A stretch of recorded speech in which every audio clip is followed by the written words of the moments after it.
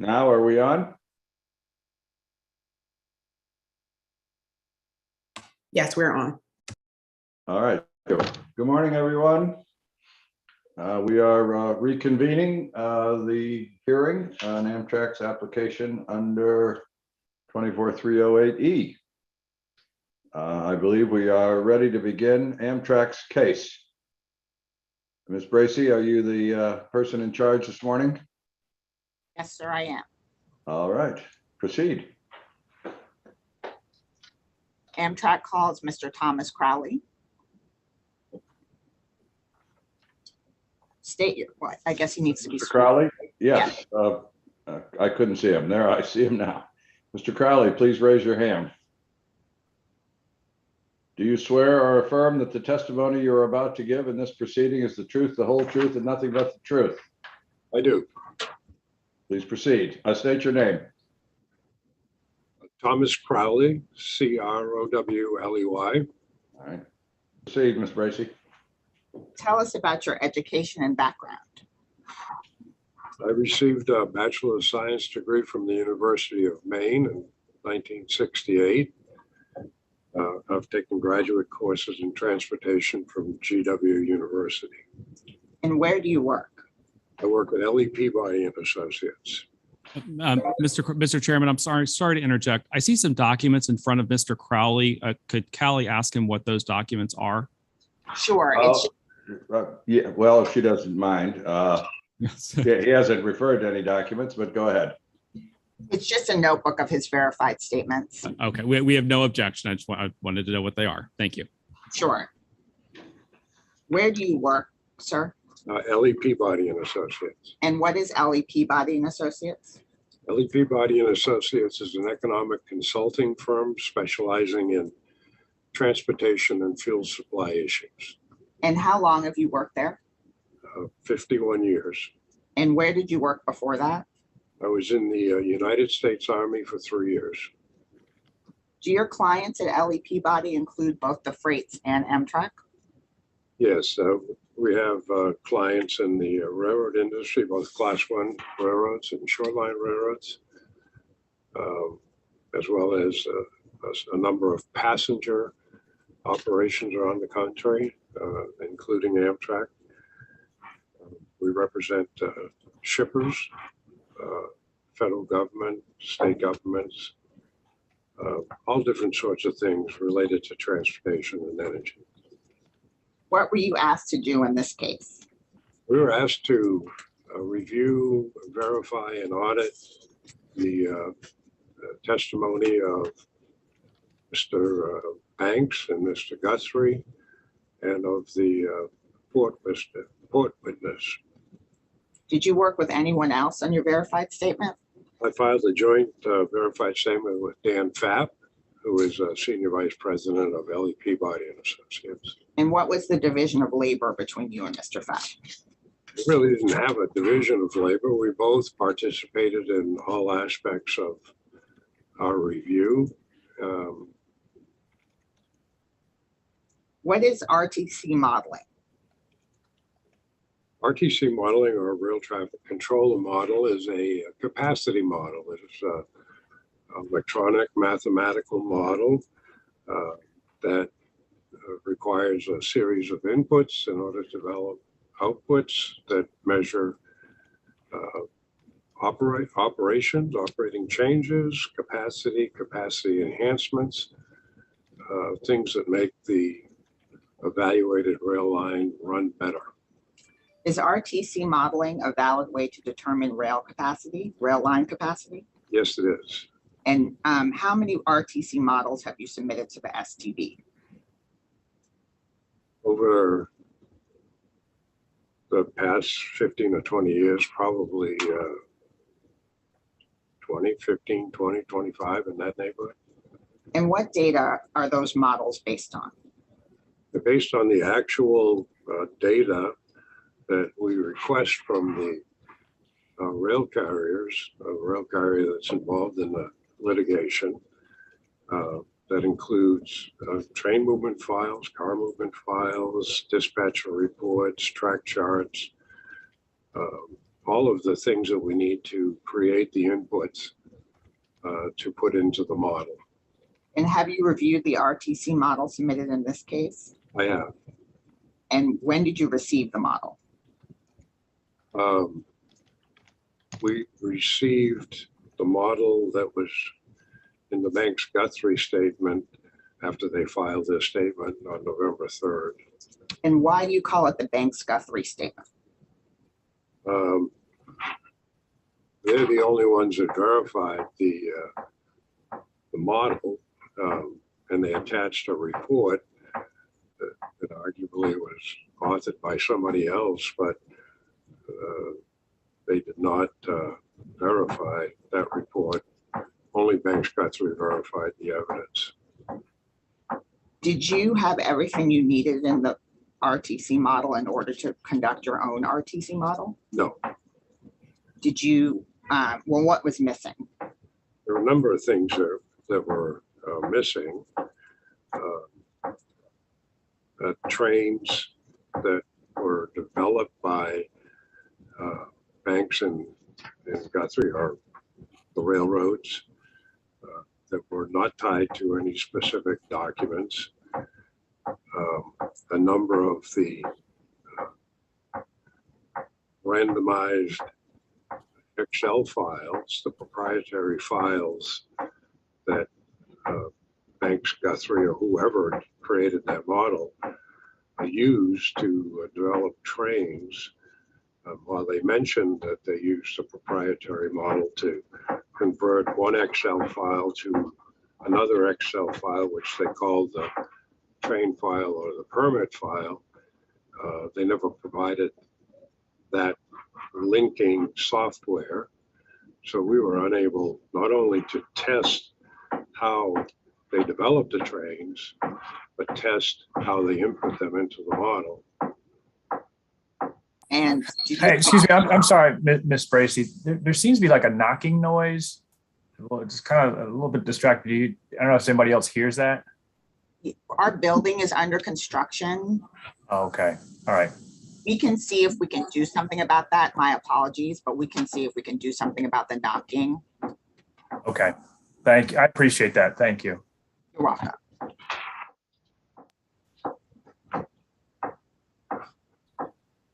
Did you follow up on what was missing? Yes, Counsel for Amtrak sent a number of letters to the railroads requesting data in the course of our review of the Banks Guthrie opening verified statement. And what were you told? Well, for some of the train developments, we were told there were no records, that they were rather based on conversations or the expertise of some unnamed people in the field. In your expert, I'm sorry, this is Kim, the court reporter.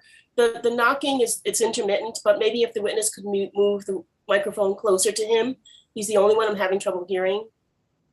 Is the microphone? Is that possible? where's the microphone? I'm sorry. Can you mute me for a second? Where's the microphone?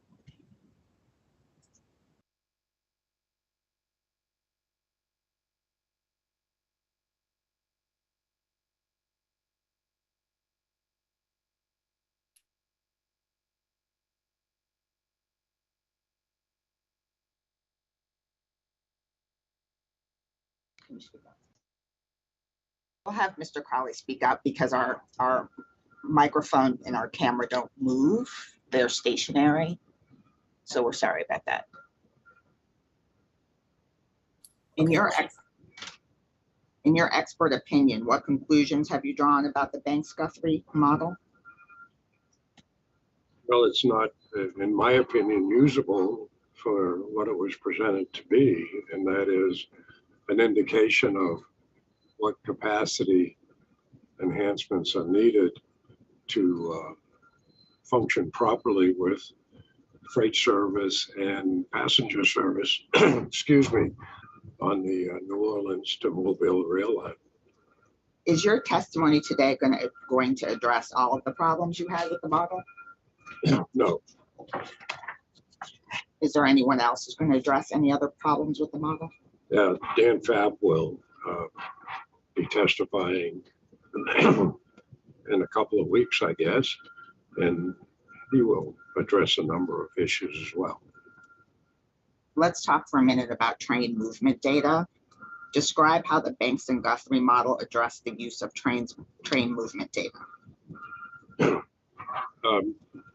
Train movement data is generally one of the key ingredients to developing the train input file.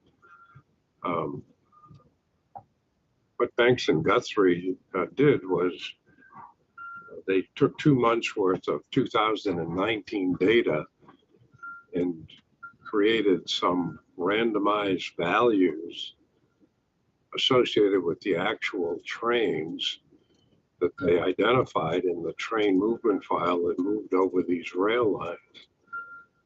They then created an Excel file and applied this proprietary model that created the train file.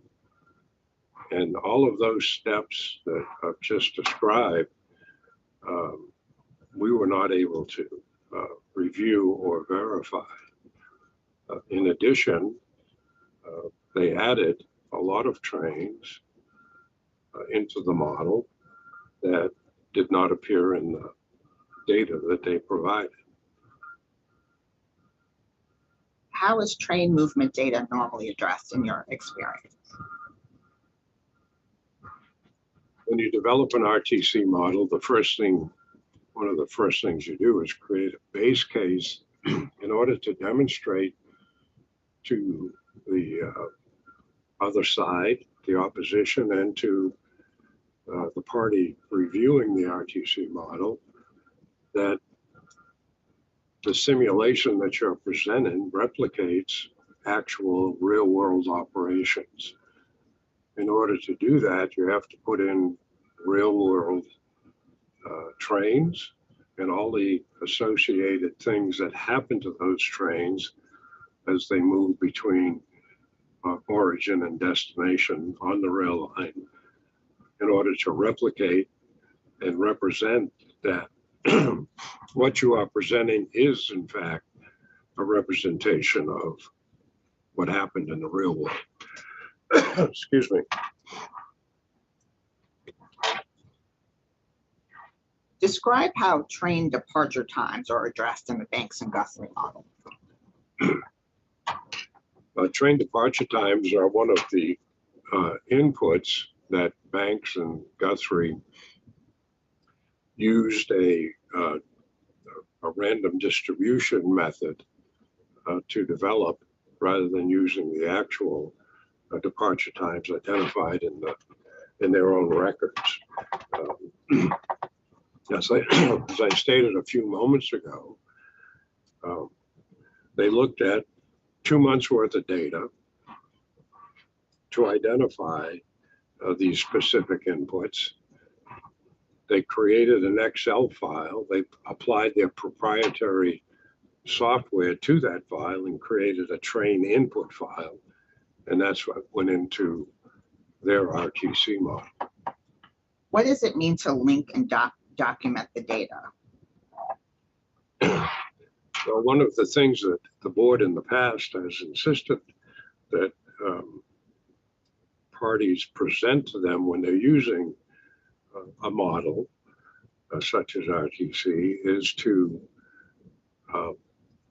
be able to demonstrate the process from the raw data step by step through the answer. In this case, Banks Guthrie did not provide the data necessary to link the actual data to what they modeled. And what did they provide instead? They provided randomized values for trains, and the linking or the tying to actual data was not provided. And why is that insufficient? It's insufficient because the parties reviewing the data are unable to verify and or audit the accuracy of the data. Let's talk for a moment about the inputs and the settings. Banks and Guthrie claim that their RTC simulations they submitted were conservative and reflected typical operations. In your opinion, was that the case? Well, as I've noted, it was not possible to tell whether they were typical of railroad operations because Banks and Guthrie used or did not use the actual data in their model. Rather, they used data that they developed through this randomization process that they followed.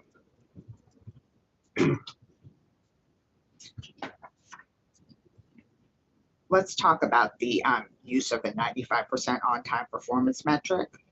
What is the 80% on-time performance metric? The 80% that's been talked about is the FRA's metric that the FRA identifies, and it represents on-time performance for 2 consecutive quarters. In other words, if the 80% on-time performance by passenger trains or passenger service is not met for 2 consecutive months, then the STB can step in and evaluate what's causing those problems and offer solutions. And how did the Banks Guthrie model hope to achieve 80% OTP? Yeah, they equated 95% on-time performance in the RTC model to the 80% real-world on-time performance factor. And would you have used an 95% OTP to yield an 80% real-world OTP? No. Why not? There's no tie between those 2 values.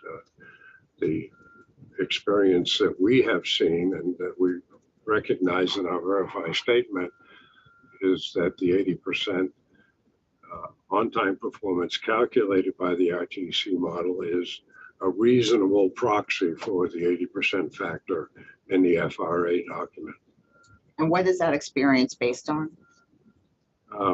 There were two studies that we cited in our statement that actually evaluated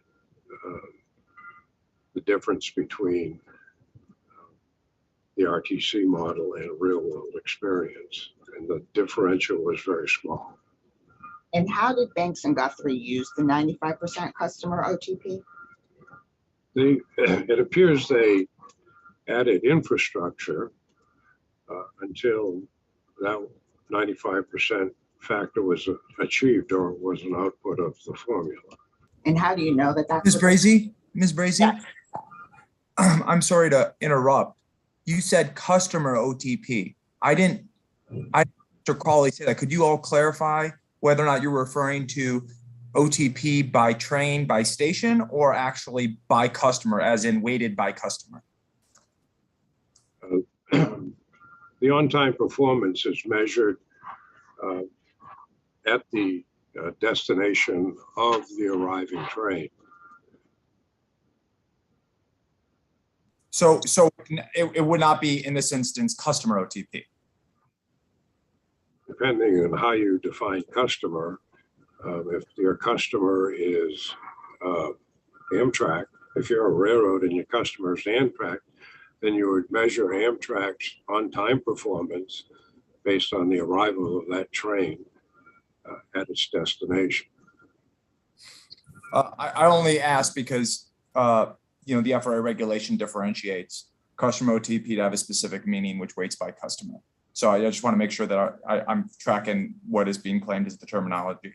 But thank you. Patrick, wouldn't it, maybe what would be more accurate is talk about passenger rather than customer, since Mr. Crowley points out you could consider Amtrak as an entity, the customer. Isn't it passenger OTP we're talking about? Yes, Patrick, I didn't want to step on your point, but is that? Well, you could consider it. I would just say that in the nomenclature of FRA, that's not what is customer OTP. Yeah, okay, thank you. And how do you know that Banks and Guthrie use the 95% customer OTP for infrastructure purposes? well, that's, I think, what their verified statements say, and that's what they testified to. And did you hear Mr. Guthrie and Mr. Dingler testify in this case? I did. And what are they saying now about how they use the 95% customer OTP?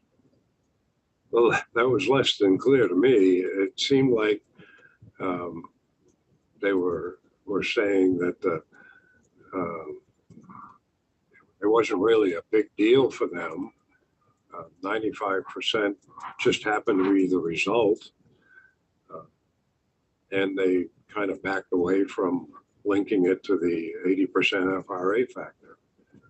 And how is that different from what they said in their report?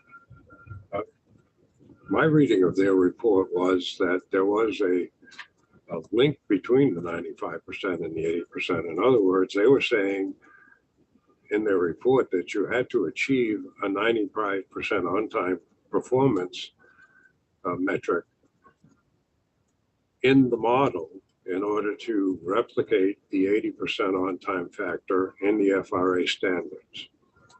Is there any evidence in the record that 95% OTP is a necessary performance target to lead to 80% OTP? No, And would you have started adding infrastructure as a first step? no. What would you have done? If I were asked to model this traffic, I would have first evaluated the rail operations to see if they could be modified, changed, or improved to add this passenger business and not interfere with the freight business.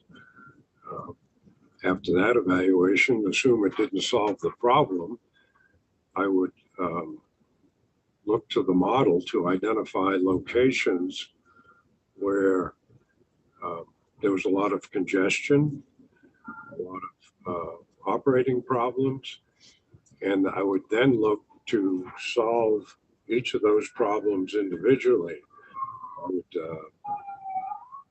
I would do the addition of infrastructure on a location by location basis in order to see what improvement each location, the infrastructure in each location provided, and therefore be able to present to the client or whoever was asking me to evaluate it what would be needed and what would be achieved with the addition of each potential infrastructure change.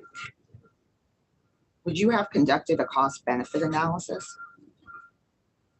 Generally, when we do RTC analyses for our industry clients, that's a necessary outcome of the model. The thing that most clients are interested in is the cost of providing the infrastructure. Is the cost worth incorporating not only changes, but additions to the system as someone's going to have to pay for?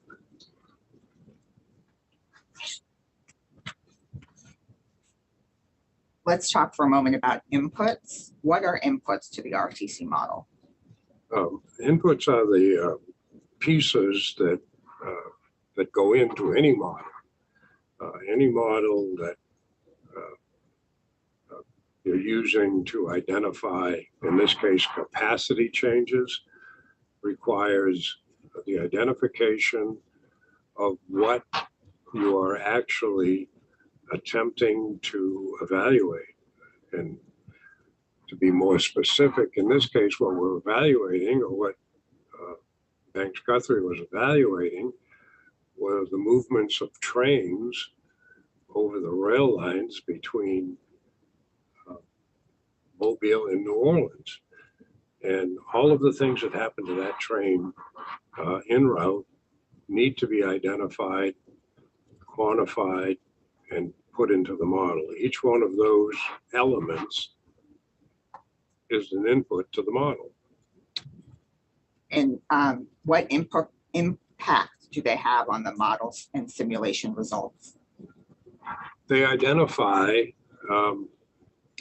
bottom line is they identify the result. They tell you where the problem areas are. And they actually highlight the areas that need to be fixed in order to accommodate the additional traffic.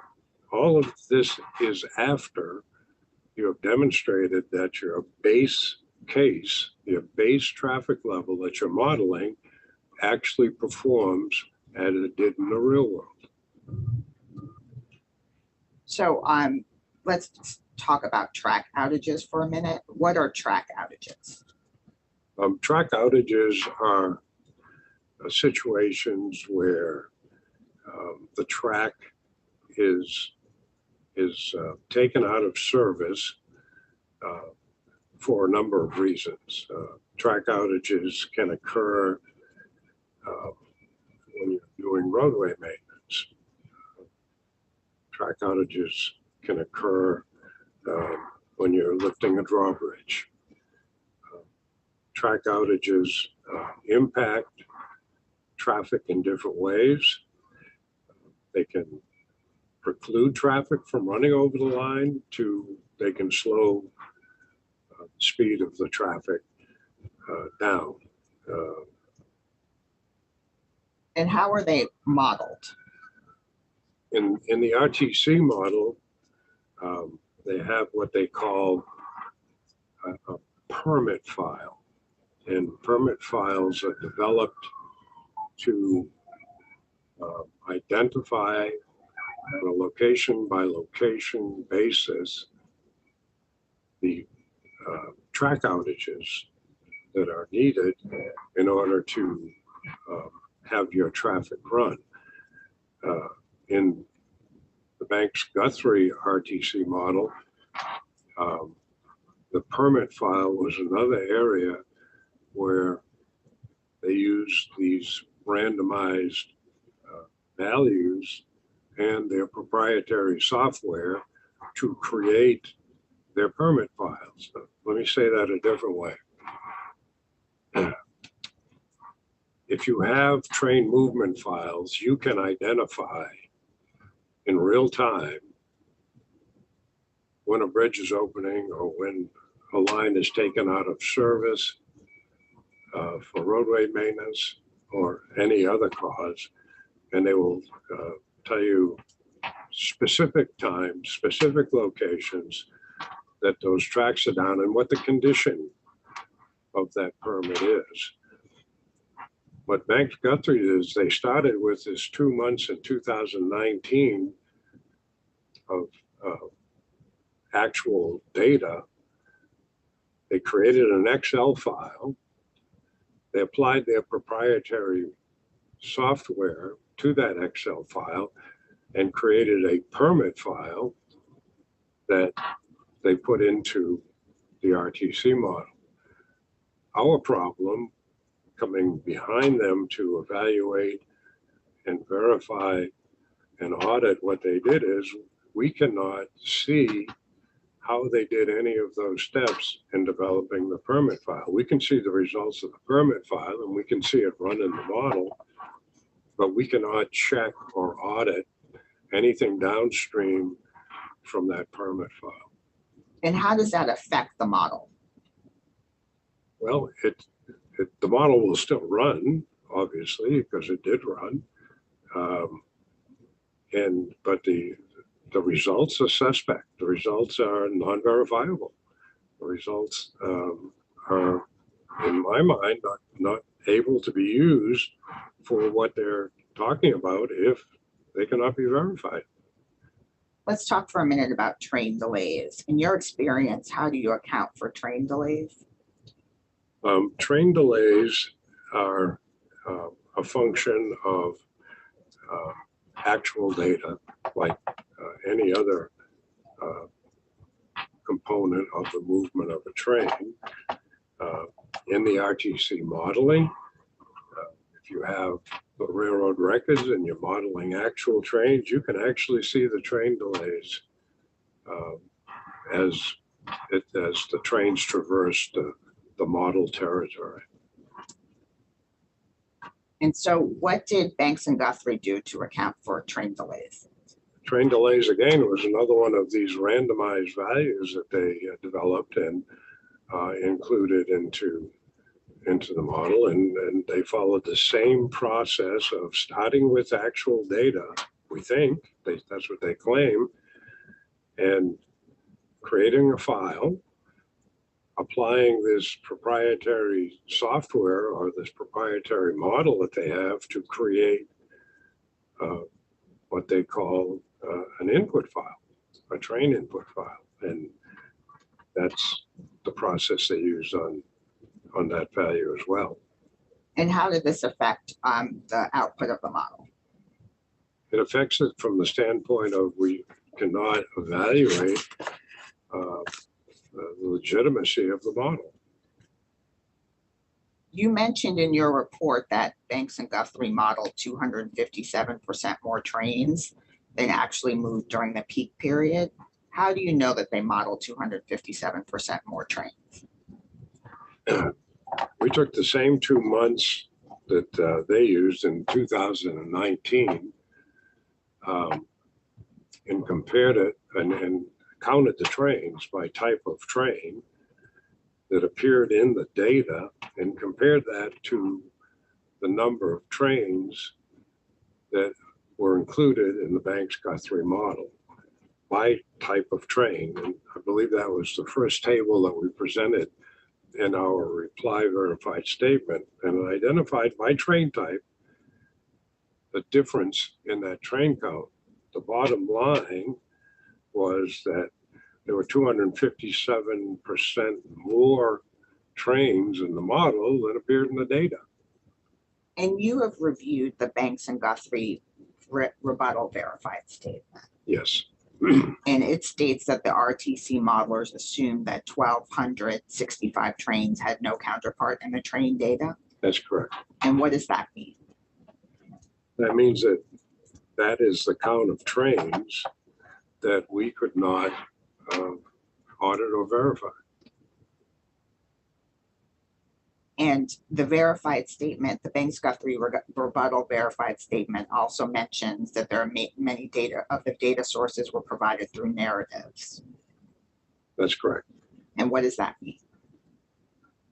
Well, that means first and foremost, they didn't have an actual data source for it. And secondly,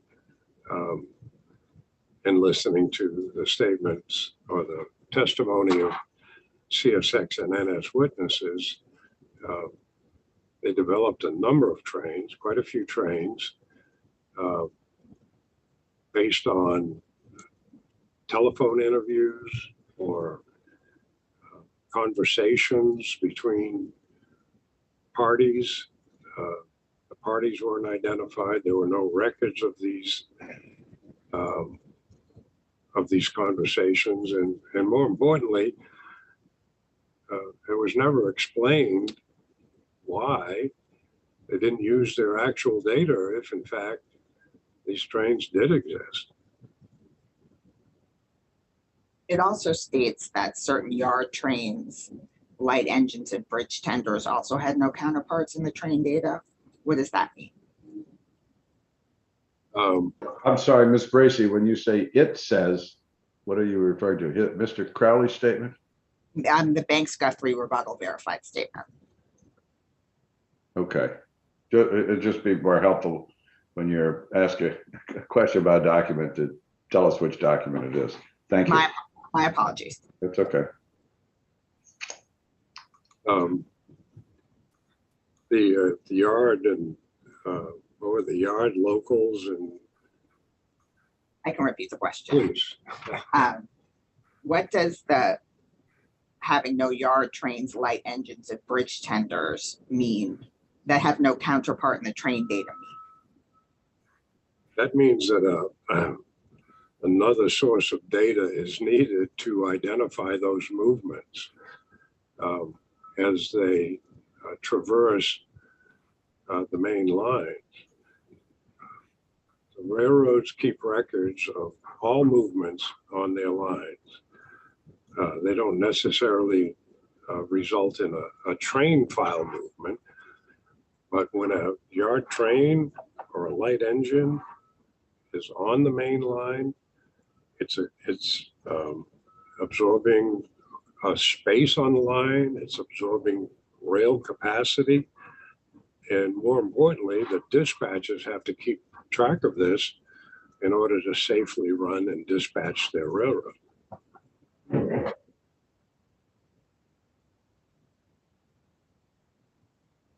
How does having no yard trains, light engines, and bridge tenders impact the Banks-Guthrie RTC model? Well, what it does is increase the total count of trains that they modeled, and results in the absorption of capacity, and that capacity could be used for other trains that are actually running on the tracks, unless they are identified properly and accounted for properly. Does the rebuttal verified statement give you any doubt that the Banks and Guthrie modeled 257% more trains? No, it does not. CSX and NS have submitted for the board's consideration your verified statement in the Metra case. What is that? Currently, there is a docket before the STB where the Canadian Pacific and the Kansas City Southern Railroads are asking to merge. Canadian Pacific has a huge presence in Chicago, where Metra runs passenger trains. Metra asked Peabody and Associates to evaluate the application and to develop an RTC model to demonstrate the impact on its service of this proposed merger. And what was your role in the Metra case? Or what is your role in the Metra case? We were asked to review the application and concentrate on the impacts this proposed merger will have on Metra's operations. And who worked on the verified statement in the Metra case with you? Well, like the case we're talking about here for Amtrak, our staff worked on it. There was not a particular person or set of persons assigned to the task, but two of us verified the data and presented a verified statement, myself and Robert Mulholland, a senior vice president of our company. Did you complete an RTC model in the Metra case? We did. And how were you able to do so? We requested data that was not in the application and received that data from CP, the Canadian Pacific, in Metra. We were provided data by Metra, as Metra owns some of these rail lines that we evaluated. And using that data, we created an RTC model. And how were you able to do so? The data was complete. The data included all of the inputs that we needed to calculate a base case and then the alternate cases that we presented in that merger case. Was there any narrative data in the Metra case? No, Why didn't you create an RTC model in this case when you did for the Metra case? I guess two primary reasons come to mind. One would be, as we've been talking about this morning, the data was not sufficient. We ran into the dilemma of having to speculate as to what data we would use and how we would use it. And we would get into a quandary as to whose speculation was better, our speculation or the railroads. And the other, and if as important or more important reason was timing. We got the data that we needed after council requested it in mid-October.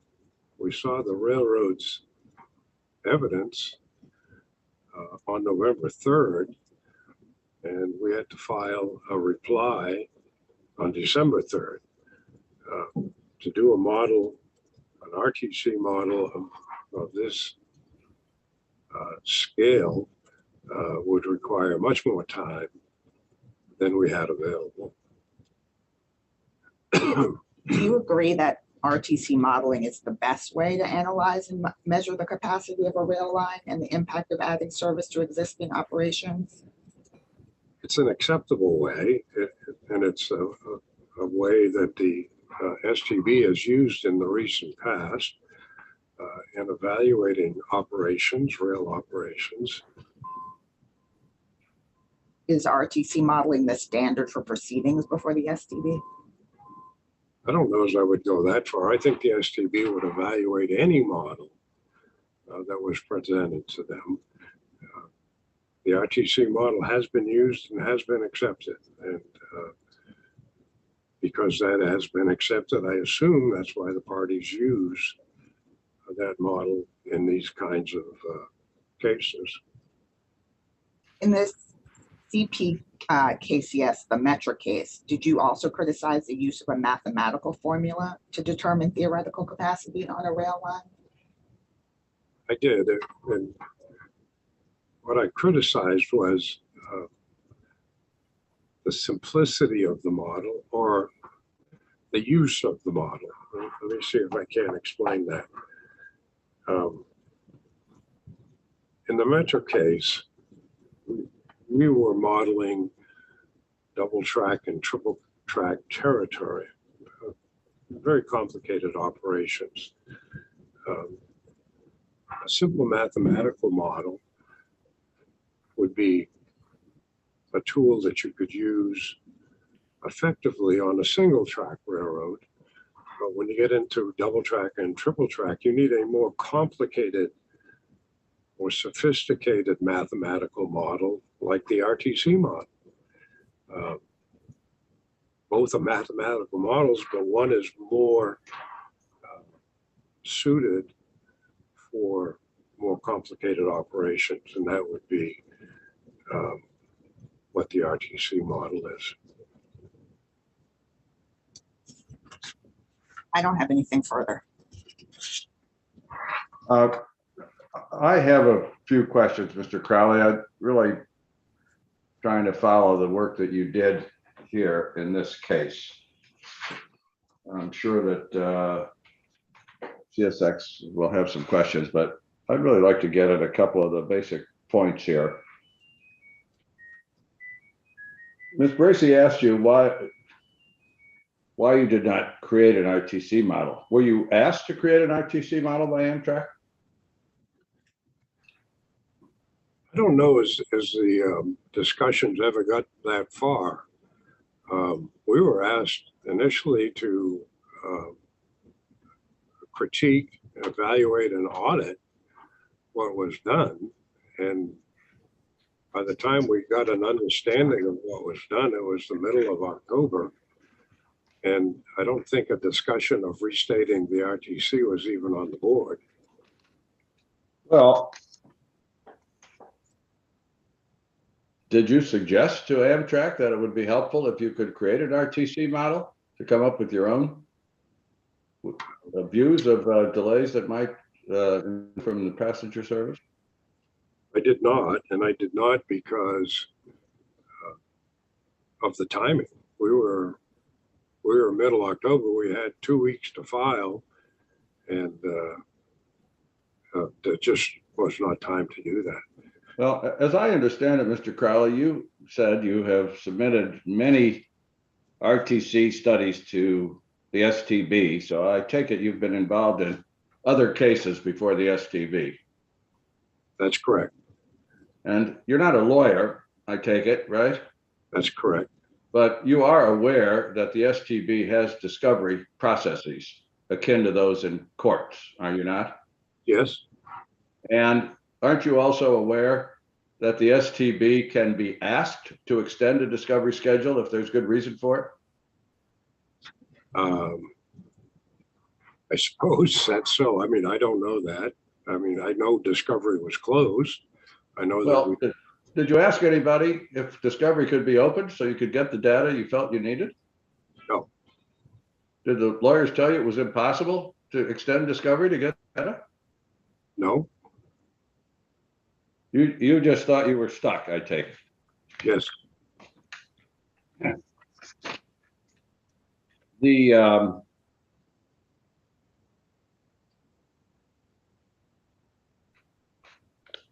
when you said that, well, in your statement, I'm a little confused by this. In your rebuttal statement, or I guess it's Sir rebuttal statement, you said that on page 4. Sir, is it okay if he turns to page 4? Surely.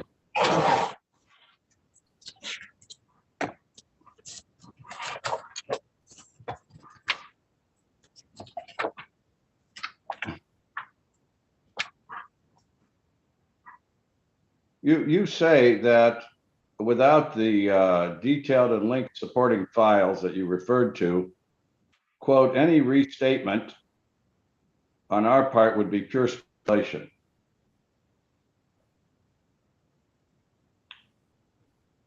You recall making that statement, and I think you talked this morning about it would be speculation for you to have tried to restate the RTC study. That's correct. I'm trying to figure out, if you don't have the data, how your criticism of the data is anything but speculation as well. All you've said is what you don't have, but how can you say it's wrong if you don't have it without speculating that it's wrong? Well, we wrote the statement in the context of what's normally done in presenting RTC models. And whenever in the past that we have presented RTC models, it was very clear to us that the board required us to provide a very specific data trail in order to demonstrate to the board what we were doing. And these conversations that we're talking about here did not have that data trail. Now, we could have said they're wrong. We could have said why they were wrong. If we could come up with a reason, and we could have modeled that. The model was there. We could have done that. But what would we have had? What kind of result would we have? We'd be sitting here talking about whose speculation is better, theirs or ours. Well, Mr. Crowley, I understand why you said you couldn't create your own model, but that wasn't the question I posed. My question is, how can you criticize their data without just speculating on it, since you say you haven't seen the actual data?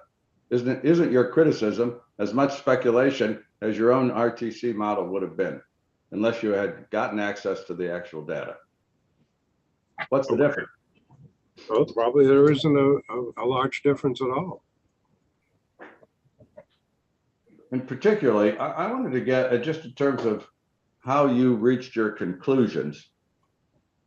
This isn't the first time you've been interacted with the Banks Guthrie firm, is it? No, I mean, you know them to be in a business similar to yours of consulting with railroads and doing these kinds of studies? yes, Well, I'm a little nonplussed as to your approach here. You've asked us to accept your statement that they had 1,265 more trains than actually existed. Did you think that Banks, the Guthrie firm, was just lying about it, making up numbers out of whole cloth? Is that what you want us to accept? no, I wasn't suggesting that they were lying. I was suggesting that the way they modeled these trains resulted in many more trains than actually existed. Well, if they put in their model more trains than you believe actually existed, they'd have to be lying about it, wouldn't they? I mean, they either existed or they don't exist. Oh, I can give you an example if you like. Well, I'd like to understand where you're coming from here, because one of the reasons we're having this proceeding is for the board to determine credibility of the cases presented by all the parties. So when you tell me that they put in 257% more trains, that's not a rounding error. So I don't know how that could happen unless in your mind they were just making it up. But can you explain that? Yes. I'll give you a couple of examples. One example was what we were just talking about, in that these foreign trains that were based on discussions. There were no records to show that these trains moved. Now, whether they moved or not, we were not in a position to say one way or the other. But those are trains that don't appear in the data that were modeled. Another example is the way they modeled. Yard trains, as an example. A yard train has multiple moves every shift. The Banks Guthrie folks, let's say a yard train has 5 blocks of cars that it moves during the course of its shift. That is one train in the data that moves. And the way the RTC model accounts for that train is that it links each one of those blocks together. So only one train appears in the modeling. What Banks Guthrie did in their model is they looked at each one of those blocks as a separate train. And a separate train takes up additional capacity, has to be considered in the model for dispatch purposes differently than one train doing its business one block at a time. Well, I'm still trying to find out that did those movements take up space on the track or not? Isn't that what we're trying to figure out here? That's exactly the point. Those trains did take up space on the track, but not the way that Banks and Guthrie modeled them. Banks and Guthrie modeled them in a way that it took up way more time than they actually did. How do you know that, since you haven't seen the data? You're just speculating, aren't you? No, not on that part of the example. That part of the example is based on actual movements in their records that they provided, the way they model these trains. Well, you've told us that, and I think we heard from their witnesses, that they gathered this data through field interviews, which you say there's no record of. That's the first example I gave you. Yeah, all right. But in fact, whether the records exist or not doesn't really tell us whether those field interviews provided actual real life data. We can't really reject it all just based on your saying there's no records. They may well exist, those movements. Isn't that right? You don't have to reject it based just on my statement. Your staff can look at the data and see exactly what we saw, that the data was not there for these trains. There's no way to verify them. The fact that the data it wasn't supplied doesn't mean that the trains didn't exist, does it? We just don't know. And any conclusion to the contrary would be speculation on your part and our part at this point, wouldn't it? Well, if your assignment is to verify what was done, to audit what was done, you have to have a trail back to the actual data to make that demonstration. Right. Well, why is there some reason to challenge and a verification needed in the first place? I'm sorry. Why can't we just accept the RTC model? Why do we have to verify it? What if it's not accurate? Yeah, what if it's not? I can't figure that out from your testimony. That's all I'm trying to get at. It may not be accurate, but I don't know how you have a basis to say it's not accurate because you said without the data, it's all speculation.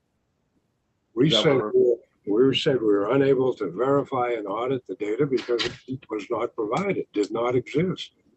Well, is there some reason for us to just throw out the data then because you couldn't audit it? Well, if we present evidence to the STB and we don't have any basis for that evidence, I would think you would throw it out. Well, we had the sworn testimony of two witnesses who gathered the facts. Is that a basis? I guess if that's sufficient for you, then that would be a basis. You don't think it's sufficient? I do not. Well, in order to reject sworn testimony, don't we have to have some reason to think that people are lying? That's all I'm trying to get at. Well, I'm not in a position to say somebody is lying or not. I'm in a position to tell you what we found or did not find. And we did not find a basis to verify and audit this analysis that was presented.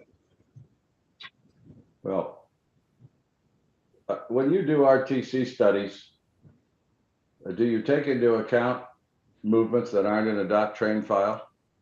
Yes. So the fact that this RTC model tried to take those movements into account, that would be normal. Yes, as long as there's a trail back to the data you did rely on. All right. You realize, do you not, that you could have asked the lawyers to go and find out that trail, and you did not, I take it, have to make that request.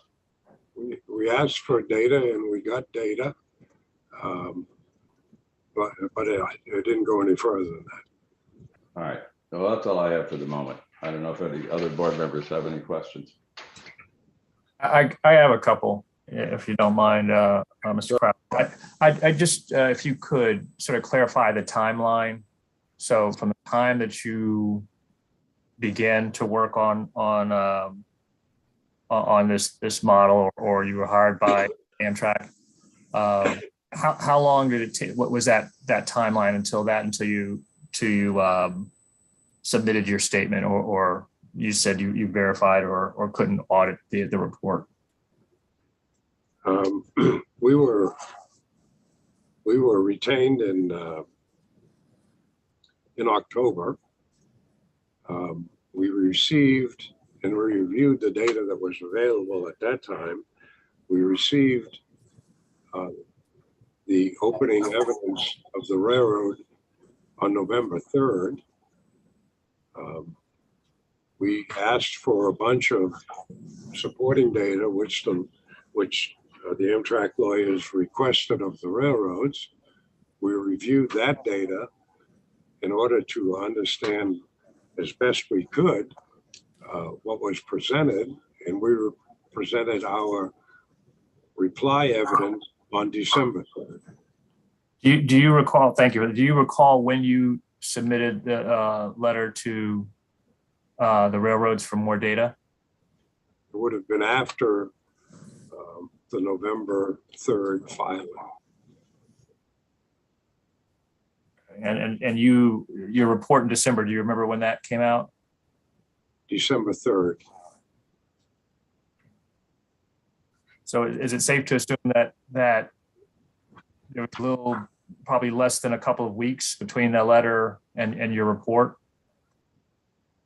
There's multiple letters, but yes, there was little time left after we received the data. And again, clarification for those letters, what sort of data were you looking for? I don't recall all the specifics, but it would have been the information to support the assumptions that were that were made in the Banks-Guthrie statements. And was there anything key? I mean, you don't recall them all, but was there one specific data point that you thought was absolutely necessary in order for you to completely or confidently audit or verify? Well, it would have been the missing data, the data that was based on speculation or interviews or whatever, however you want to characterize those trains. We asked for data supporting that type of analysis. Okay, and again, in your reply earlier, you mentioned that especially with train delays, the randomized values. How did you come to that conclusion for the randomized values? They were not. I mean, I'm sorry to interrupt, but I would say, you know, especially when you did not have the information to accurately say whether it was randomized or it was too low or too high. That was a process that the railroads followed. They used a randomized process in their development of the train file and in the development of the permit file. And the steps that they followed to develop these values that were inputs into these train files or input files was based on a randomized process and proprietary software that they didn't provide in order to develop these values. But I guess what I'm getting back to a little bit what the chairman said, but because you don't know you didn't have the data, is that why you're categorizing as randomized?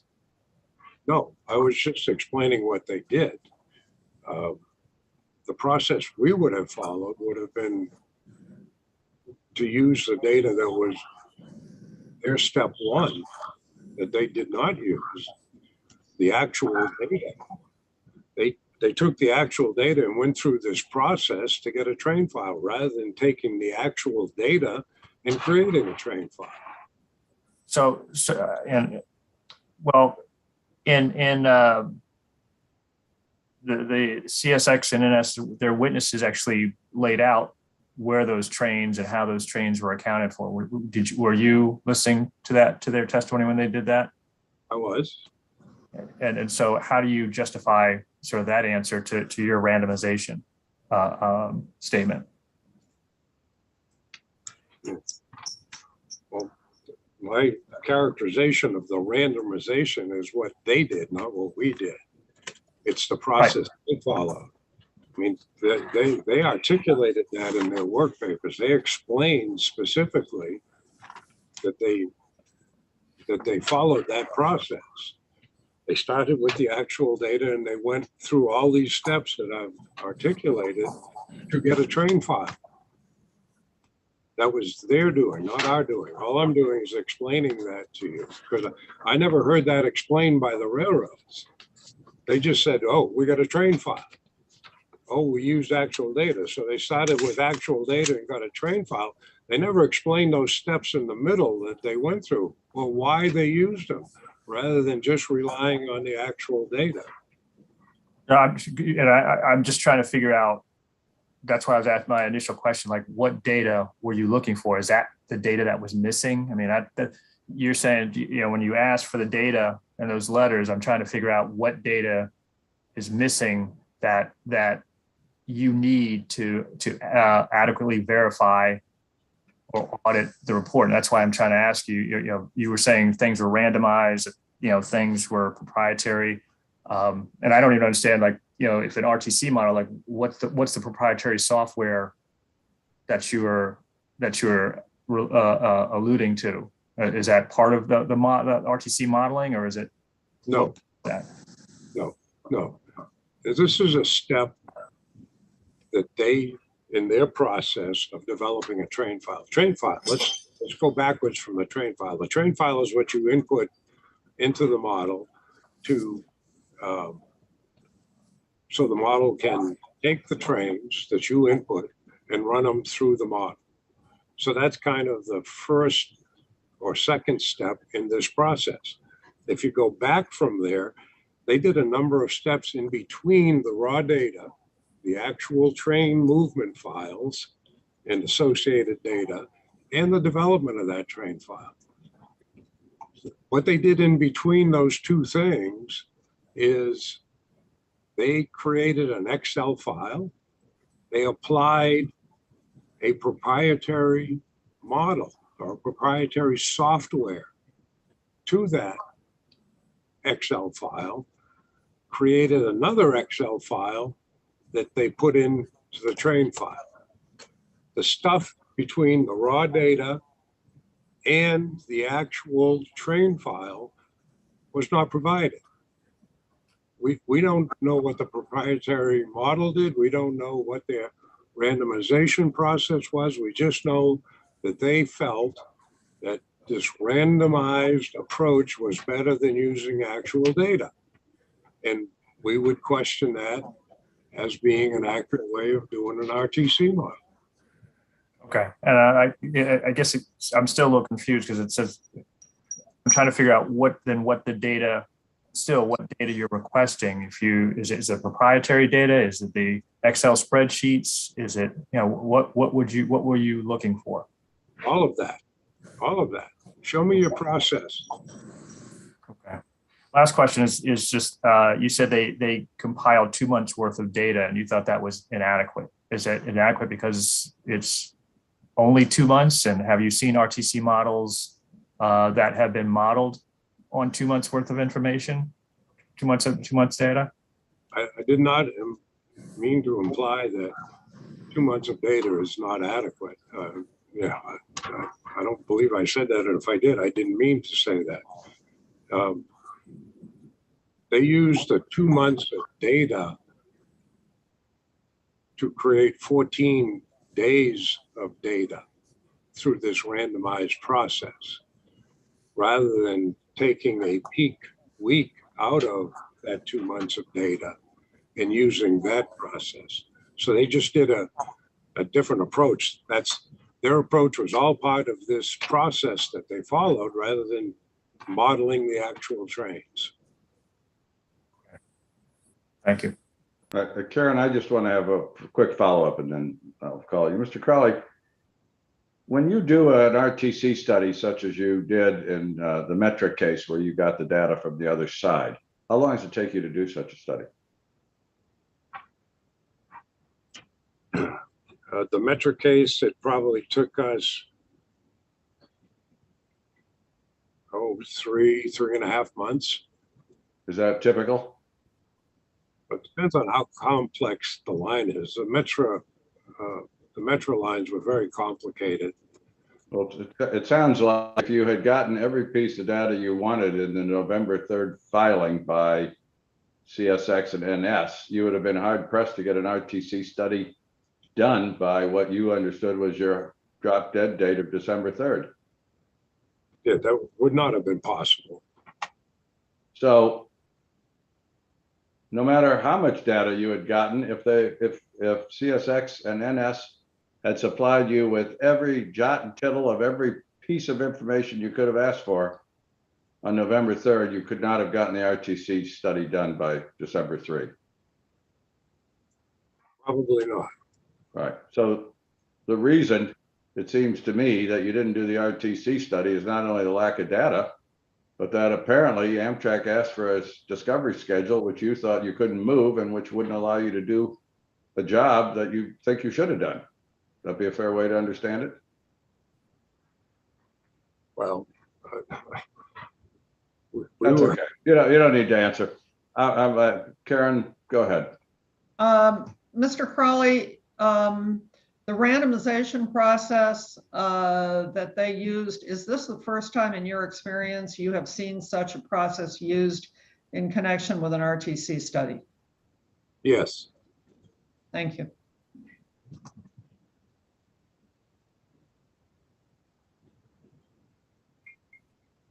Marty? Patrick? Yep.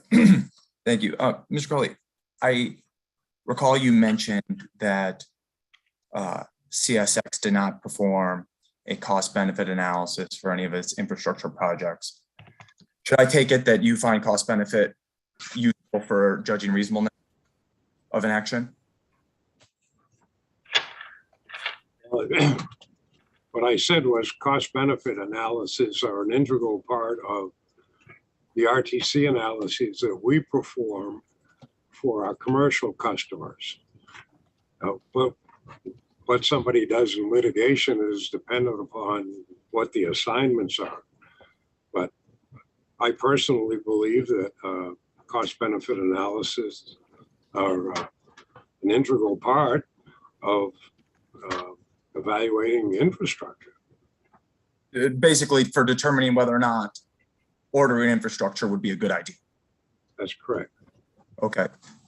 Did you or are you aware of anything in the record that looks at the benefits of passenger rail in this case? No. And is there anything in the record to judge how any benefits of passenger rail stack up against any costs imposed on the freight network? No.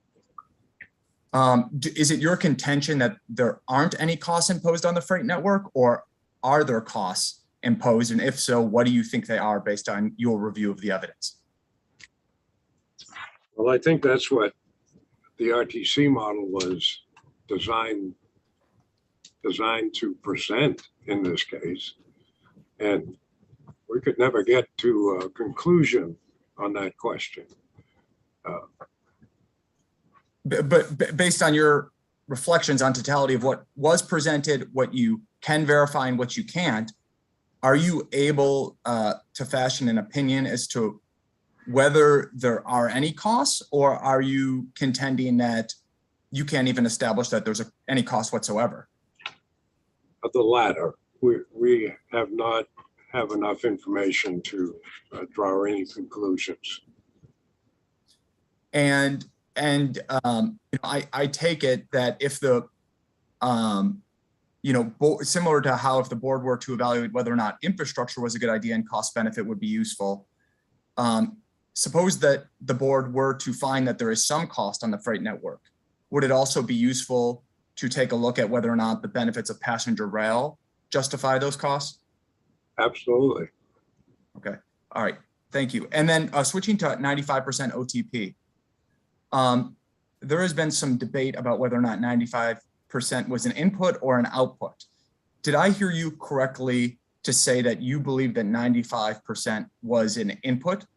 No, it is an output. Okay. Now, so talk me through how you believe the most likely way that CSX designed an RTC to achieve that output. Well, after they created their randomized base case, they added infrastructure. I believe they added 11 projects to the system. And one of the outputs of rerunning the RTC model with those 11 projects and the Amtrak trains was a 95% OTP. Well, there was some evidence that was presented that suggested that the high Amtrak OTP was achieved prior to infrastructure, and that the infrastructure projects were then added to mitigate whatever freight delay costs were outputted by the model.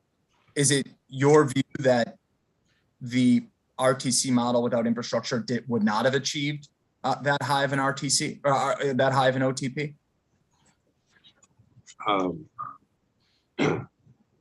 I think if the model were done properly, I'd be in a position to answer that question. But so how do you know that the infrastructure was added to achieve a 95% OTP if you don't know whether or not the model achieved a 95% OTP without infrastructure? The two are independent calculations. You run the model and one of the outputs is on-time performance. And if you run it with or without the infrastructure, you're going to get an on-time performance factor. And you can compare one But I thought you had just testified that they added infrastructure until they achieved a 95% OTP. Is that not the case? They achieved 95% when they added the infrastructure. They didn't add the infrastructure in steps. They just added the infrastructure. If the model were to be run with, in the 2019 base case, if the model were to be run without infrastructure, what would have been the OTP of Amtrak? I don't know. So how do you know whether or not the infrastructure was key to 95% OTP? Because the model that they ran with the infrastructure produced a 95%. But that doesn't prove that the infrastructure is what itself produced the 95% OTP, is it? Does it? Well, if they ran it off the case that didn't have the 95%, then it would. They didn't. I don't recall them running a case that achieved 95% without the infrastructure. Maybe they did, and I missed it. I don't know. Okay, and then, so as I understand it, the actual inputs as it pertains to preference for Amtrak trains are controlled by the conflict rank and the delay minimum and maximum imputed for each train in a model, not just Amtrak, but all trains. And that's what governs the degree of preference that a particular train gets in the model. Is that basically right? Yes. Was there anything, now suppose some of Amtrak's rank and delay minimum and maximum were higher in the Gulf Coast model than they maybe were in, say, rate cases.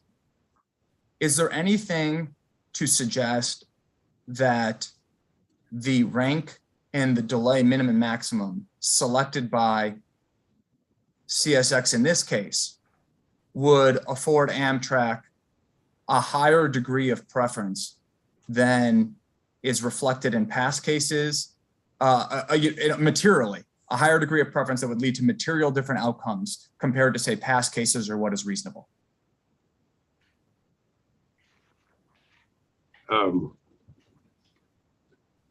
That is something that you can test, but it's not something that we tested, and I don't believe the Banks-Guthrie models tested that theory either. So I guess the short answer is I don't know.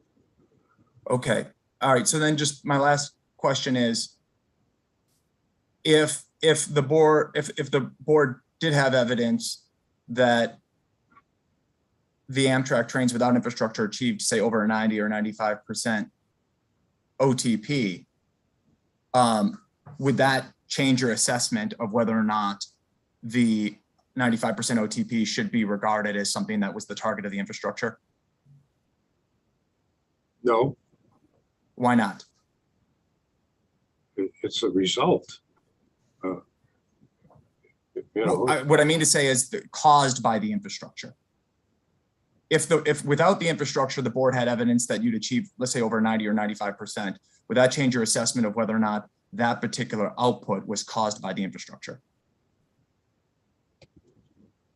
No, if you ran the model and your first run was 95% OTP, I don't think you would need the infrastructure. Well, if you wanted the infrastructure to mitigate freight costs, wouldn't that be a reason to add it? Well, you'd have to make a demonstration that it's impacting the freight operations. Okay. Okay. I appreciate it. Thank you so much. Can I ask a clarification? Sure, With go ahead, Chair. Patrick's line. They did a model of 2019 with Amtrak and without infrastructure. Is that correct? They being Banks and Guthrie? Yes. Yes, that's correct. And was there an OTP output from that model? I'm sure there was. Do you recall what it was? I do not. Okay. So I think that would help maybe answer that other question that he had, but we'll go back and look at that. Thank you. Totally agree. Thanks, Karen. Any other board members have questions? Matt, are you the designated hitter for the moment? I am. All right, why don't you proceed if you have any cross? I do have some cross. Thank you. Good morning, Mr. Crowley. Good morning. So, Mr. Crowley, it's fair to say that you have a substantial experience with the RTC model, right? Yes, And so you know what a .infra file is, INFRA? it's one of the files that is used in the model. Yes. And am I right that the .infra file is the file that reflects the physical rail layouts that you're going to use in the model? Is that right? That's short for infrastructure. Yes, that would be correct. Yes. So that's where you would put in your rail lines, your sidings, whether it's single or double track, that would go in the .infra file. Yes.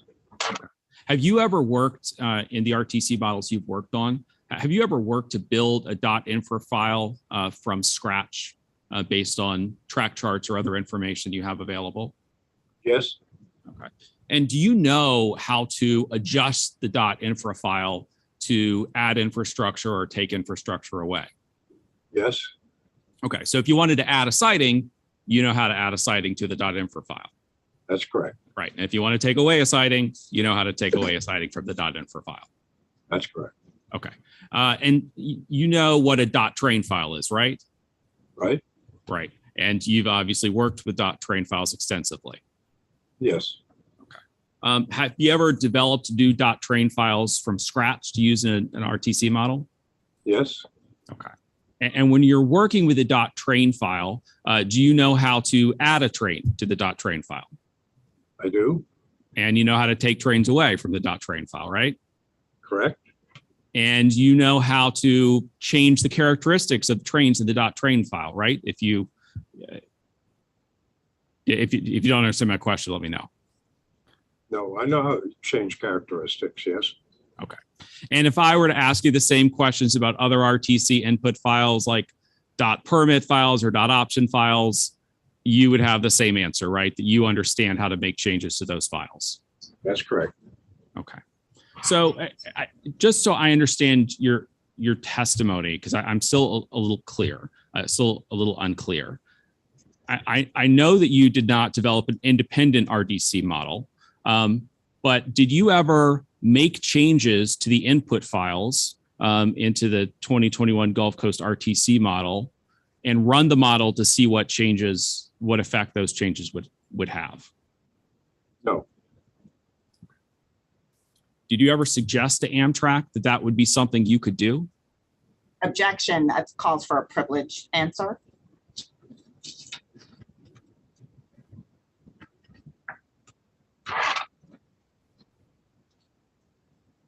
But what is the basis of your privilege contention? That Mr. Warren is asking what he told Amtrak, what Mr. Crowley told Amtrak.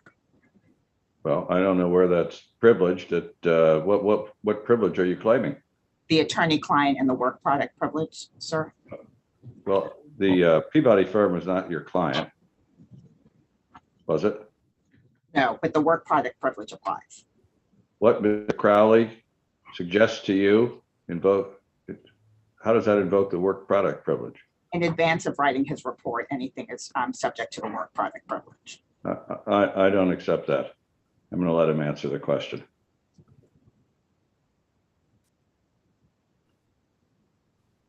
You may need to repeat the question. Well, why don't I repeat the question? So my question, Mr. Crowley, was whether you ever asked Amtrak whether you should run the RTC model, change the inputs and rerun the model.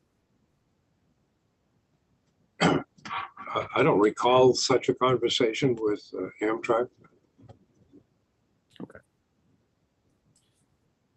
So, Mr. Crowley, you've been involved in many cases before the STB where the RTC model was used, right?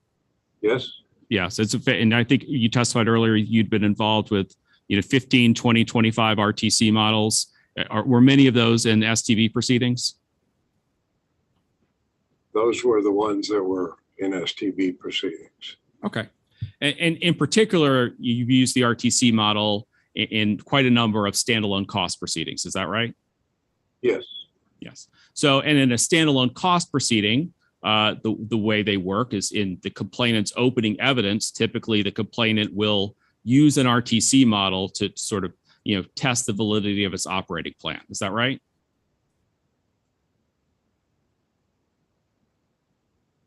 Yes. Yes. Okay. So, and then in the railroad's reply evidence, the railroad will often also submit an RTC model, sometimes adjusting inputs into the shipper's model. Is that right? Yes. And then the shipper will have rebuttal evidence, and that rebuttal evidence often includes another RTC model, which typically will make some adjustments based on the railroad's evidence, and will tweak that opening RTC model. Correct. And in some proceedings, the STB sometimes asks for supplemental modeling, right? So we have additional rounds of RTC models. Is that right? Correct. And is it fair to say that this back and forth between RTC models is typically not with completely new models, but is rather back and forth about particular inputs to the RTC model?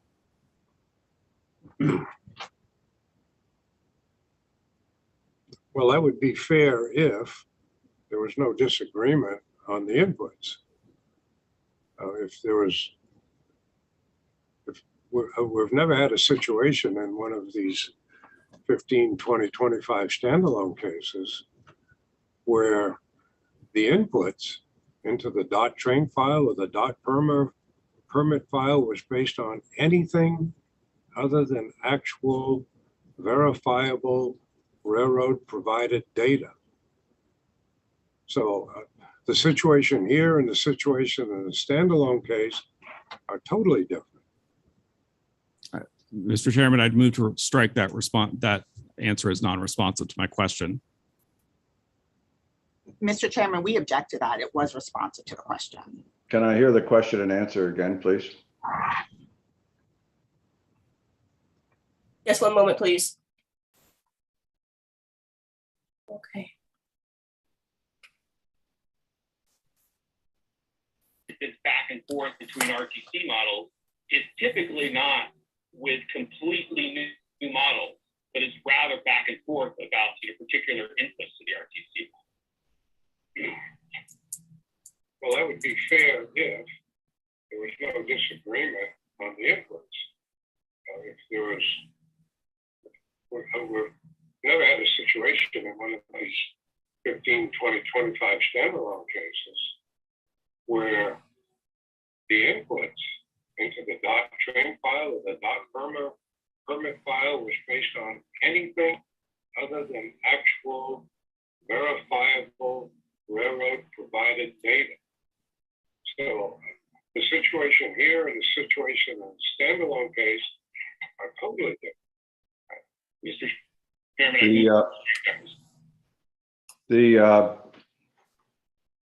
He actually answered the question in his first phrase when he said that would be fair. I'll let that stand.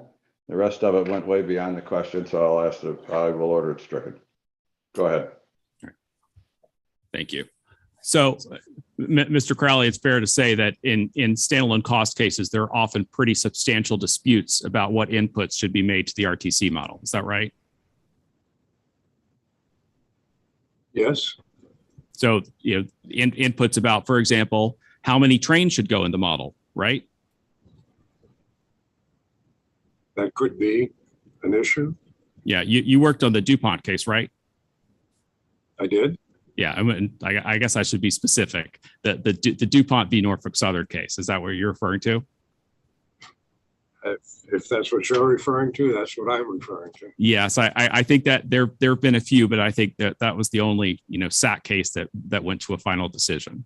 And but in the DuPont case, if you recall, what was that not a case in which sort of the basis of the board's one of the prime bases of the board's final decision was disputes about how many trains to be input into the RTC model. That was some time ago, and I don't really recall all of the short strokes in that case. Okay. So, I'm not able to answer that. Okay, that's fine. So do you recall any case in the many standalone cost cases that you've been involved in which after the shipper put in an RTC model with its opening evidence, the railroad said, that RTC model is no good, so I'm not even going to bother putting in my own?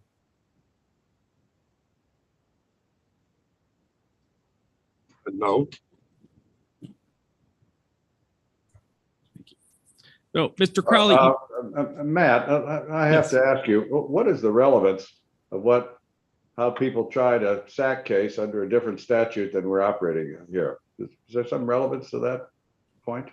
So, Mr. Chairman, I do think I was getting ready to move on if you're concerned about the relevance, but I do think that this is a witness that actually has offered some testimony in his verified statement about how he thinks things typically proceed in STB cases, citing a bunch of SAC cases. And I think it's relevance that in the board's typical litigation process, the board has actually made clear in several SAC cases that when a party puts in evidence on opening that the party that is in the reply position believes is flawed, it is on that party to respond to that evidence and correct it, and not simply to say, no burden of proof, we're not going to put in our own evidence.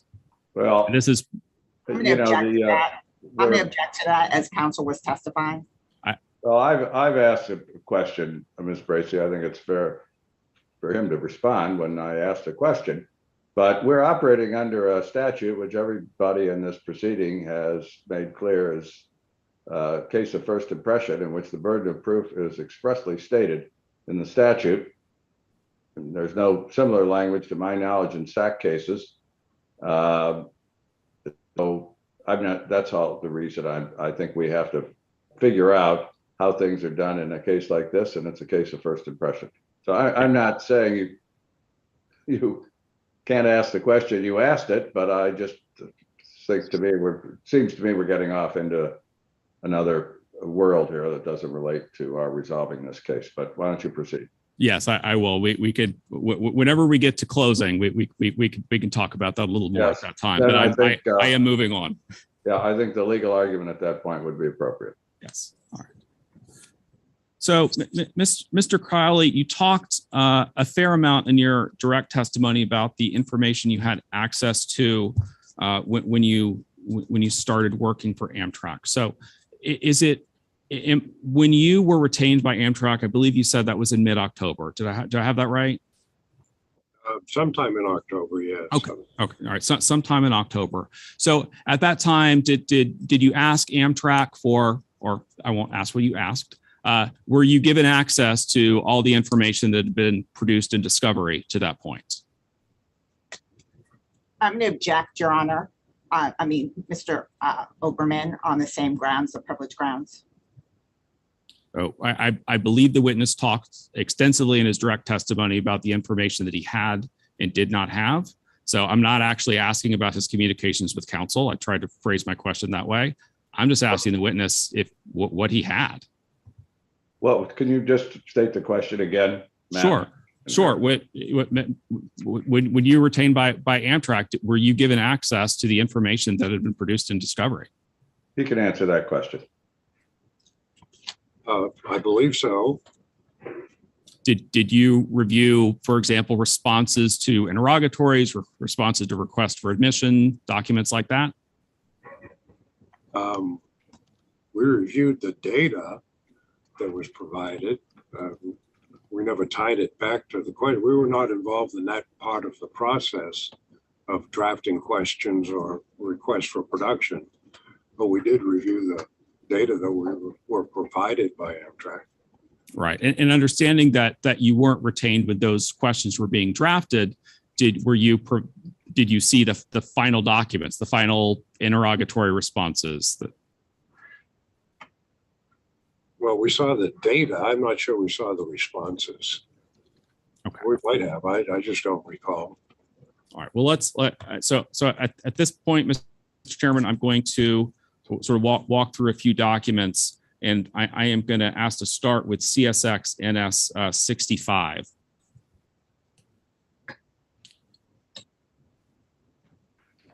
And I believe we have, just to try to keep things moving, we have, I think, already emailed documents. We've emailed a couple of additional exhibits that we're going to be showing Mr. Crowley. So that should be popping into everybody's inboxes soon.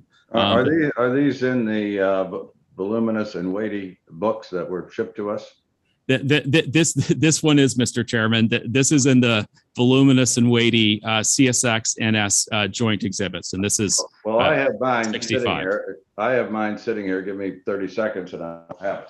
Okay. Just let me know when you're ready. I'm just Yeah, gonna, me I'm too. just asking him about documents he just testified he's never seen before.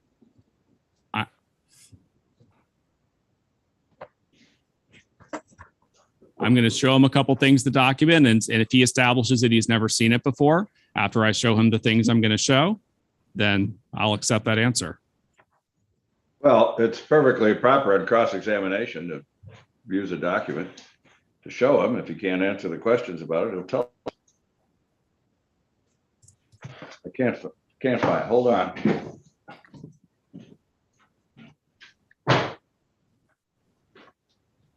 This is in not the overall joint book, but the CSX NS joint book. Yes, that's right, Mr. Chairman.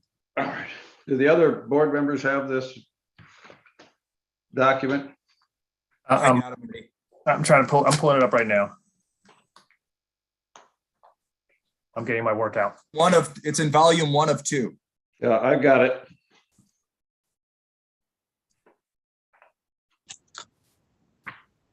Does Mr. Crowley have it? Yeah, I will give Mr. Crowley a copy. Okay.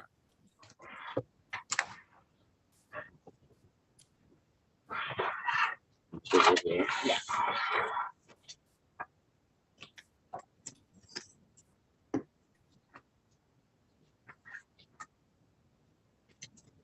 Mr. Crowley, let me know when you're ready. Okay, I'm ready.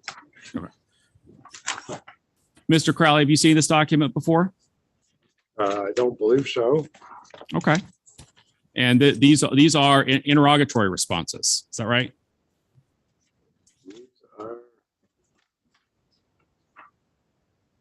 These are both interrogatories and responses. All right. If we could take a look at page 12 of 13, it's near the back, Mr. Crowley. So these are dated on September 2nd, 2021. Is that right? Yes. Okay. And now I'm going to ask you, sorry for making you flip back and forth. Now I'm going to ask you to take a look at page 4, the response to interrogatory number 1. You see that? I do.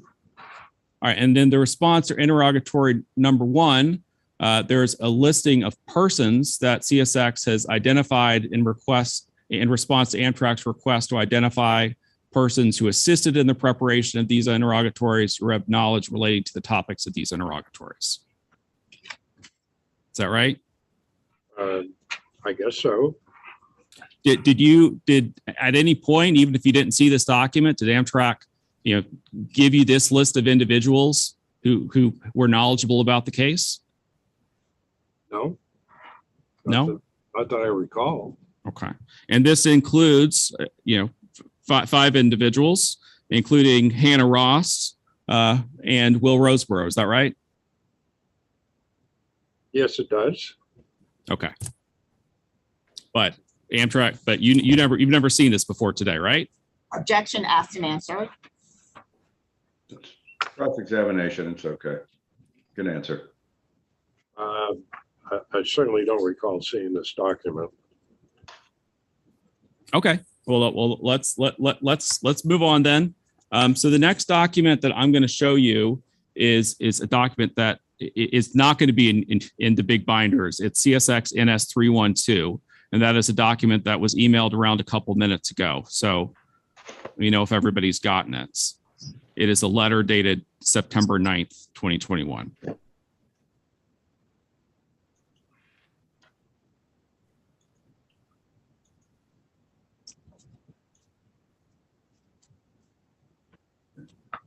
Which one? 312?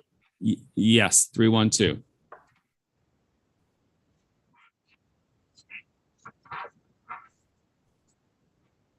I seem to have it, but it won't open.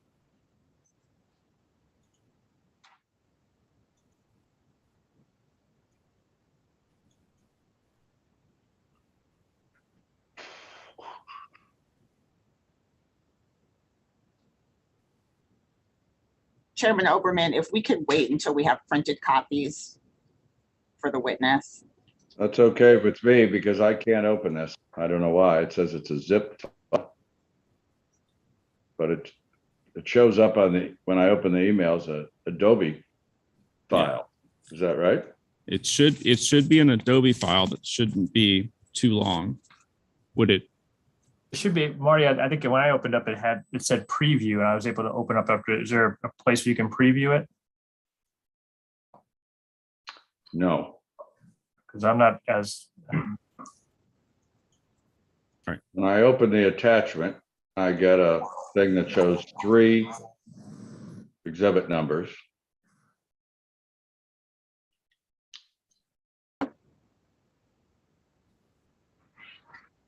You know, I'm a limited text Mr. person. Chairman, I was able to open it by just clicking on exhibit number 032 or whatever it was. Yeah, well, when I click on it, nothing happens. Nothing happens, okay. Mine opened. Yeah.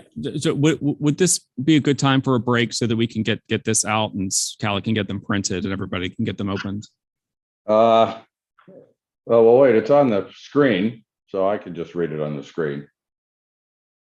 Chairman Oberman, it would be great if we could have printed copies from Mr. Crowley. Okay. We don't And object. are you getting that for him? Yes, so we don't object to a break at this time. It shouldn't take us terribly long.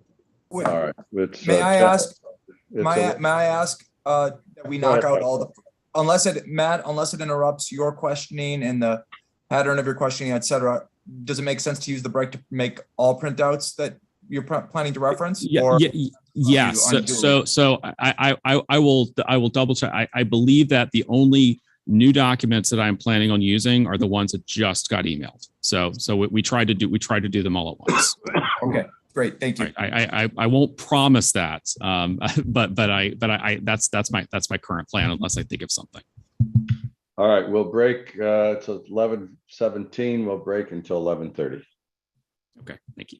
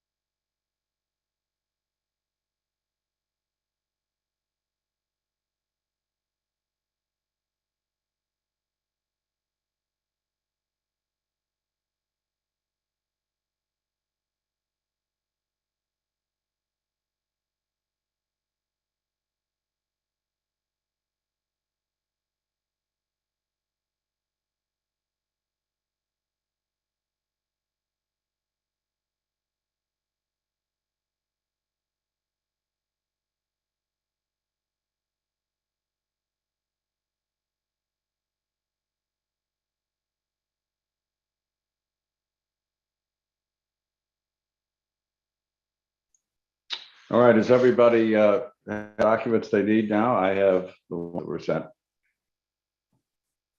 Ms. Bracy, does your witness have the documents you wanted to show him? Yeah, I'm ready to hand them to him. All right. Yes, Matt, is that where you are in your examination? Yes, I am. All right, why don't you provide Mr. Crowley with the documents and then we'll proceed. We're back on the record. Okay, Mr. Crowley, do you have what's been marked as CSX NS 312 in front of you? Is that what this is? Oh, yeah, right down Yeah, there. Yes, I have it. Okay, and this is a letter from Amtrak's counsel, Callie Bracy, dated Thursday, September 9th, 2021. Yes, Have you seen this letter before? I do not believe so. And we won't spend a lot of time here, but in that first paragraph of the letter indicates that this is a discovery follow-up letter, asking about what documents CSXC plans to provide, and in places where Amtrak is asking CSX to provide more information. Is that right?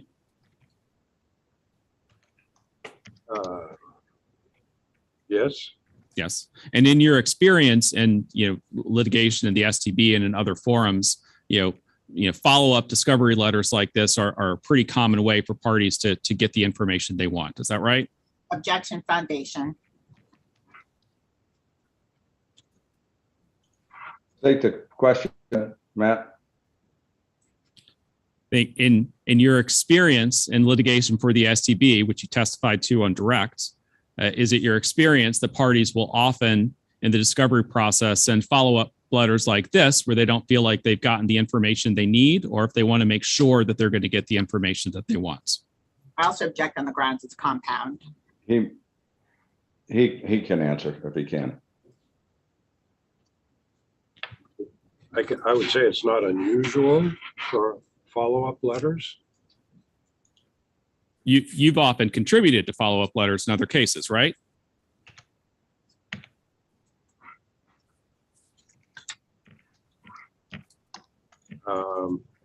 I don't recall any specific examples, but it's possible for sure.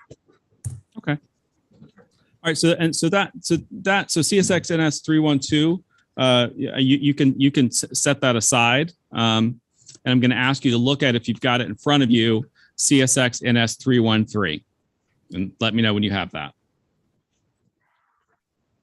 I have it. And this letter is dated Monday. No, doesn't say Monday. This letter is dated September 13th, 2021. Is that right? Yes. And you can see in that first paragraph that this letter is in response to the September 9th, 2021 letter that we were just looking at. Is that right? It's in response to a September 9th letter. Yeah. So do we need to flip back to 312 to see that is a September 9th letter? It is a September 9th letter. Okay. All right. So let's go back to 313, and I'm going to direct your attention to the interrogatory section that starts at the bottom of page 1. Okay. Okay. And am I right that reads? I guess one question I should ask you, Mr. Crowley, do you recall ever seeing this explanatory letter before? No. No. Okay. So that bottom paragraph on page 1 indicates that today, September 13th, CSX produced the rail traffic RTC files in its possession, custody, or control associated with the incomplete 2020-2021 RTC study performed by HDR. Is that right? Yes. All right. Were you given all of these RTC files by Amtrak? I believe so. All right. Were you aware that they were all produced to Amtrak on September 13th? I don't recall. Okay. Let's turn to the next page, Mr. Crowley. And in the section on interrogatory number 8, I would direct your attention towards that. Let's see, it's the second sentence, starting about 4 lines down, indicating that on September 2nd, 2021, CSXT produced track charts covering its rail lines between New Orleans and Mobile for the years 2015 and 2021. Do you see that? I do. And did Amtrak give you access to those track charts that were produced? We had we have some track charts. I don't know if it was these, but we got some track charts from Amtrak. Okay. And then I'd also direct your attention to that last sentence of the paragraph indicating that today, September 13th, CSXT produced the files from HDR's 2020-21 RTC study, as well as base case files located with respect to HDR's 2016 RTC study. Did you see that? I do. Were you given access to those files by Amtrak? I believe so. Okay. And did Amtrak explain to you when it gave you the RTC files that CSX had pointed out, which files were from the 2020 HDR study and which files were for the 2016 RTC study? Objections, communications between counsel and the expert. No, he may answer that question. I think the files were self-explanatory, if I recall properly, but I'm not sure exactly what the exchange was with counsel. Okay, but you were able to. This letter identifies particular Bates number ranges associated with these studies. Is that right? Yes. Yeah, and you were aware that those particular files with those particular Bates ranges were associated with these studies? I assume so. I don't really recall any of this. So. Okay. So all right. Well, let's go down to interrogatory number 9. I'll direct your attention to that first paragraph. Oh, we got a little too far on our screen there. So you see in that first paragraph that indicates that in CSXT's first production from Bates number 1 to 10 were data on train schedules and actual train movements. Do you see that?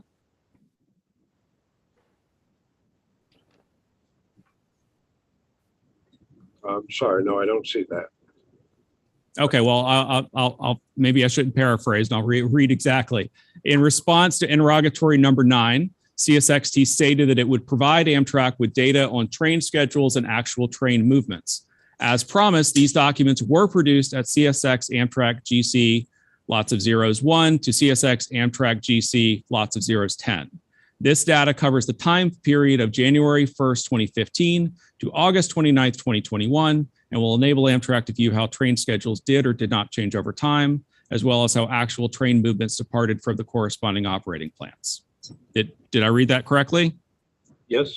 All right. And was the data described in that paragraph provided to you? I believe so. Okay. All right. Let's flip to the next page and skip a couple of these. And I'd like to direct your attention to the explanation for request number 6. And again, this request number 6 again indicates that it was on September 2nd, 2021, that CSX produced train operating plans and data on actual train movements, as well as track charts for 2015 and 2021. Is that right? That's what it says. Okay, and you were given access to all of that information, right? I believe so. Okay, and would you agree with that middle sentence of request number 6, which indicates that the train data includes substantial detail regarding CSXT's traffic volumes with respect to the number of loaded and empty rail cars at each departure and arrival point, as well as the length and weight of departing rail cars? I don't remember what the data actually showed. Okay. And if we could just turn to the last page, Mr. Crowley, page 4.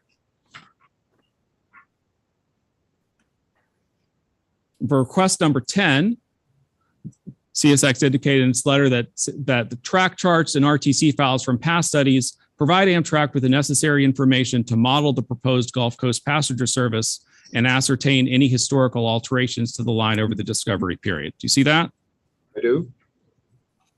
Were you aware that As of the date of this letter, September 13th, 2021, CSX had produced sufficient data that in CSX view gave Amtrak the necessary information to model the proposed Gulf Coast passenger service.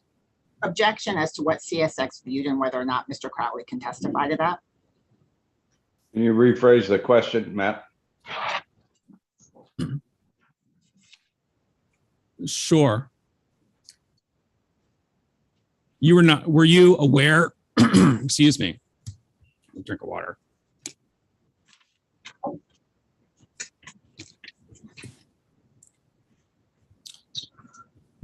Were you aware that CSX had indicated to Amtrak that it believed that as of September 13th, it had provided Amtrak with the necessary information to model the Gulf Coast passenger service? Well, that's what this says, but I can't tie that to anything that I know. Okay, so the answer is you were not aware?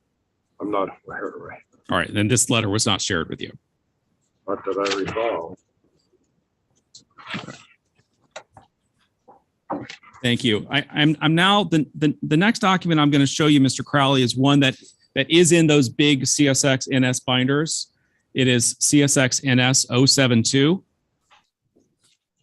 What is the document? Is the document?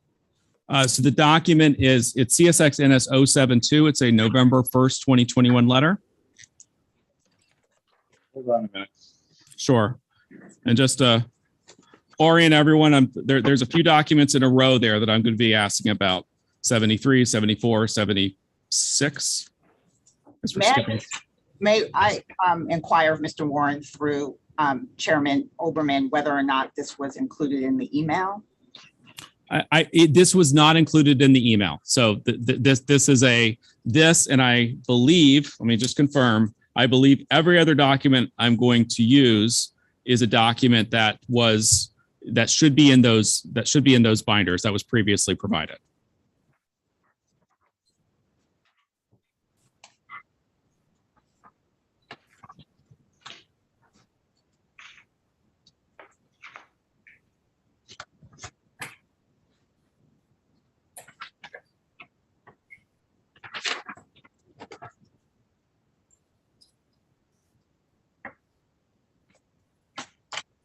Do we have the documents, or we're still pulling them up?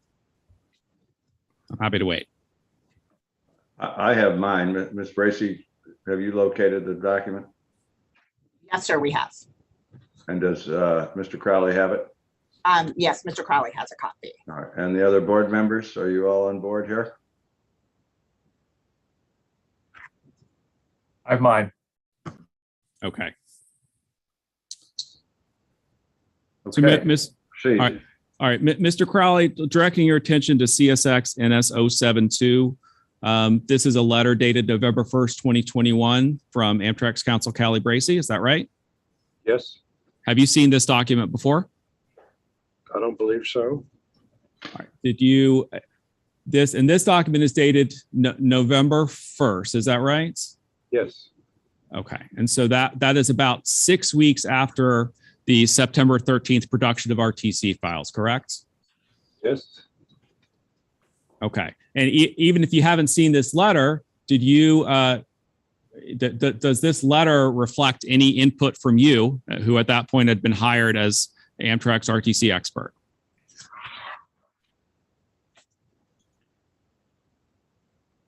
I don't recall. Okay. Did you testified in direct that there were letters that you believe that were sent to ask for data? Is that right? Yes, Yes. Is this one of those letters to which you were referring? could be. Okay. All right. Well, let's move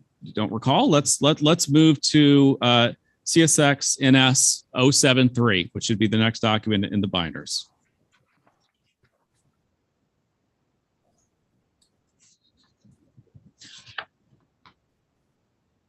Mr. Crowley, do you have that in front of you?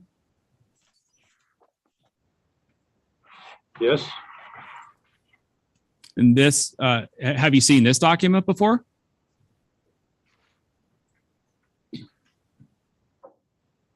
I don't recall. Okay. And this is a November 8th, 2021 letter from me back to Callie Bracey, responding to the letter that was sent on November 1st. Is that right? Yes.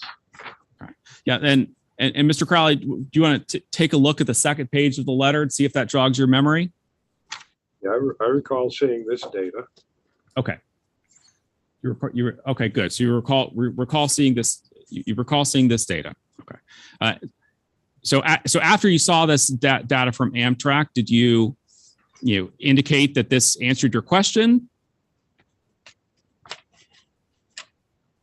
I don't. I'm sorry, Mr. Warren, but my memory, I guess, is not that good. I don't recall exactly what we did with this. We probably analyzed it, but I don't recall any specific response. Okay, fair enough. Well, let's move on to CSX NS 74. And just to orient on timeline, I believe you testified to this on direct, but November 3rd, 2021 is the date on which CSX NS submitted their evidence. Is that right? November 3rd, yes. Yes.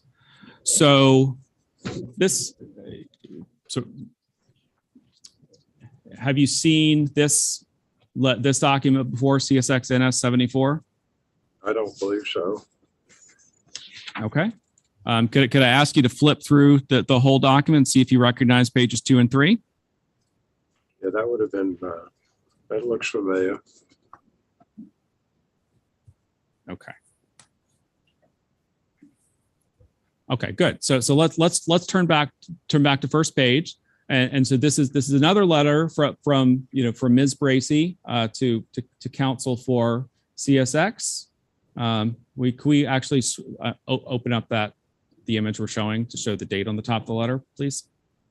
And that was sent November 17th, 2021. Is that right? Yes. And this document is essentially a request for additional work papers. Is that right?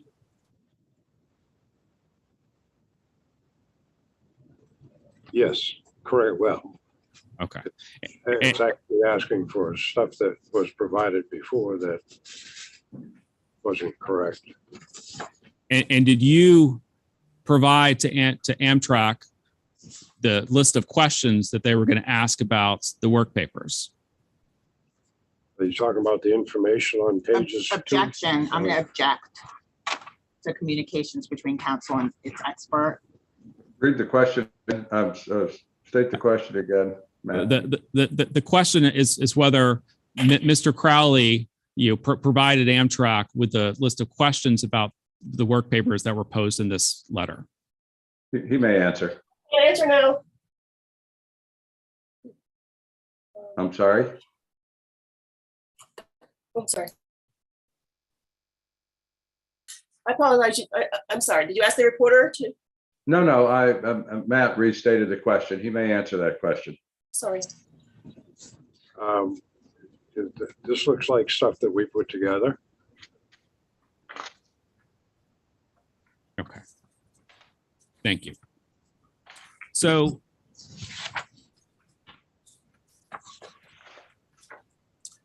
just directing your attention to pages 2 and 3. This is the list of questions that you provided.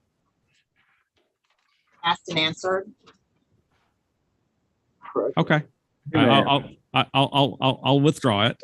Okay. Let me ask you this, Mr. Crowley. Is there any other requests that you made? Any other requests that you made of Amtrak's Council of Work Paper clarifications that did not get included in this list? I don't recall. Okay.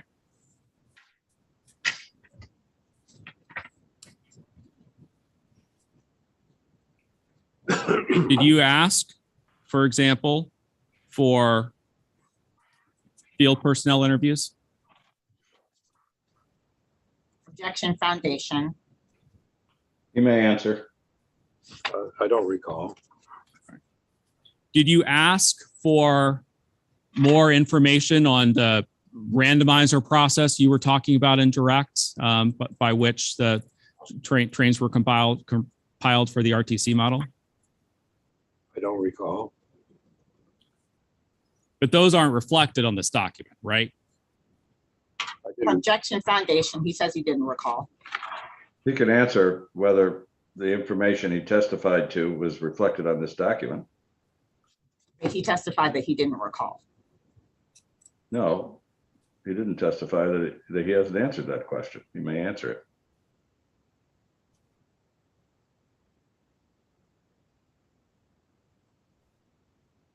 I don't see those questions here or those requests here. So Okay, thank you.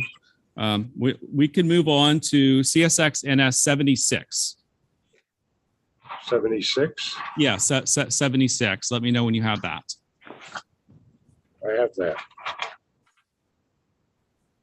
So, have you seen this document before?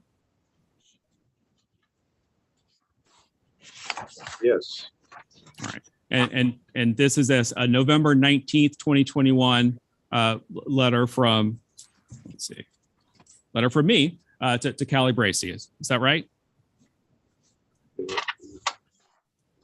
yes, And just directing your attention to that first paragraph, the letter, it indicates that we are writing in response to your November 17th, 2021 letter asking questions about certain work papers for the opening evidence filed by CSXT and NSR on November 3rd, 2021. We respond to each of your questions below. Is that right? that's what it says. Okay. Were you provided this response? I believe so. Okay. And just turning to, we have the written response there with a few formulas that I won't go through. And then there's an Appendix A work papers index, correct? This is starting on page 4 of the document. Yes, And you were provided that as well, correct? yes. After you got this response, did you ask for any additional work paper requests to be posed? I don't recall. At any point in this, during your retention by Amtrak, did you suggest that more discovery needed to be taken?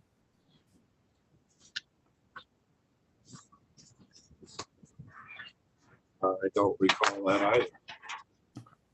You don't recall if there was any point where you suggested that there might need to be some depositions of CSX or NS witnesses? Objection.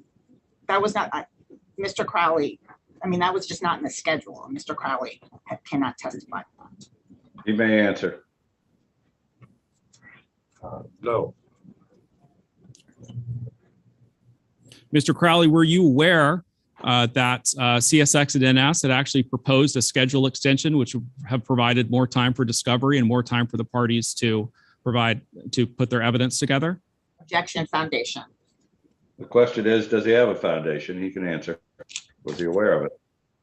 no, Did you suggest that more time would be needed in the schedule? no,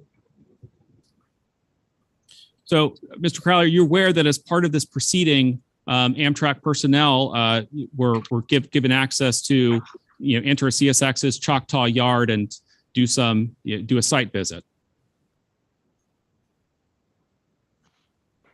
Are you aware of that? no, So, I think I know the answer to this question. Did you attend that site visit? no, No. Okay. Did anyone from your team go? no, Did you ask Amtrak to have you or somebody else from your team high rail the line? no, No. Did you ask Amtrak to allow you or somebody else from your team to visit the New Orleans, to view the New Orleans operations? no, How about the Mobile operations? no,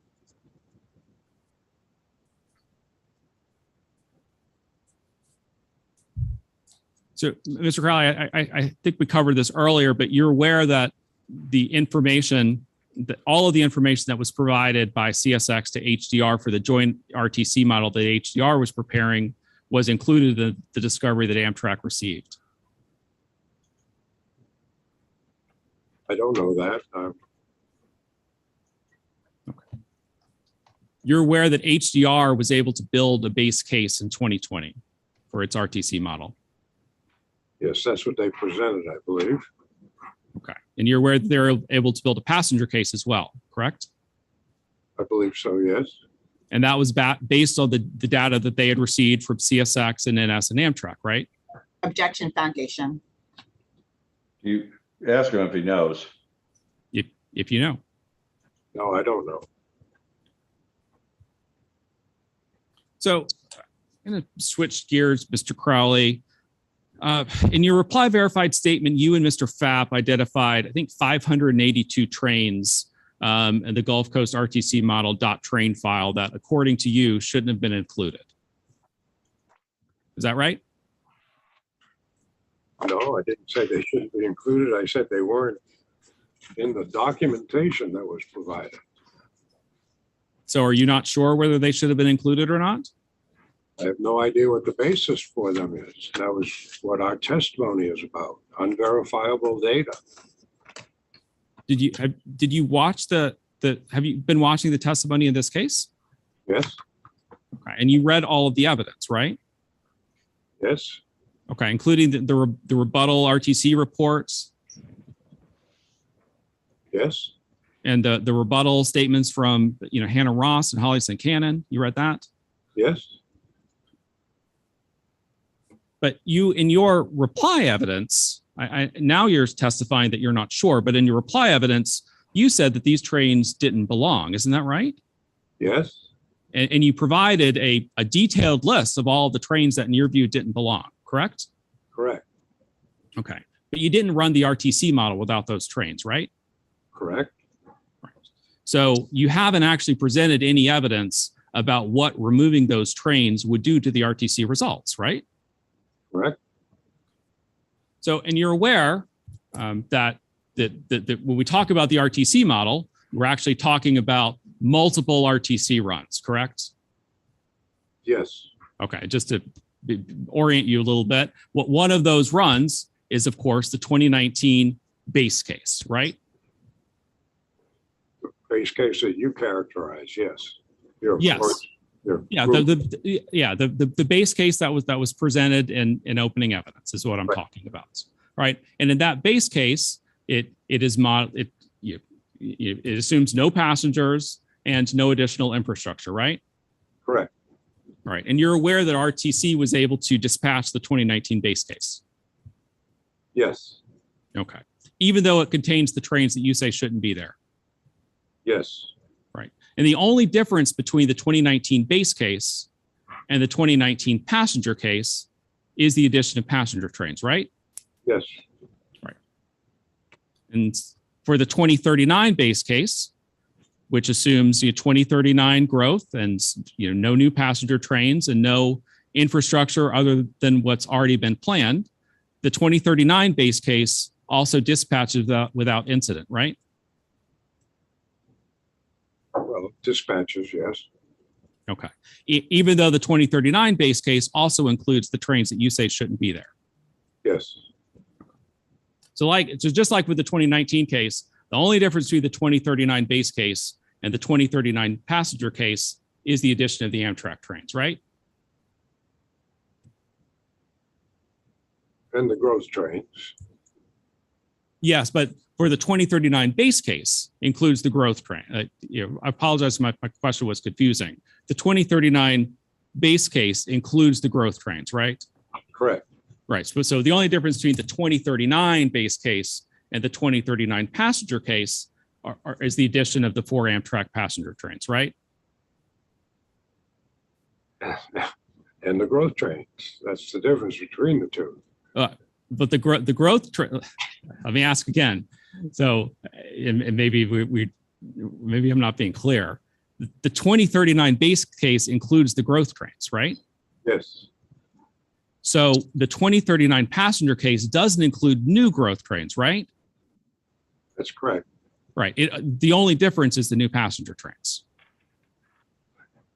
If you're comparing it to the 2019 case, that would not be correct. Yeah, that is true, Mr. Crowley. I wasn't, and I apologize if I misspoke, but I was comparing 2039 to 2039. Okay. So, Mr. Crowley, you're aware that there are several movable bridges on the line, right? Yes, And several of those bridges are currently manned by bridge tenders, correct? correct. And for a couple of those bridges, I think 4 of those bridges, the bridge tenders have to get to their assignments on a high rail truck. Is that right? That's correct. And so when that's happening in the real world, the dispatcher has to make sure that the line is clear for the high rail truck to get on, take the crew to their station and get off, correct? Correct. So the fact that we've got these high rail trucks that have to get on and off the line is going to affect the way that the line has to be dispatched in the real world, right? Yes, And it's important for RTC to account for that, correct? yes, Are you aware, Mr. Crowley, that there's a crossing diamond in Mobile where CN crosses the CSX tracks? yes, So, and when CN trains are coming through that diamond, the dispatchers have to make sure that the diamond is clear, correct?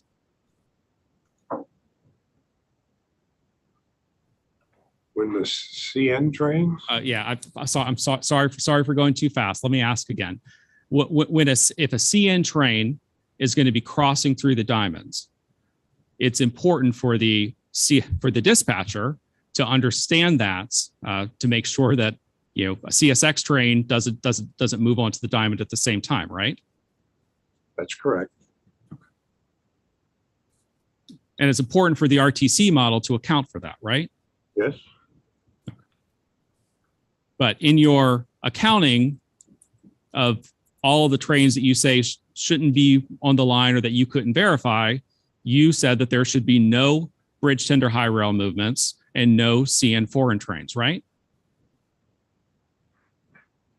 I think the high rail movements are different than the CN train, but yes, that's what we said. Mr. Crowley, how many CSX and NS yards are on the Gulf Coast routes that Amtrak wants to use?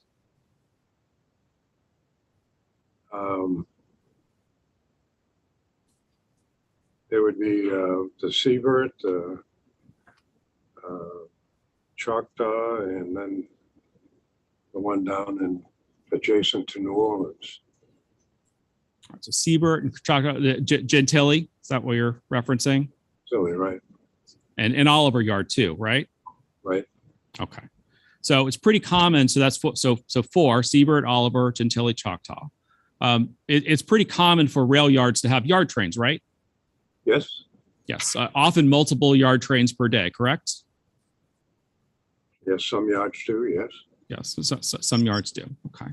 Now, in your verified statements, you said that out of the 570 yard trains represented in the 2021 Gulf Coast RTC model, you didn't think that 562 of them belonged. Have I got that right? Something like that, yeah, it was a high number. All right. So 570 minus 562 is 8 trains, right? Yeah. And the RTC study period covered 14 days, right? Right, So if we've got 4 yards and 2 weeks and only 8 trains, that averages out to 1 yard train per yard per week, right? assuming your math is correct, I'd say yes. Do you think that represents operations in the real world? Yes, You believe, okay. So I want to make sure you understood my question. So you believe that 1 yard train per yard per week represents operations in the real world? Asked and answered. You can answer.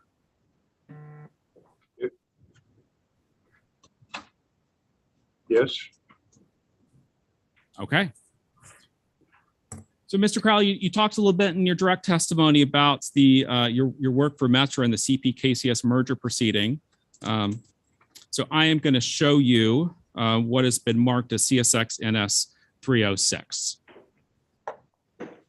and let me know if everyone has this. I will say that this was a late add to the exhibit list, so it may not be in the exhibit binder. So please let me know if everybody doesn't have it.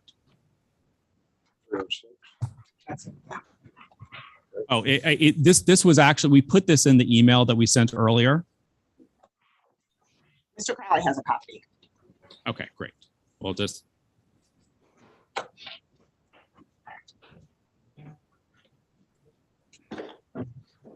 I don't have it, but I'm gonna, is this just the verified statement? This is the verified statement for Metra that, Mr. Chairman, this was included in the email that we sent earlier. Well, you know, I'm just gonna look on the screen because I couldn't open it and I don't think there's enough time. Okay. Well, wait a minute. I'm sorry. Maybe. Oh, I have it. Never mind. I was sent it. Okay, go ahead. Okay. Mr. Crowley, did you review this verified statement in preparation for your testimony today? Is this the highly confidential version? So this is the public version. I should say that on the record. This is the public version. Okay. Yes, I did. Okay, good. Could we flip forward and show page 77 to Mr. Crowley, please?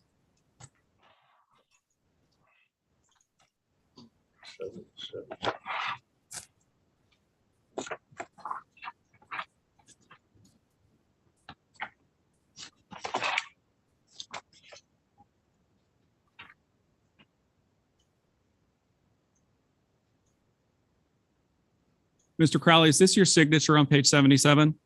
Yes, it is.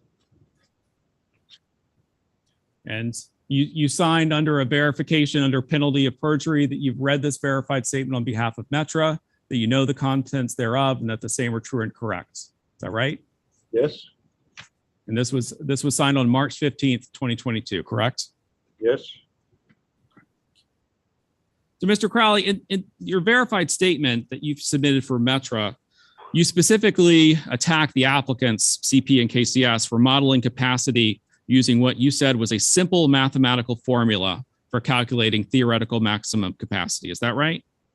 Right. Okay. Well, I'm going to direct you. Can you give us a page number? Yes, I'd be happy to. Let's turn to page 43 of the document.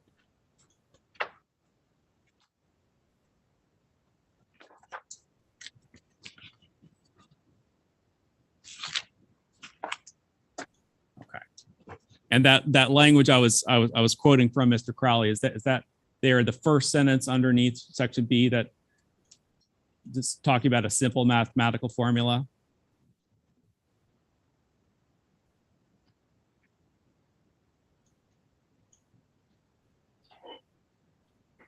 Yes, that was what CP and KCS stated. Yes, that's right. That was your criticism of them. So let's turn. That sentence doesn't contain a criticism. It just says what they stated. Fair enough, Mr. Chairman. Why don't we move forward to the criticisms? Could we turn to page? Maybe I should start this way. Mr. Crowley, you criticize the applicants in this verified statement for using a simple mathematical formula. Is that right? Or using multi-rail, yes. Return to the bottom of page 44, please. So at the bottom of page 44, carrying over to 45, you testified to Metra that the STB long ago moved away from using purely mathematical calculations to determine track capacity and operating requirements, and has instead adopted a more sophisticated approach of rail traffic simulation to determine a rail line's capacity. Is that right? Yes. So is it fair to say that your opinion is that rail traffic simulation through RTC is superior to purely mathematical calculations?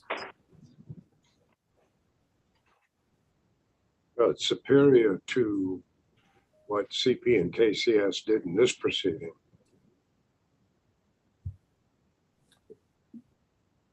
You said that. You certainly did testify to that, but in this particular part of your verified statement, you didn't just limit it to what CP and KCS were doing.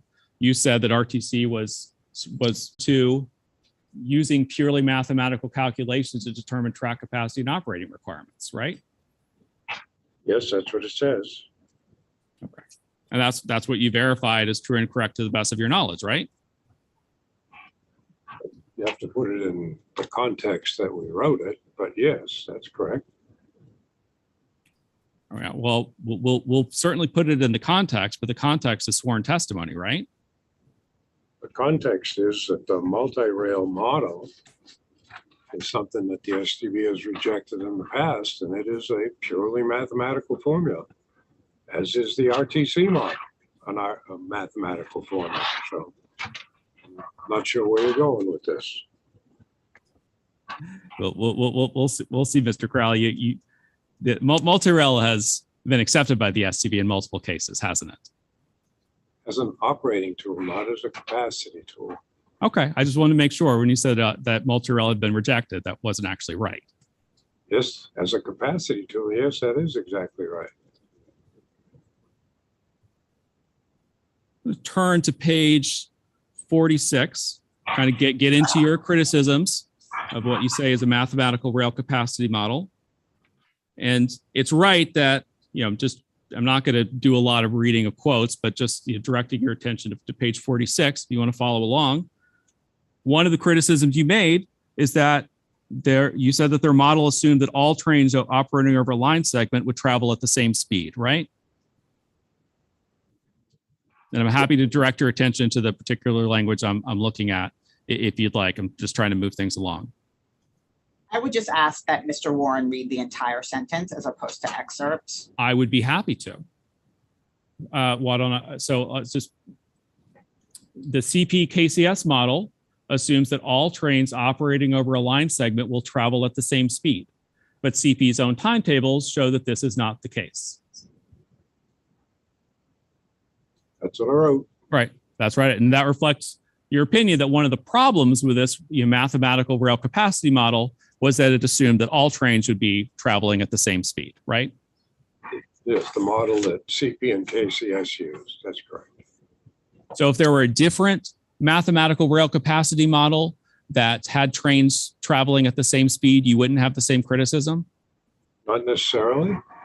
You'd have to evaluate the model and you'd have to evaluate the circumstances. Okay. So, and then at the bottom of the page, I'll read again. At that bottom paragraph, the CP KCS simple mathematical capacity model also assumes average meet factors will be the same for all trains. However, the time it takes trains to clear into sidings is impacted by numerous factors, including train length, train weight, and turnout type of configuration that are not included in the CP KCS model. Is that right? That's what I wrote. That's what you wrote. And do you think that is a problem with mathematical rail capacity models, that they just assume that the average meet factors will be the same for all trains, right? That's the problem with the CP KCS mathematical model.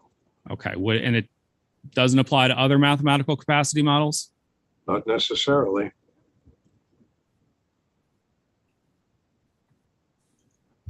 You also later, and again, it's page 48 to 50, I won't quote unless someone would like me to, you cite the CN, EJ, and E proceeding as an example of superiority of RTC to theoretical capacity analyses. Is that right? Yes. And then you discuss a 2014 study by the TRB that talks about the limitations of mathematical models used to determine rail line capacity. Is that right? What page are you on now? Yes, my apologies. Let's go to here. So Stephen, maybe I should slow down. Trying to go quickly on day 8 of our trial, but maybe I should slow down. On page 49, you talk about the CN, EJ, and E proceeding, right? And you use that as an example of why RTC is superior, correct? Yes. Okay. And so now let's turn to page 50. I'll pause so we can get there.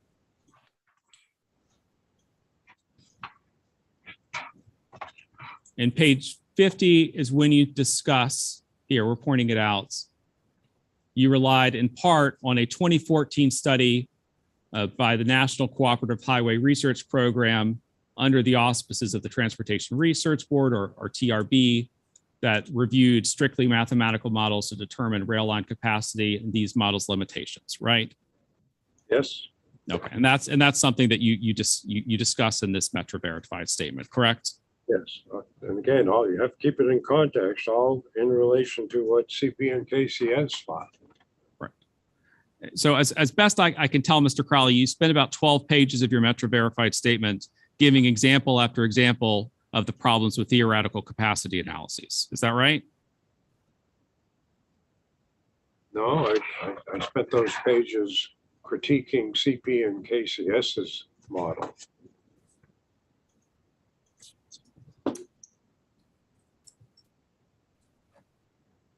And isn't it right that you particularly noted that theoretical capacity analyses aren't suited to evaluating lines that have a mix of freight and passenger traffic, right?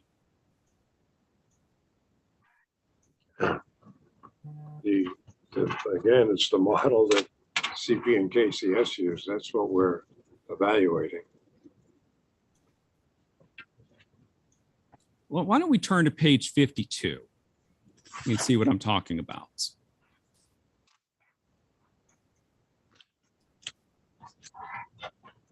Now I'm looking at that middle sentence where you say that the presence of significant passenger train volumes and the mix of traffic moving over this line make the capacity issue even more complex, given passenger trains' contractual priority and significantly different operating characteristics of all the train types that actually use the line segments being studied.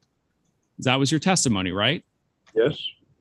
And the fact that adding significant passenger train volumes into the mix of traffic moving over a line, the fact that let me start again. That was a confusing question. The fact that the presence of significant passenger train volumes in the traffic mix, the fact that that makes capacity more complex wasn't something that you just limited to the CPKCS theoretical capacity model, right? No, it reflects what is actually moving on these Metra lines. There's a tremendous amount of passenger traffic every day on these Metra lines by comparison to most any other passenger line in the country. But Mr. Crowley, my question is the principle that when you have a complex traffic mix already and you're adding passenger trains in, the fact that that creates a situation where a theoretical capacity analysis is less useful, is that principle only apply in your testimony for Metra and it doesn't apply in other contexts? When you evaluate passenger service that are averaging 85 passenger trains a day on specific line segments and try to compare that to a freight line that operates 4 passenger trains a day, you are mixing apples and oranges when you try to make those operating comparisons. You have to read my Metra testimony in the context that it was written, and that is in evaluating freight service and passenger service in Chicago. And this doesn't even, my comments don't even account for the Amtrak trains that are going through there. So this is a totally different set of circumstances that we're critiquing in Metra than we were talking about in Mobile to New Orleans.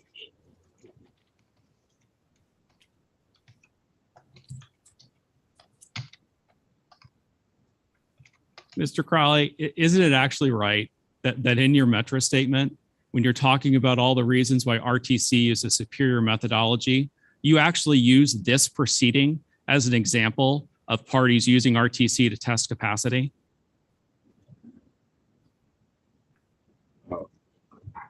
Can you point that out for me? Oh, I'd be happy to. Let's go back a little bit. Page 49. It's footnote 71, which I think actually may start on page 48.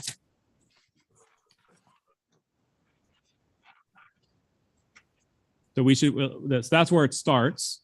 And just to set up the context, this paragraph on page 48, you cite general principles for why the STB now relies upon and endorses more sophisticated train simulation models to evaluate rail line capacity. talk about RTC, and then you drop a footnote giving examples of how useful RTC can be for evaluating rail line capacity. You see that? And then let's turn to the next page because that footnote Ask that carries Mr. over. Warren- I would just ask that Mr. Warren not characterize what's in the paragraph, instead read what's in the paragraph. I'm happy to read it word for word if that would be helpful, but I think That would, we've got the I document. think that would be preferable. I'd be happy to. So the So paragraph, where are we? What page are we on now? we are now at the bottom of page 48. And I'll read the paragraph. Recognizing the limitations simple mathematical models have in identifying railroad capacity issues, the STB now relies upon and endorses more sophisticated train simulation models to evaluate rail line capacity. In its decision in STB docket number 42057, the STB noted the existence of several rail simulation tools, including the RTC model, to evaluate rail line capacity. The RTC model has since become the dominant rail simulation model used by parties in proceedings before the STB. Users adopted the RTC model because it provides greater levels of granularity for evaluating capacity requirements than simple mathematical models. That was your testimony, right, Mr. Crowley? Yes, And you did not limit in this paragraph your analysis to the particular mathematical model you were criticizing in CPKCS, right? no, I don't use CPKCS in the sentence, but this whole verified statement is about CPKCS. I don't know how you can detach the two.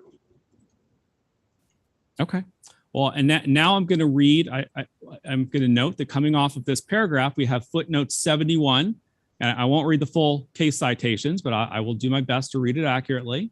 In footnote 71, you say, see, for example, Excel, Ottertail, Western Fuels, DuPont's. Now we can go to the next page. Outside of maximum reasonable rate proceedings before the STB, parties have used the RTC model to test rail line capacity in docket number FD 36496, application of the National Railroad Passenger Corporation under 49 U.S.C. 24308E, CSX and Norfolk Southern Corporation, filed March 16, 2021. Did I read that accurately? Yes, So I'll again to ask my question is, isn't it right that in the Metra case, you cited this proceeding as a good example of parties using rail line capacity analyses, or using RTC to test rail line capacity? this was a case where the parties used that model. With a party used that model. That's all I'm saying is, yes, here's a case where a party used the model. Okay. So, Mr. Crowley, when you built your RTC model for Metra, and let me start by getting the timing right. When were you retained by Metra?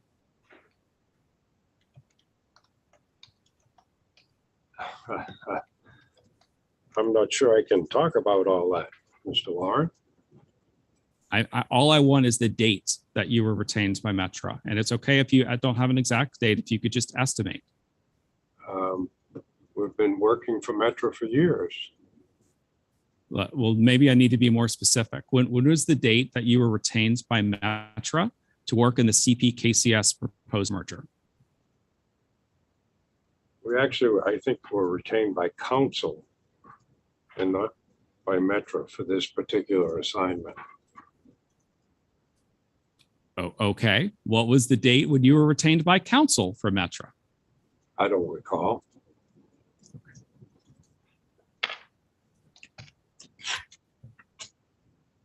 You're aware that Metra requested a number of RTC files from CPS for use in preparing its evidence, right? Yes, And you're aware that Metra publicly filed a motion for extension with the STB, pointing out that many of those RTC files were not produced until February 15th, correct? something like that, yes. And then you actually submitted your testimony for Metra on March 15th, right? That's correct. Okay, so that's 28 days later, right? 4 weeks. Right. And we have established from some of the earlier letters we looked at that the RTC modeling files were provided by CSX to Amtrak on September 13th, correct? Yes, And you submitted a reply verified statement on December 3rd, right? correct. And you actually were permitted to submit a surrebuttal on February 1st, right? That's correct. Okay, so February 1st is about 4.5 months after mid-September, right?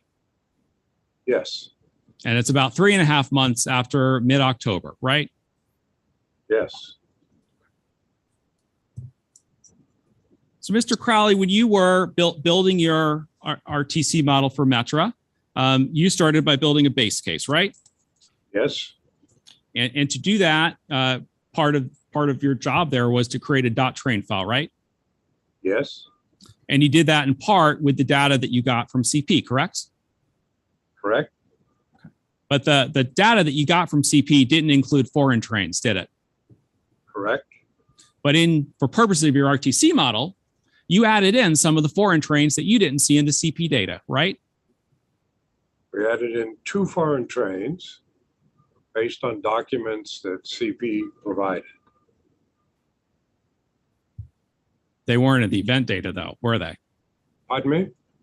They weren't in the train event data, though, were they? They were not. Right. Because in your judgment as an RTC modeler, it was important for you to have the model reflect what was actually happening on the line, right? Based on the data that was provided by CP. We didn't model a lot of trains that we knew were on the line because we didn't have the data to verify them. Right. But Mr. Crowley, you just testified that you added trains, and we can look at it in your Metra statement too. You just testified that you added foreign trains that weren't in the data, right? They were not in the train movement file. We added 2 trains, not the 100 trains that move over these Metra lines. We did not add those trains because we did not have the data from CP to verify those trains. Why don't we take a look at page 59 of your Metra verified statements?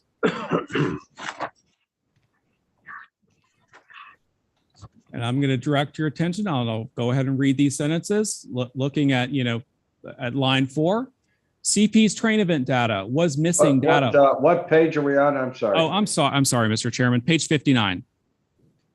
No, I just, you don't have to be sorry. I just was distracted there for a moment. That's all right. All right. So you here in your discussion talking about how you developed the .train file for Metra, you note that CP's train event data was missing data for foreign freight trains. We conservatively added 2 daily foreign freight trains in the form of daily round-trip local trains, 1 UP train operating between Proviso Yard and Bensonville Yard over the IHB, and 1 NS train operating between Calumet and Bensonville Yard over the BRC in accordance with CPKCS's description of its Chicago interchange operations. Did I read that correctly? Yes. Yeah. So you added additional trains that were not in the data based on a narrative description that you thought reflected what was actually happening on the line, right? No, that's not right. We added 2 trains because those are 2 trains we could verify from data provided by CP. These are not our documents.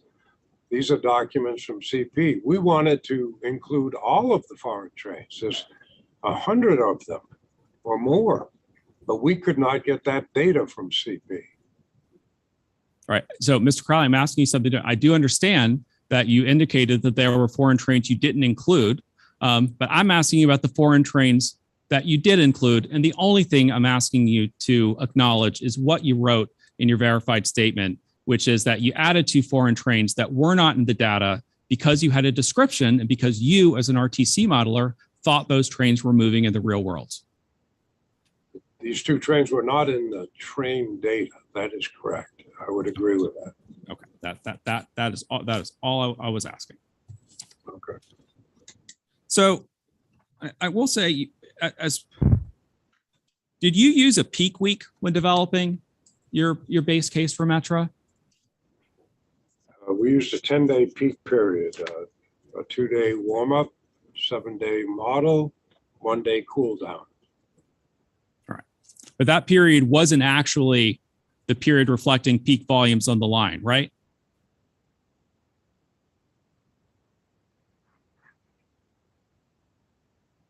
I think it was, yes. Okay, well, let's take a look at page 61 of your verified statement.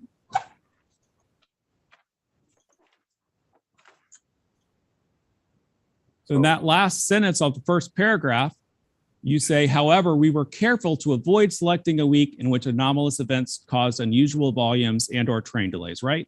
Yes.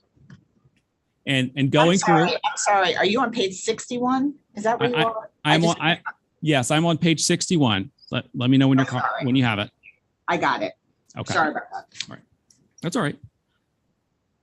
So, and then in the next couple of paragraphs, you list off several high volume weeks that you rejected because you believe that there were particular circumstances that made those too high, right?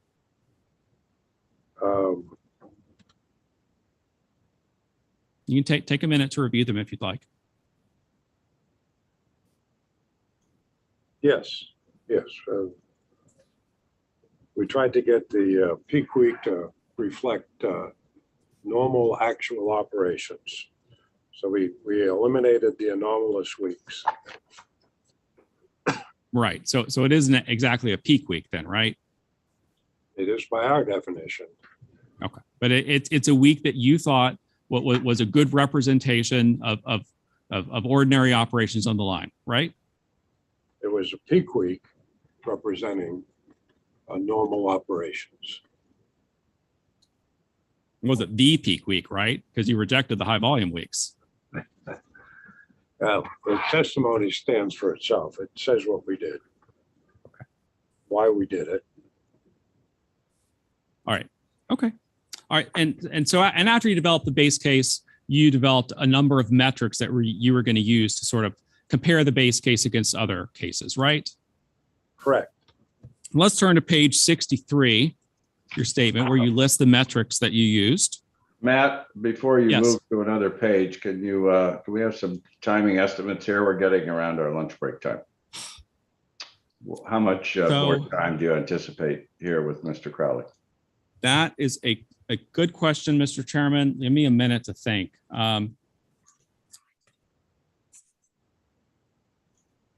I suspect that I have at least half an hour and maybe 45 minutes or so. So I would not object if the board wants to have a lunch break now. I also don't mind you pushing forward. Well, if you were on the same train of thought, I didn't want to interrupt it. If you were switching to a new thought, then this might be a place for a break, but I don't think we should wait till you finish because that's a little too long. Yeah, you tell me if it's a convenient time. I think now is a convenient time to pause.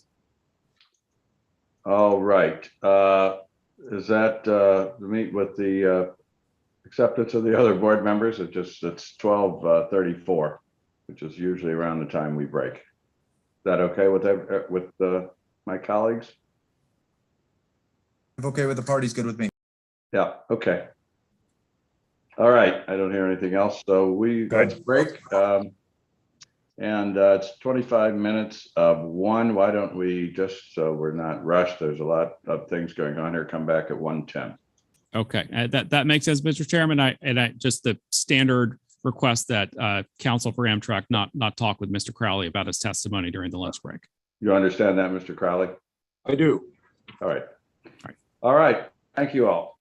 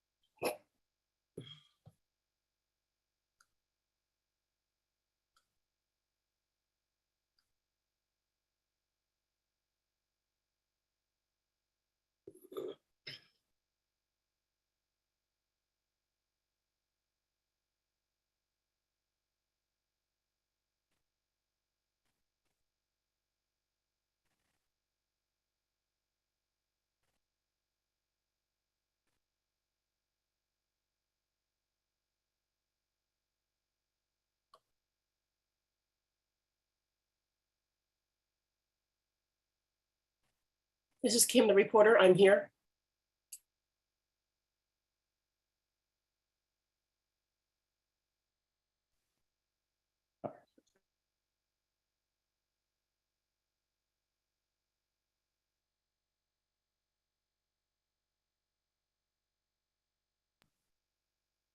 Hey, guys. I kind of had Marty tied up on a different matter, so at some point he'll be back on shortly.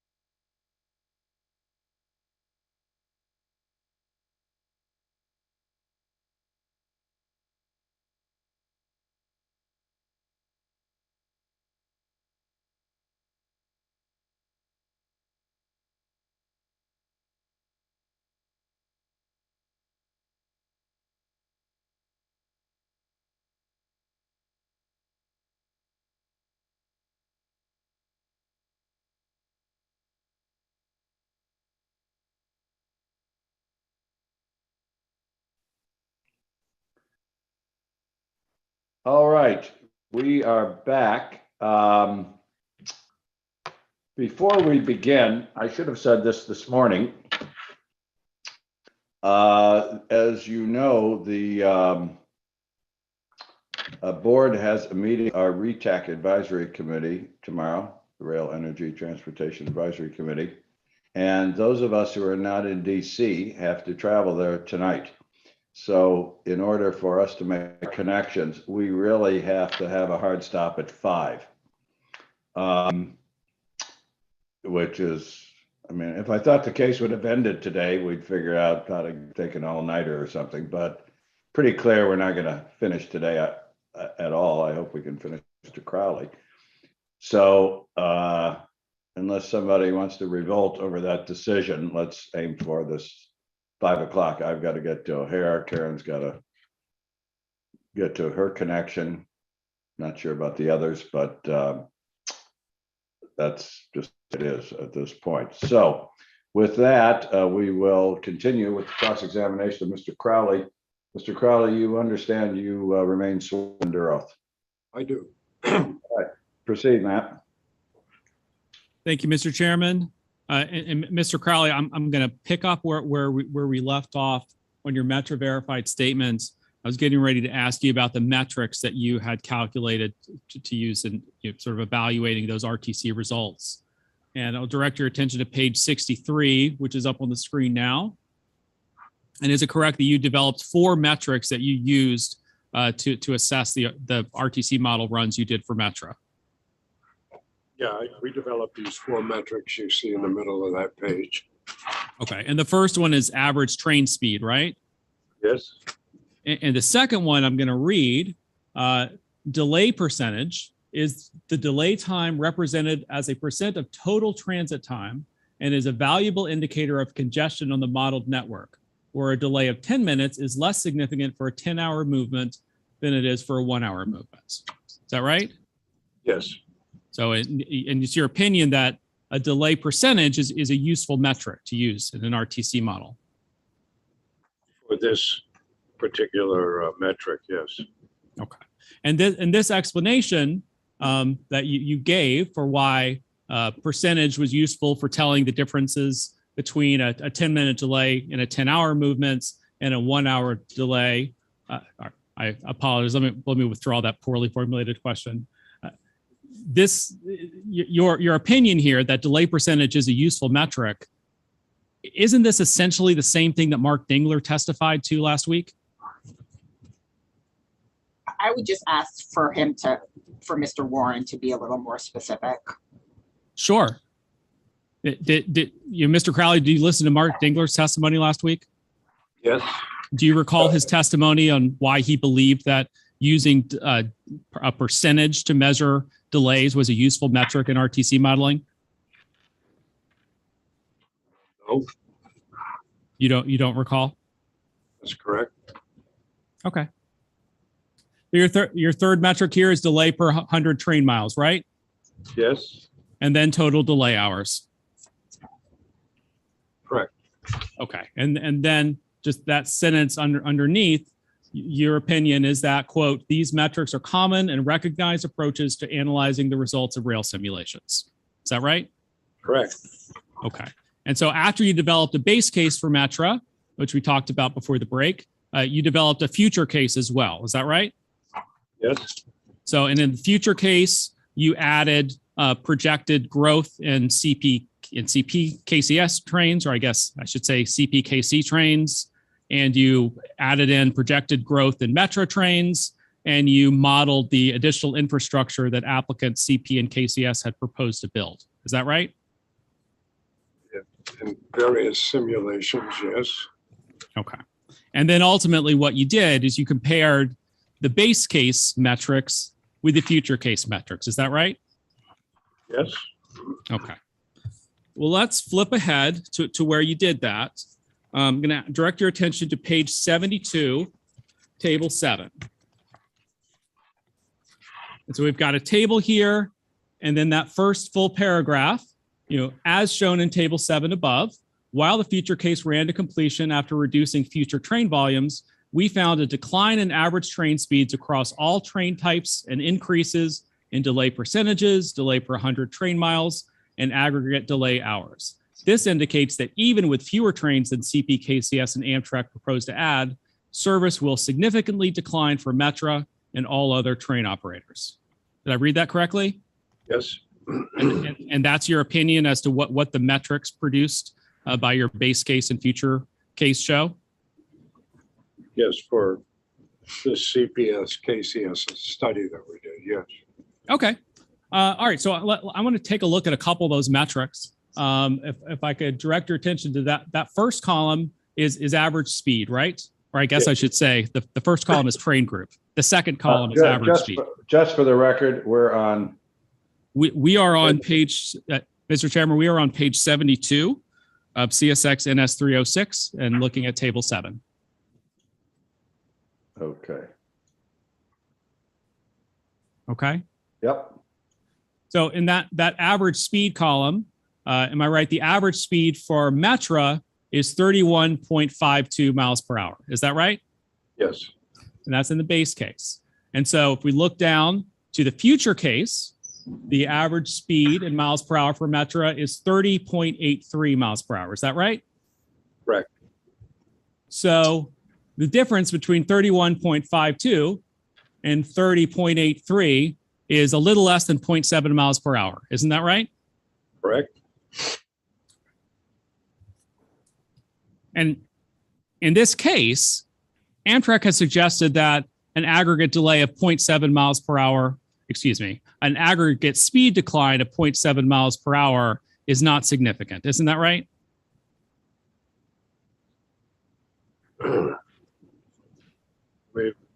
We are showing the results of the model.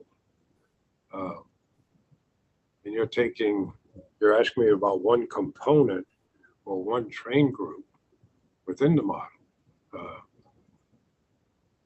It is what it is. It shows what it shows, but I'm not sure I'm getting the connection.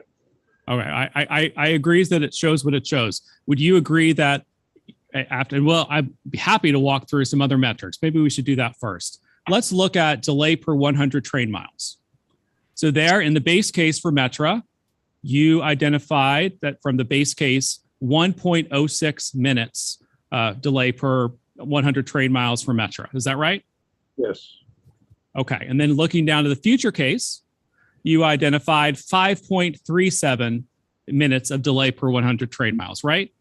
yes, And so the difference between 5.37 and 1.06 is, 4.31 minutes, right? yes, So about 4 minutes and 20 seconds. Right? right, Okay. And your opinion that we just read from the paragraph below is that these metrics, 0.7 miles, a 0.7 decline in speed and an additional 4 minutes and 20 seconds of delay equated to, quote, service will significantly decline for Metra, right? Well, it's not just based on these metrics. These metrics show what the models produce.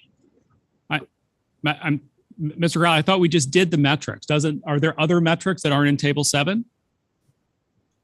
Well, there are all these metrics. There are metrics for all train types. You said specifically they are metrics for all train types, Mr. Crowley, but you opined and testified to the board that these metrics showed that, quote, service will significantly decline for Metra, right? Where are you reading from? I'm reading from that first paragraph underneath, Mr. Chairman. The second sentence.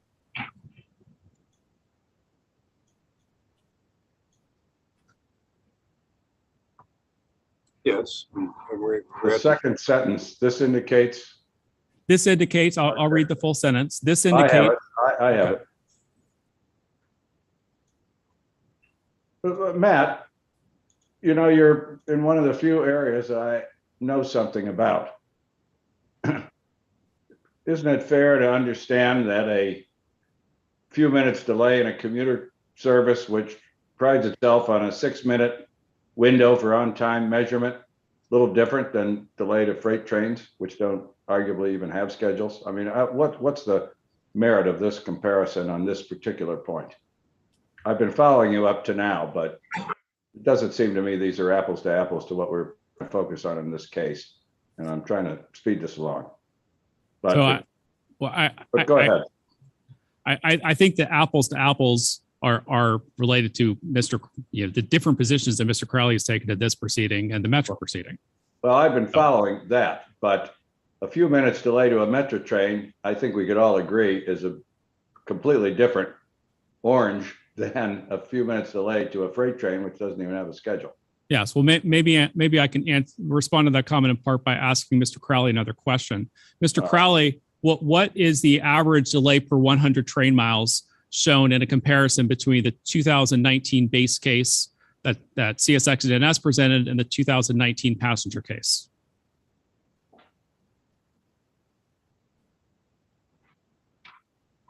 Do you know? Are we talking about Metra? No, we are not talking about Metra. So table 7 makes clear that it's 4.3, which you indicate shows that service will significantly decline. I'm asking you if you know the delay per 100 train miles metric from the Gulf Coast model. Yeah, I believe those numbers are in our testimony. I don't know them off the top of my head, but I think there's a table in there that shows that. Yeah, was it more than 5 minutes? I don't recall. Can you point me to that table? I don't actually. I believe it's in your work papers, Mr. Crowley, and it's actually in a demonstrative. So, but I'm just going to ask you what you remember right now. I don't remember. Was it more than 10 minutes per 100 train miles? Objection, he says he doesn't remember. Sustained.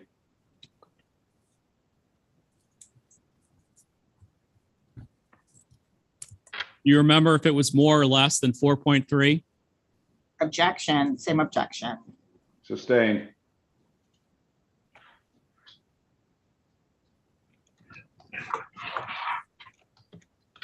Mr. Crowley, did you contribute to the demonstrative exhibits that Amtrak submitted into the record? Or I withdraw that last phrase. Did you contribute to the demonstrative Peabody exhibits that Amtrak put on its exhibit list? If you can show me what you're talking about, I can respond. Well, the question is the demonstrative exhibits that came in as the Amtrak Exhibit 5 demonstrative exhibits, did you look at any demonstrative exhibits that Amtrak was preparing to submit in this case? Yes. And do those demonstrative exhibits, reflect input from you? Yes. The ones I looked at, yes, they do.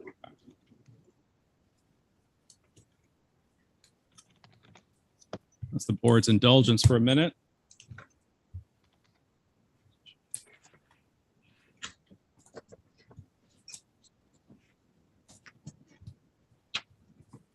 Let me move on. 'Cause I think we'll get to this evidence later about the exact time differentials here. So, Mr. Crowley, in addition to the base case and the future case, did you also do a build case for Metra? Yes, Okay, and in that build case, you identified 11 additional infrastructure projects that you proposed, correct? correct. In your report, did you identify any potential operational changes that could have been made instead of proposing those infrastructure changes?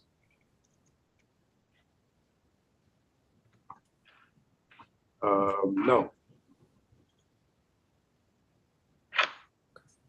Thank you. So earlier we talked about, let me actually orient you. Let's turn back to earlier in your Metra verified statement. We talked about the TRB 2014 TRB study that you referenced. So this was on page 50 of the Metra statement, of your Metra statement. That's right. page 50. Yes, page 50. The 2014 TRB report that you refer to in the bottom paragraph Yes, and footnote 79.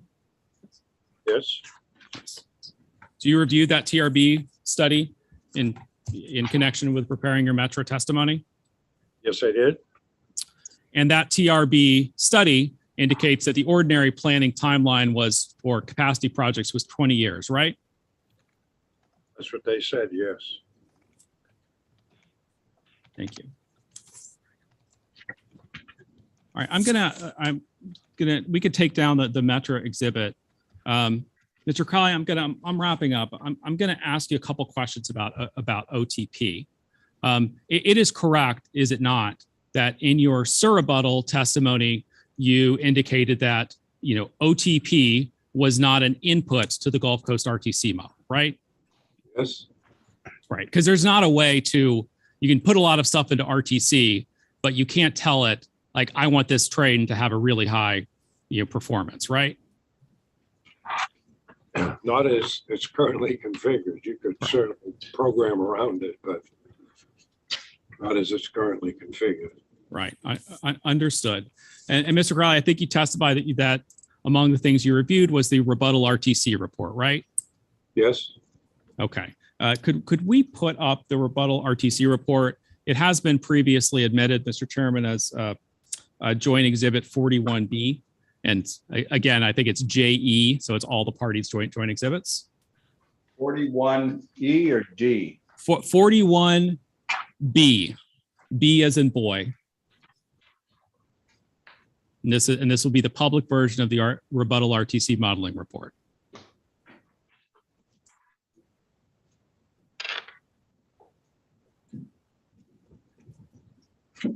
We're just grabbing it from Mr. Crowley. Okay, yeah, let me know when he has it. Okay.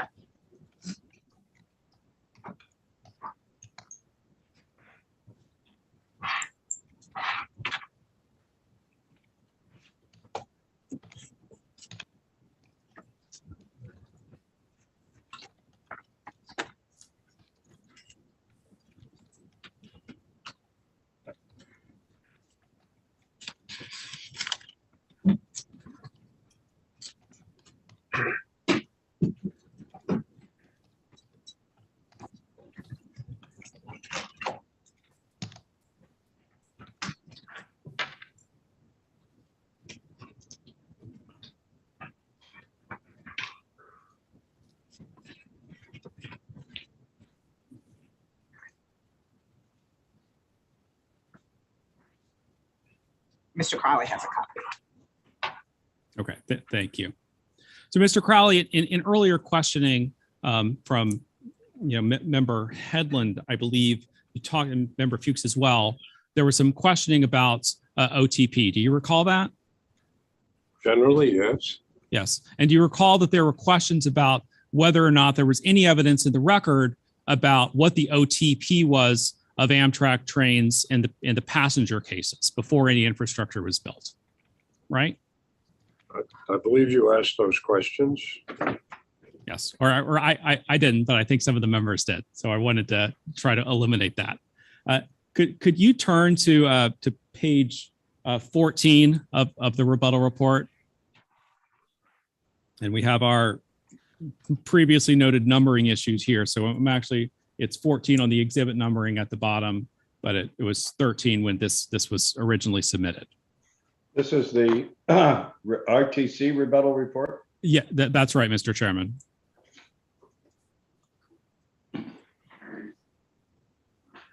Yeah, and we could take that up a little bit. And Mr. Crowley, I'm just going to direct your attention. You indicated already that you reviewed this document. I'm going to direct your attention to Table 2, which is titled 2019 Train OTP with different passenger priority settings.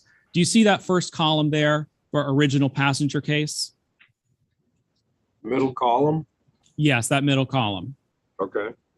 Yes. And does that column indicate that the OTP and the passenger case before any infrastructure was added?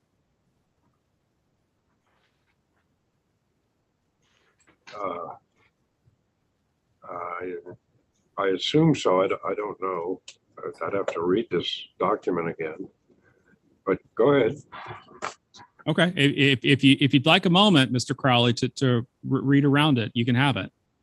No, let me hear your question, and I'll let you know if I have to read it. Okay. Well, just looking again at that middle column, you see 4 rows for 4 Amtrak trains, right? And in that middle column, the numbers are 96.3, 99.2, 79.2, and 88.5. Am I reading that correctly? Yes. And does that refresh your recollection about whether there was any evidence in the record about what the OTP was for passenger trains before any infrastructure was added? Well, these are for the 4 of, excuse me, these are for 4 of the 30 trains that they modeled. And they indicate that the OTP is either right around 80% or higher. Mr. What do you mean by 4 of the 30 trains they modeled? The 23 OTP, 24 OTP, 25 OTP, 26 OTP. I assume those are the numbers they assigned to the 30 models that they ran. Am I misunderstanding that?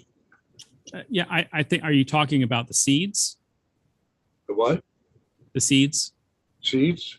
Yes. Well, that term has been used and misused a lot. So if you're referring to a seed as a run, then yes, I am talking about that. Right. But these aren't referring to the seeds, though. If you look at the table, and if you want to take some time to look around it, you can. These are the 4 trains, the 2 daily round trips back and forth. 1, 2, 3, 4. There's 4 of them, not 30. Okay. Right. Well, okay, fine. Okay. Right. And you would agree with Matt, I am thoroughly confused here now. Does this table reflect the average of all 30 runs for these 4 trains? I can't follow the questioning at all unless I understand that. Yes, it does. But I think that's why I indicated it. But yes, those are the all of the numbers in the report reflects the averages from all the 30 runs. So these are just the numbers for the 4 different Amtrak trains a day, but the OTP percentage is based on an average of 30 times running it through the RTC model. Is that? I think that's what the evidence has shown. Okay. Is that the way you understand it, Mr. Crowley? I did not understand it that way, but it could very well be. So, Mr. Crowley, I don't want to belabor this, but you would agree that the numbers that we see in Table 2 reflect pretty high OTP, right? Yes. Yes. And that's the result in large part of the preference that Amtrak trains got at the RTC model, right? In the original case, I guess that would be what you'd draw if those numbers are correct. Yes. Yeah. And you see in Table 3, the 2019 freight train metrics, right? Yes. And those metrics, which I'm sure you're familiar with, are in the original passenger case, 45.4% increase in CSX local trains delay, 22.7 in overall train delay, and 33.6 in interchange traffic delay, right? That's what it says, yes. All right.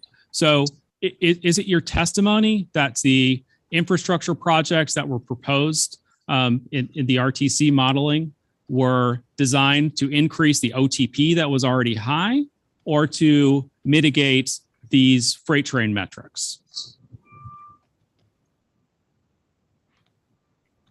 My understanding was that the RTC models, the CSX NSRTC model, has characterized it as needing the 11 projects in order to achieve the 95%.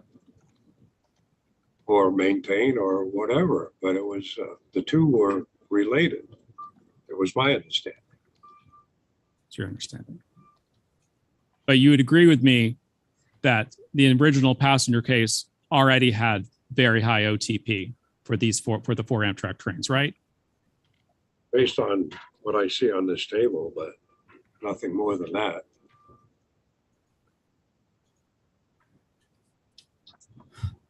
Mr. Crowley, is it fair to say that you've spent much of your career, representing, freight rail shippers in various contexts? As opposed to what, Mr. Warren? I'm not a trick question, Mr. Crowley. Is it fair to say that in the STB that amongst your clients have been many consumers of freight rail services, freight rail shippers? Yes. Okay. So if a freight rail shipper came to you and told you that their first mile, last mile service to their facility, that the delays had increased by 45.4%, would you say that that's not a big deal, or that that's something that needed to be addressed? I would ask them what that was based on and evaluate the data they provided. And if the data they provided showed a 45.4% increase in delays, would you tell them that that wasn't something to worry about? It depend on the service, depend on what traffic they were moving, depends on their schedules, what they needed. For some people, it might not be a big deal, and for others, it might be a big deal.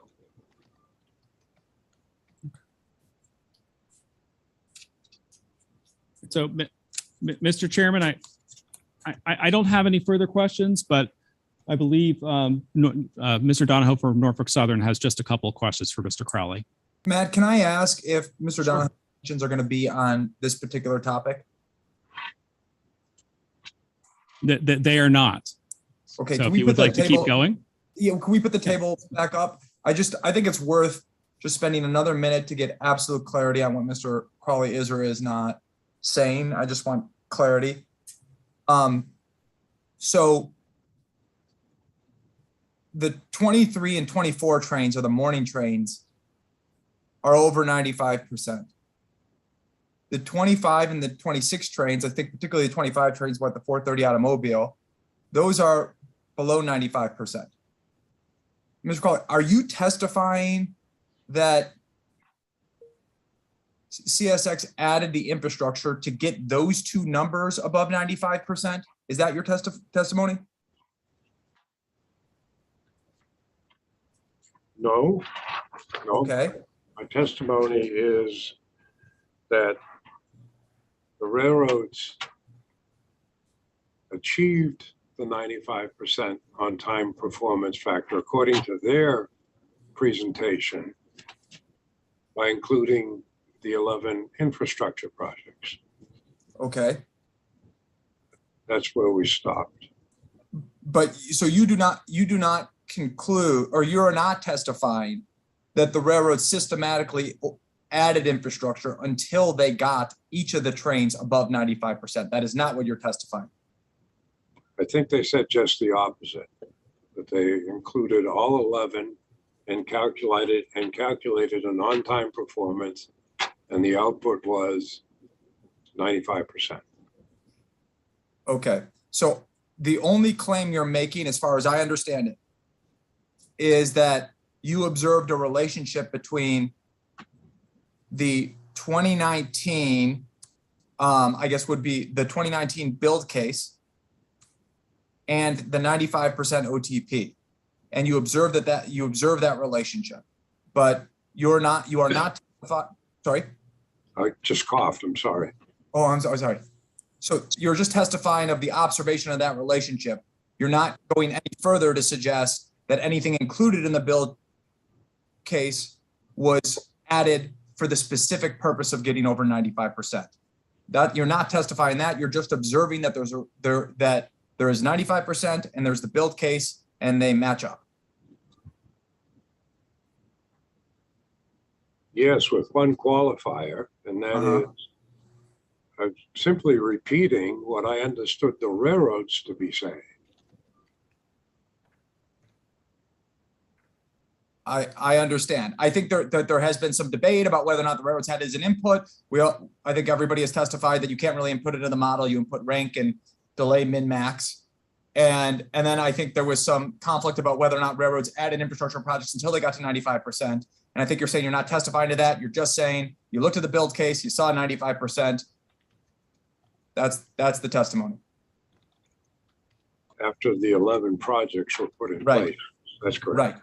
Right. And then looking at I guess would be the passenger case, 2 of the 4 trains are already over 95%. One of them is getting close to 90. And that's as far as you're testifying in terms of that relationship, is that you confirm that you see that. Right. Okay. All right. Thank you.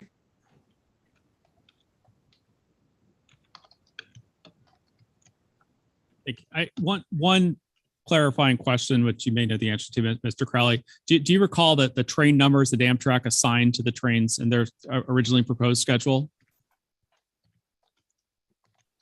No, I don't. No. So you don't recall that those train numbers were 23, 24, 25, and 26? No. Asked and answered. No. He may answer. No. No. Okay. All right. Well, I don't have any further questions, but Mr. Donahoe has just a couple.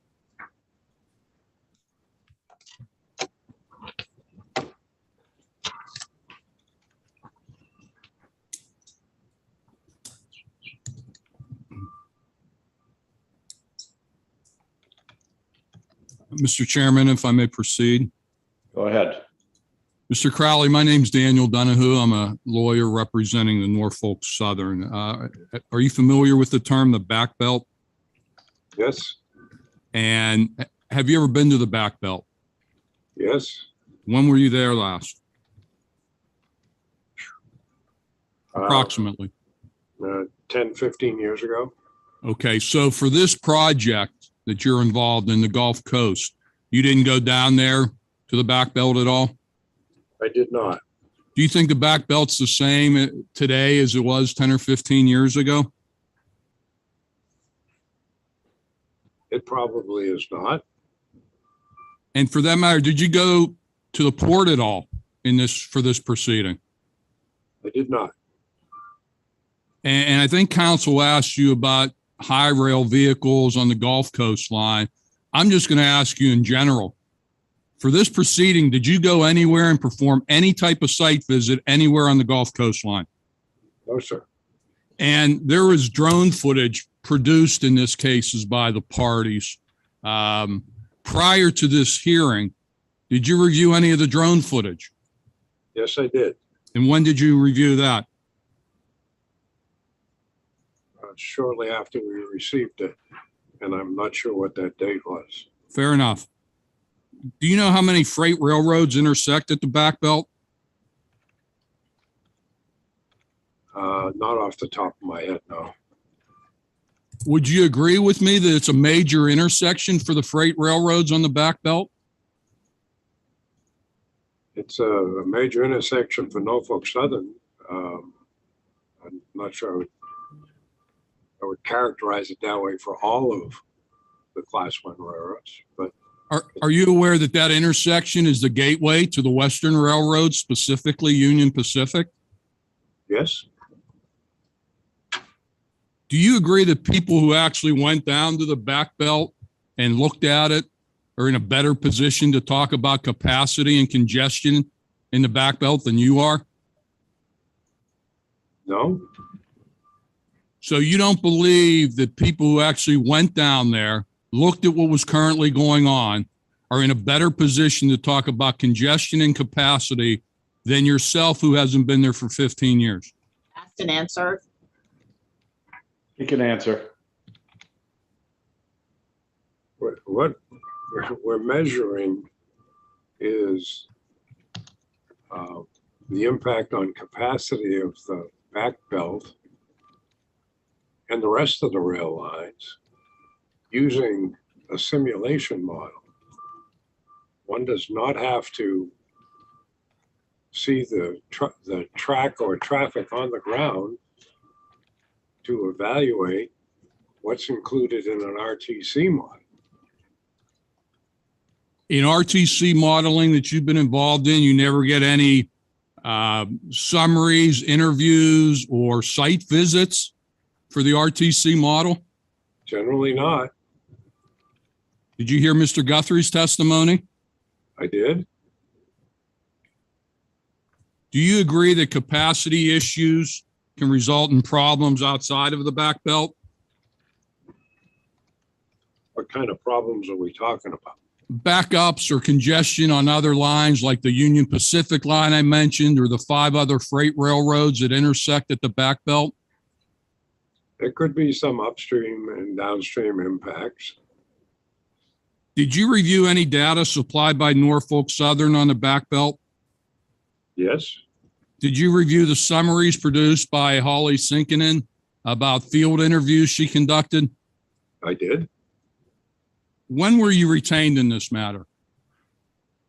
In October, early October, I believe. So you would agree with me that this action was brought by Amtrak in February and you were not retained until 8 months later? That sounds like the proper math. Were you aware of the board's decision on August 5th requesting the parties to conduct modeling? No, You were not aware of that? Asked and answered. Yep, it has been asked and answered. Go Fair ahead. enough. Fair enough. I'll withdraw it. So you would agree with me that if there was a board decision on August 5th requesting that the parties conduct RTC modeling or some other type of modeling, that you were not retained until 2 months after that board's order?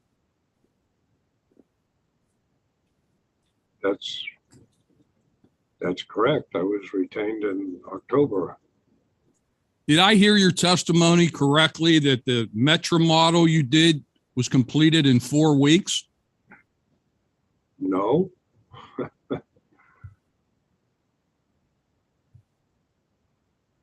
I think he said 3.5 months. Okay. Thank you. So if you were retained in October, would you have had 3.5 months to conduct RTC modeling prior to this hearing? I think you're asking him about what the board might order if time was needed. So I think you're asking him a speculative legal question about the board. Maybe you Chair, can I'll rephrase. phrase it differently. Let me rephrase it. Mr. Crowley, did you request of Amtrak's counsel any type of continuance of any type so that you could do RTC modeling? I'm going to object to this question because it's been asked of the witness about 4 times at this point. I asked it, but Mr. Donahue didn't. I'll let him ask it again. Sir, did you hear my question? yes. The answer is no. Last question, sir. Is it your testimony that Mr. Banks and Mr. Guthrie are either lying or fabricating data? I've never accused either gentleman of lying or making anything up. It is my testimony that the data. Sir, I just asked you a yes, no question. The council can come back on redirect, but I just asked you yes or no. It's not a yes or no question, sir. It is a yes or no question. I think he can answer. I'm going to let him answer it the way he needs to answer it. So finish your answer, Mr. Crowley. My assignment was to evaluate the data and attempt to verify the models that Mr. Banks and Mr. Guthrie presented in this case. And my report or my verified statement demonstrates that a lot of the data that they relied upon was undocumented, unverifiable. And those were my conclusions. Nothing more than that. Are you aware of any allegations by Amtrak that the data was fabricated? No,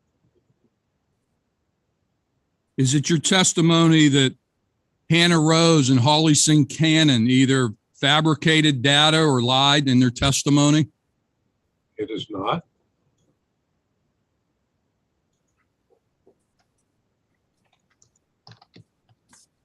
Is it your testimony that Mark Dingler has either lied or fabricated his testimony? It is not. I have no further questions. All right. Are there any, does the board have any questions for Mr. Crowley? Yes, sir. We have just a few questions. I understand that Mr. Pfaff is going to be testifying later, and we will save the bulk of our questions for his subsequent testimony. Mr. Crowley, I understand that Mr. Pfaff and you offered verified written testimony in response to this verified written testimony of the court's Robert M. Golden. Is that correct? Yes. Thank you. Did you happen to observe Mr. Golden's trial testimony yesterday? Yes, I did.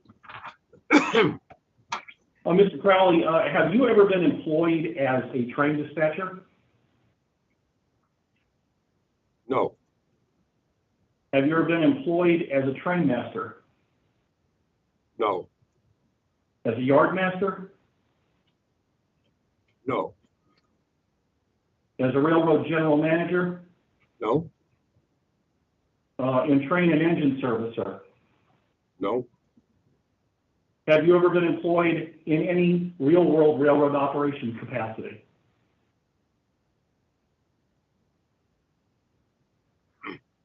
Now, on that one, Mr. Wimbish, when you say employed, you mean where I'd get a W-2 at the end of the year, or as a consultant where I would be hired to evaluate operations? Let me rephrase the question. Have you ever been employed in a capacity where you directed railroad operations on an actual railroad? No, sir. That concludes my questions.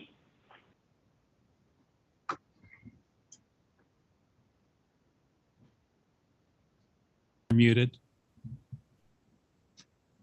Any other board member questions, or if not, we'll send it back to Ms. Bracy for redirect. Ms. Bracy, your witness. Thank you. So the RTC files provided in September, were those from the 2021 RTC study? No, those were from the attached report we were talking about. And what do you mean by the attached report? It was a study performed in 19 or earlier time period. Okay. And what did you mean by didn't belong versus could not verify with respect to the high rails and the yard trains?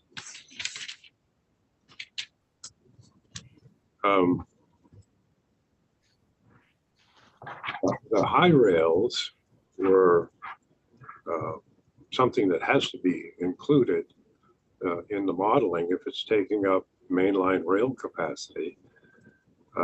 And the way that's included normally in an RTC simulation is based on actual data. And in this case, it was based on a randomized approach that we talked about at length earlier. Mr. Peterson, can you pull up CSX NS 076?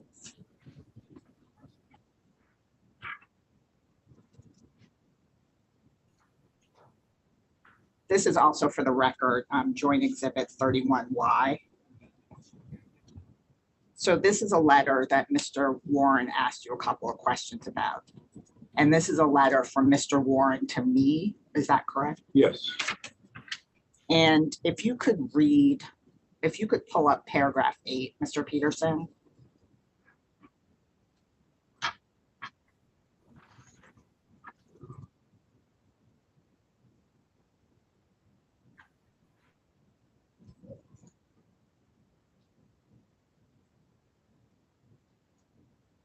Okay. Can you read that paragraph out loud, please? The development of a .train file requires an RTC user to condense down several months of train data into 2 weeks of train data that best represent normal operations on a given route for the purpose of train simulation. Therefore, there is no formula, document, or work paper that captures the iterative process between the RTC modelers and CSX with respect to creating the .train file. And what does this paragraph mean to you? This means we could not trace the data trail back to the original documents. There has to be a link between the base data that the railroads keep in the normal course of business and the RTC model in order for an analyst to be able to verify, audit that trail. That was not done in this case. I'm going to object and move to strike that witness can't testify as to what the paragraph means because he didn't write the letter. And he testified earlier that because he didn't write the letter. Let me speed this up. If you were asked, how did you understand the paragraph? Would your answer be the same, Mr. Crowley?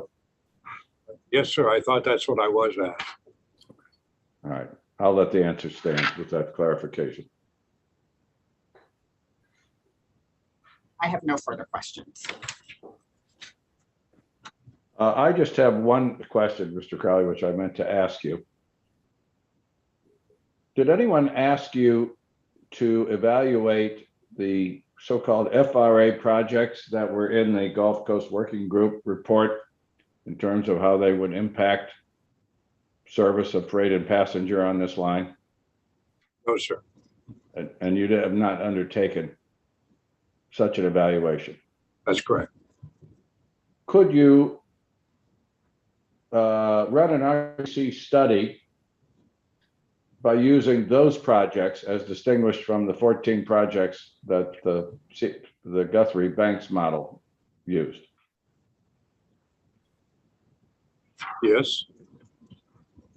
And what would be involved with how complex is that? How much time would it take? Well, what's involved? But as I've testified, and I don't mean to repeat myself, but you wouldn't get a legitimate answer to that question using the Banks-Guthrie model. You'd have to start basically from ground zero and recreate that model to reflect the data that was available. And that's not in the record as best I can see. Could you take the Banks-Guthrie model, just for, humor me here for a minute. Okay. Based on the data that's in the model, however it got there, and then just run the results by putting in the FRA projects as distinguished from the 14 projects they put in. Could you do that? Yes. I take it you're saying, even though you could do that and you could tell us what the results are, it doesn't satisfy your view that you'd like to have the backup data before you relied on the data that's in the model that's been produced. Is that a fair way to understand it? Yes, that's correct, sir.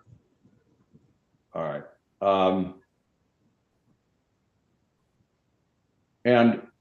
you know, I followed along all of the, tried to follow along all the letters back and forth that Mr. Warren showed you about various requests for data. Could you, in a very simple way, I don't want you to repeat everything, tell us what you would need to get the data that you believe is needed to run a proper RTC model? What could you just summarize what is needed that you don't have?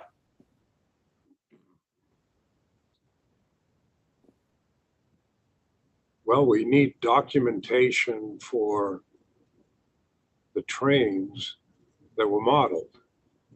We have it for some, and we would have to model the trains. Well, if we're going to follow the Banks-Guthrie approach, we don't have to do that. But there are so many steps along the way that, in our opinion, need to be corrected before you get a legitimate result. So if you start with the assumption the model works, then we would need data to demonstrate that the trains that they put in the model are in fact trains that ran on the system. Well, I'm trying to figure out, and I understand your concerns. You've stated those clearly, I believe, at least to me. But we're at where we are right now. So the 1,265 trains, which seems to be one of the focal points of your concerns, there's no written record, apparently, of those other than what was inputted into the model. Is there any way that you could understand getting the backup data other than going back out into the field and talking to the same people that Ms. Rossi and Ms. Sincannon talked to and getting the numbers directly from them? Is there any other way to get the backup data, to your knowledge? Yes. What would it be? Any train that moves over the main line during any day, any hour, is documented somewhere in the railroad records. We have found that to be true. The historical records of the railroad are quite inclusive, and just for safety reasons, you can't have trains running around on your railroad that you don't know where they are. So there is documentation out there. All right, well, let me bear with me here, because I haven't been in an operations position either on a railroad. So as I understand it, some of these 1,265 trains are a yard train that had to move back and forth out onto the main line to make a switch because the yard tracks were too short. Is that an accurate understanding of some of these 1,265 trains? Yes. And on your experience, what record would a railroad have of that movement? Would it be in the dispatching records? For those yard trains, it's an RTC modeling issue, not a documentation issue. Well, I'm trying to understand where you said the railroads keep track of every train movement. I thought the issue in your mind was that the yard trains that come out onto the main track are not in the .trains file, so you only know about them through the field interviews. Did I misunderstand that? No, that's correct. The Right, dispatch. Yeah, so is there some other record other than a field interview, which you could look at it to see how many times a yard train had to come out onto the main track to make a switch? I would think the dispatcher records would show that. So to that degree, would you find it acceptable in terms of the data you say is missing if you had those dispatching records in lieu of written, documented interviews with the field personnel? to document those trains, I think that would be a good starting point. All right. What about the high rail movements? Would they also be in the dispatching records as you understand it? Yes, All right. So dispatching records, and you don't have those, I take it. right. If you had those, what other gaps, if any, are there in the data that you say you don't have? Well, it's a bit of an iterative process. You get the documents that you think you need, and then compare them. Then do your audit and see if you've identified all the trains. And if we've ticked off all the trains, and in fact they are there, and they are there at the right time, fine. You end your audit and say we'd be able to check everything. If they're not there, we go back and ask for additional information based on the specific category of trains. Well, what else would satisfy, in your view, a data source other than dispatching records that you don't have now? What else is there? We know about dot trains. Now you've told us about dispatching records. What other kind of data recordings do railroads ordinarily keep, in your experience, that you think would fill in any of the data you don't have, other than field interviews? It'd be yard movements, yard files, the yard master would keep track of his movements and know when his crews were going out on the main line. It'd be in your experience, to stop there, are those, in your experience, obviously I'm not asking you to guess about something you haven't looked at, are those kinds of records typically kept by Class 1 railroads? yes. All right, what other data sources that you don't have might there be to allow you to verify or audit the numbers that were given? Well, the bridge openings would be an issue, was an issue in this case. The number of bridge openings, the times associated with those openings. Well, was it a database supplied to you with those bridge openings? Some of them, not all of them. They had more bridge openings than we had data for. What other data source is there about bridge openings other than the ones you got? I don't know. That's one of the issues. We would have to ask specifically for information that would inform that question. Well, in your experience, this isn't the first line you've dealt with that has bridge openings, is it? No. So what other data is there other than what the railroad supplied you, typically? Database, I mean. I don't What else? know. I'm sorry, I talked over you. I'm sorry. No. Pardon?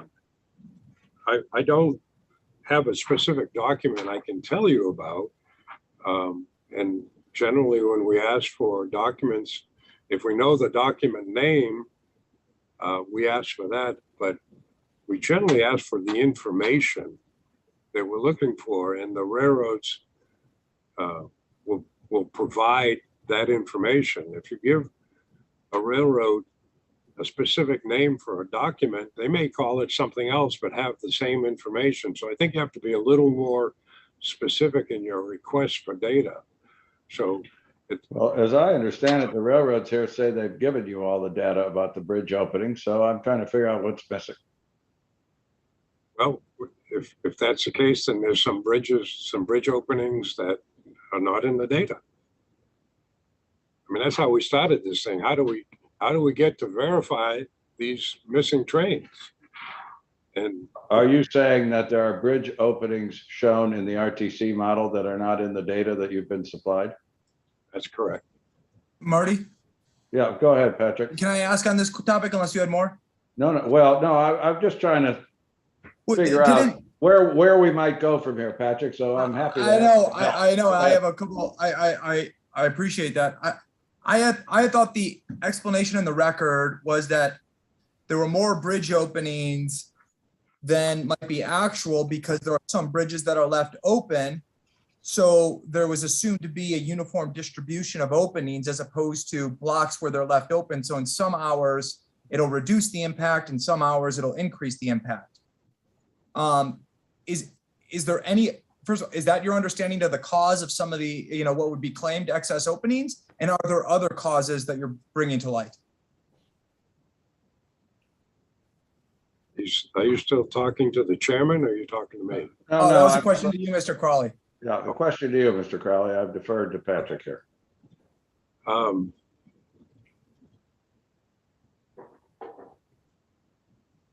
Well, I'm not sure I remember the question. I'm sorry. Well, let me ask it. Maybe I'll ask it another way.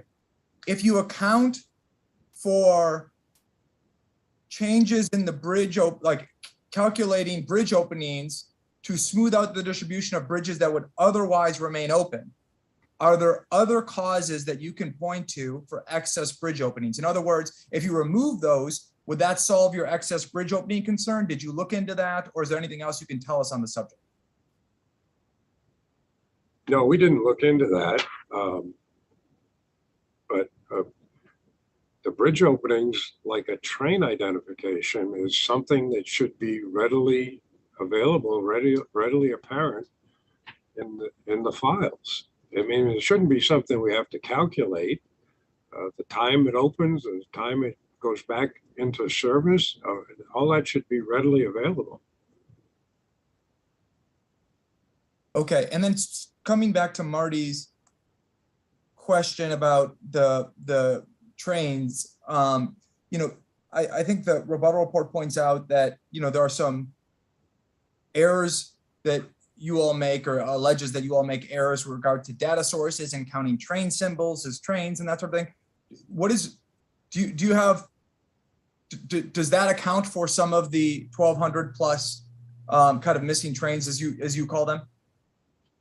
No, we couldn't link those statements back to those trains. They were just general statements that we didn't understand what we were doing. And that's why we got this differential. But we didn't get any additional data to show that we were wrong. So you've seen the waterfall chart that freights have submitted into evidence, right? Yes. Okay, and so is it your testimony that are any of the 5 categories that the freights allege bring down that count? Do you find merit in any of those categories? No. Okay, so could you explain to me why the point about counting yard train symbols, as trains is not a valid point? It's not a valid point in what context? Is not valid in terms of reducing the 1,200 missing trains and bringing that number down. The freights, I think, allege that like something like around 200 of your 1,200, as I understand it, this is their allegation, is are counting yard train symbols as movements. Is that, could you respond to that? Sure. In the RTC model, a yard train has a symbol, like every other train. But a yard train handles operations differently than a manifest train, for example. And let's assume, for sake of this discussion, that the yard train that we're evaluating has 5 different blocks of cars that it handles during the course of its shift. It all has the same train symbol, but with a different letter after it. That's not assigned when the train goes on duty, but assigned by the RTC modelers in this case. And what that does in the model is, rather than have one yard train, it has 5 yard trains. So there are 5 trains to handle that one yard train's duty that day. Now, what does that mean from an RTC perspective? The RTC sees 5 trains that it has to dispatch, has to slide them in and out of the model. And you get things like the second block of cars being dispatched before the first block of cars or the third before the second. One issue. The other issue is because it's a separate train that has to be dispatched by the model, it takes up the capacity of 5 trains rather than one linked yard train that would just keep performing under the original yard train symbol. Does that help? So may I explain it back as I heard it, and then you can correct me? Sure. I have absolute clarity on this point. So it is, you are saying it is true that freights use the same yard train profile to multiple movements. Yes. But the movement, while it's multiple movements, those movements should they should all be part of one movement within the RTC as opposed to multiple movements, because you'd be overstating the impact of the movement. Is that, I mean, that's basically a paraphrasing. That's what you're saying? Yes. And then can you, Patrick, let me just ask for a clarification here. The 5-yard train movements that you're hypothesizing here, are they occupying the track at different points of time, or is this all within a few minutes? I'm trying to understand if they're 5 separate movements, don't they occupy track at 5 different times? Wouldn't that warrant including 5 different trains? They do occupy it at different times, and they occupy it at the times that are assigned in the RTC model. So what difference does it make if you call them 1 train or 5 trains? You still got to account for 5 different times the track is occupied, don't you? You have to account for the movement of the trains as they hit the main line, but the RTC model is keeping track of what is dispatched and when it's dispatched. And it's it sees in its queue these 5 trains as opposed to 1 train doing the work of the yard train. So it's looking at 5 trains, not 1 train, the way they modeled this thing. And there's a common toggle in the RTC model to take care of this issue.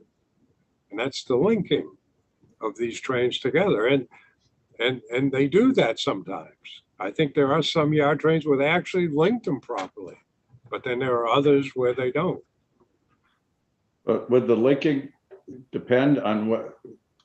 I thought this was all about occupying tracks so that some other train can't move there. Wouldn't it depend on what the yard train was doing about how to include it in the model? Well, yes, it would, but it still has the model looking to dispatch these trains. And it's going to push it out there when it has the opportunity. It's not going to necessarily do it in the order that 1 linked yard train would perform its duty. Now, if you looked at it as 1 train, they may be on the main line only once during the course of that duty. If you're looking at 5, they may have to come back and forth to get the trains or get the blocks of cars and move those on the line. So almost by definition, they're going to absorb more capacity with unlinked yard trains than you are with a linked yard train. Okay, go ahead, Patrick. okay, I was just going to ask generally to respond to the incorrect data set point. I'm sorry, the what?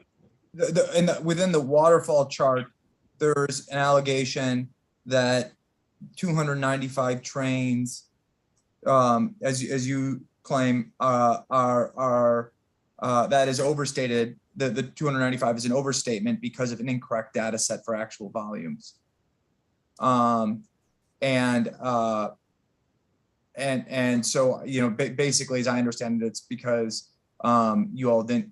The allegation is that you all didn't use the raw data that was in the work papers, and I was wondering if you use the raw data, whether or not you'd have the same finding. Well, we used the data that they used to do their randomization process, and we were under the impression that was the raw data. But you're not able to rule out whether or not there was a different data set in the work paper that would lead to a different result. No, I'm not able to rule that out. Marty, did you have more on this? I think you had already explored the high rail and whether or not there are, just to make sure I'm absolutely clear on this middle category, which is a large one about inclusive of trains that would not be in the data. The chairman asked a number of questions. Is it your view that all of the 582 would be in dispatching data? Are there any, I mean, I'm looking at different categories like light engines, and I think, you know, there were high rails that were mentioned and other things. Engine switches, I think for what do we mean to say for light engines? Is there extant data for all of these 582 to be verified? It should be. If the train, a light engine, or what high rail, whatever vehicle is on the main line, the dispatchers have to know about this, and they will record that sort of thing. It's been my experience. Okay. Well, I just wanted to see if we could pursue fully what other data sources a railroad typically would have that you have not seen that would allow you to fill in any, if not all, of the gaps in the data that you perceive, other than going back out and interviewing the field people who Ms. Rossi and Ms. Sintra interviewed. Right. And before there's a response, just to piggyback on your point, Mr. Chairman, I thought Mr. Crowley said somewhere on the main line, some of the activities occur just in the yard though, right? And so maybe as you respond to the chairman, just work that into your response. Thank you. Yes. Well, I think the category of trains that we're talking about are these foreign trains. And then the question is, how does CSX, in this case, keep track of foreign trains on its line? And as far as the yard train, and that would be the documents we would be looking for. As far as the yard trains going in and out of the yard, yes, that's critical in RTC modeling, because going in and out of the yard blocks the main line. It precludes the main line from being used for something else. It takes up capacity in the model. Does that answer your questions? Yeah. I had just thought I had read that some of the alleged trains would not have triggered dispatching controls. There are some examples that were provided. For example, switching at the south end of Gentilly, switching CSXT Seabird Yard in the yard, and there was a view put forward that some would not touch the dispatching controls. And I'm trying to make sense of your claim that all of that should be in the dispatching data. I agree that, well, I think that there are some that you would think would trigger the dispatching controls, and then there are some that wouldn't. And I'm trying to marry that up with your claim that the dispatching data would have all of the 582. And so I'm just trying to work through that. Well, I don't know if the dispatching data would have all 582. What I do know is that if a yard train or any train hits the main line, that is a recorded piece of information. Now, you can have a lot of yard service, these blocks that we were talking about a few minutes ago, be delivered without hitting the main line, without blocking any main line. So it really depends on a case-by-case basis what the data shows. Okay. Thank you, Marty. That's it for me. In terms of the foreign trains, Mr. Crowley, are you saying that the data you received did not record all the foreign trains that used to go on this line? That's correct. We had, I don't think we had any documentation. I think that was all based on these interviews. Are foreign trains not typically put in the .trains file? I guess it depends on the railroad.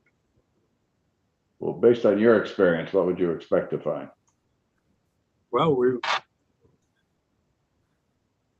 I think it's almost like a 50-50 thing. We've run into that similar problem elsewhere. Well, if they're not in the dot trains file, what other kinds of records do railroads typically keep of foreign trains based on your experience? Well, it's the movement over the rail line, so it probably would be in some sort of a dispatch record.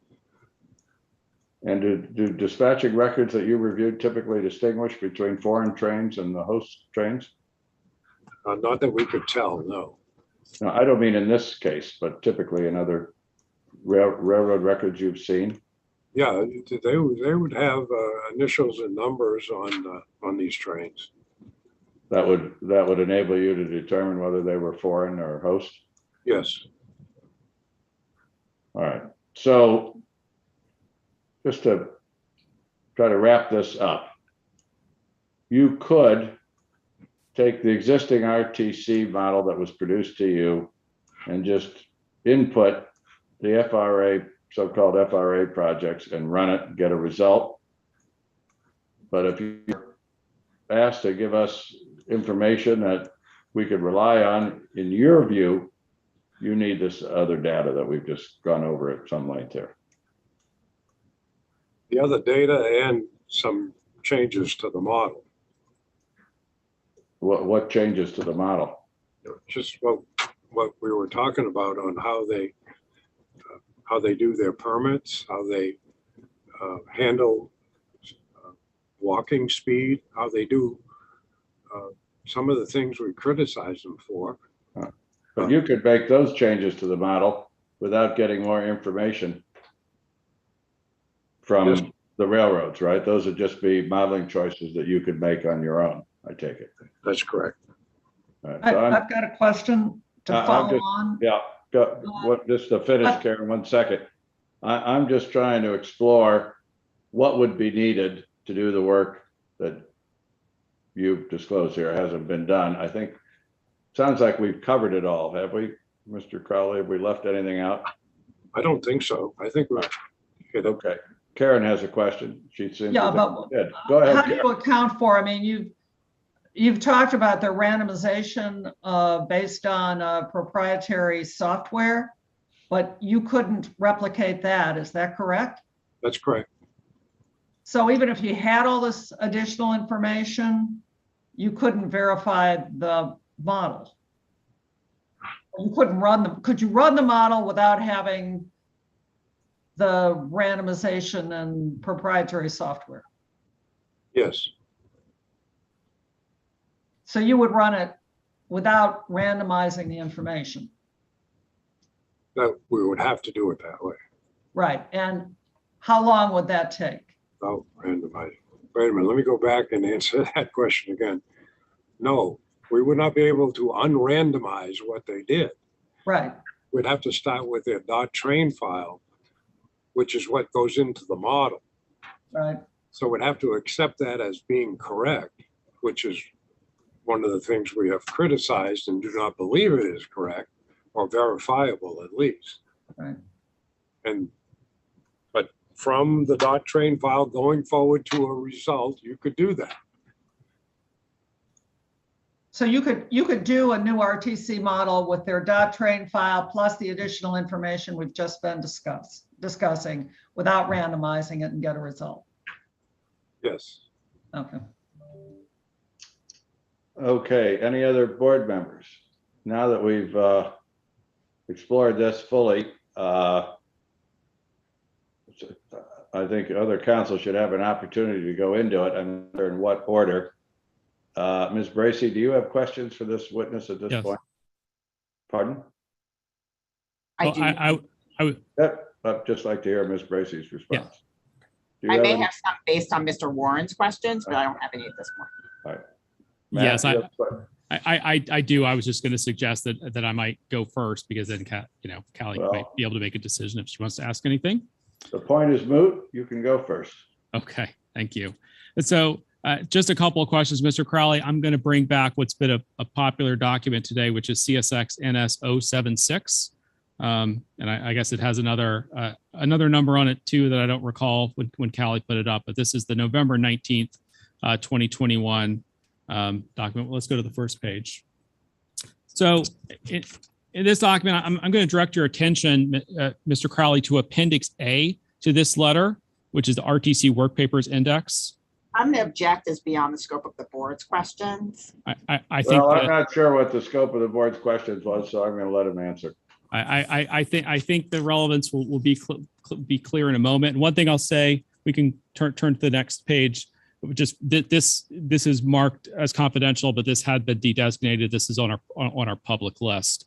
So, Mr. Crowley, did you see this document when it came through? Yes. Originally? Okay. And this is an index of the RTC modeling work papers that were provided with the November 3rd, 2021 opening evidence, right? I've seen it. I don't know when it was provided. Okay. Well, the first section of this is 1.0 CSX and NS provided inputs. And then there's a list of CSX input files. Right. Is that right? Yes. Right. All right. And we've got a few different files here. Just have a minute, Matt, to give him a copy. Just Oh, absolutely. Absolutely. Sure. Just let me know when he's ready.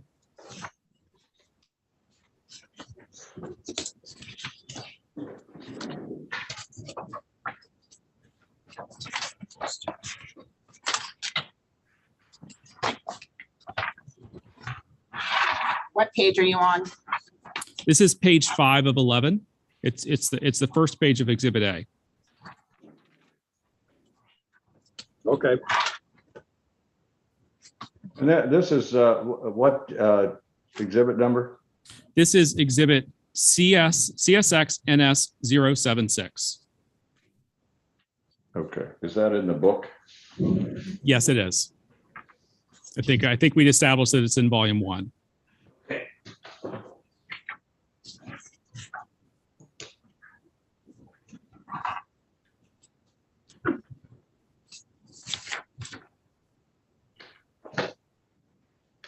Okay.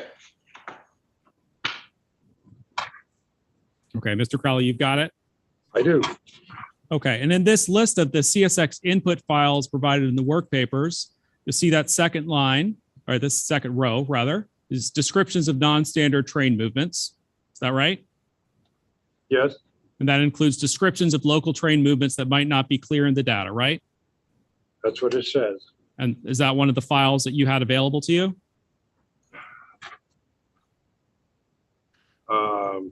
I believe so. I don't recall that specific file, but Okay. Well, reading down, and the next level is OS data, right? The control point on station data. Is that one of the files that were available to you? yes, And am I right that that's really the basis of your criticism that there were files that weren't in the train event data? What you were saying they weren't in, you're saying they weren't in the OS data, right? that's correct. And you heard the testimony from Ms. Ross and Sincannon about all the reasons why particular kinds of trains and movements wouldn't show up in the OS data, right? Right. Right, because if it doesn't pass a control point, it's not going to be in the OS data, right? Right. And that's the reason why foreign trains going through a crossing aren't going to be in the OS data if they don't cross the CSX control point, right? I don't see. You've hit my problem, Mr. Warren. We're not able to verify any of that. I mean, Okay. you say that's what happens, but if you're sitting as an auditor with a charge to verify the data, and all you have is a statement that somebody says, well, it's didn't hit something, that's not a ringing endorsement of the data as being valid. Right, and you just testified a few minutes ago that what you needed was the dispatch data, right? And I testified about what? I'll slow down. That what you needed was the dispatch data, correct? I said that would be where I would start. Okay. Okay. Could I ask you to read, let's see, the 1, 2, 3, 4, 5, the sixth row. What's the file name there?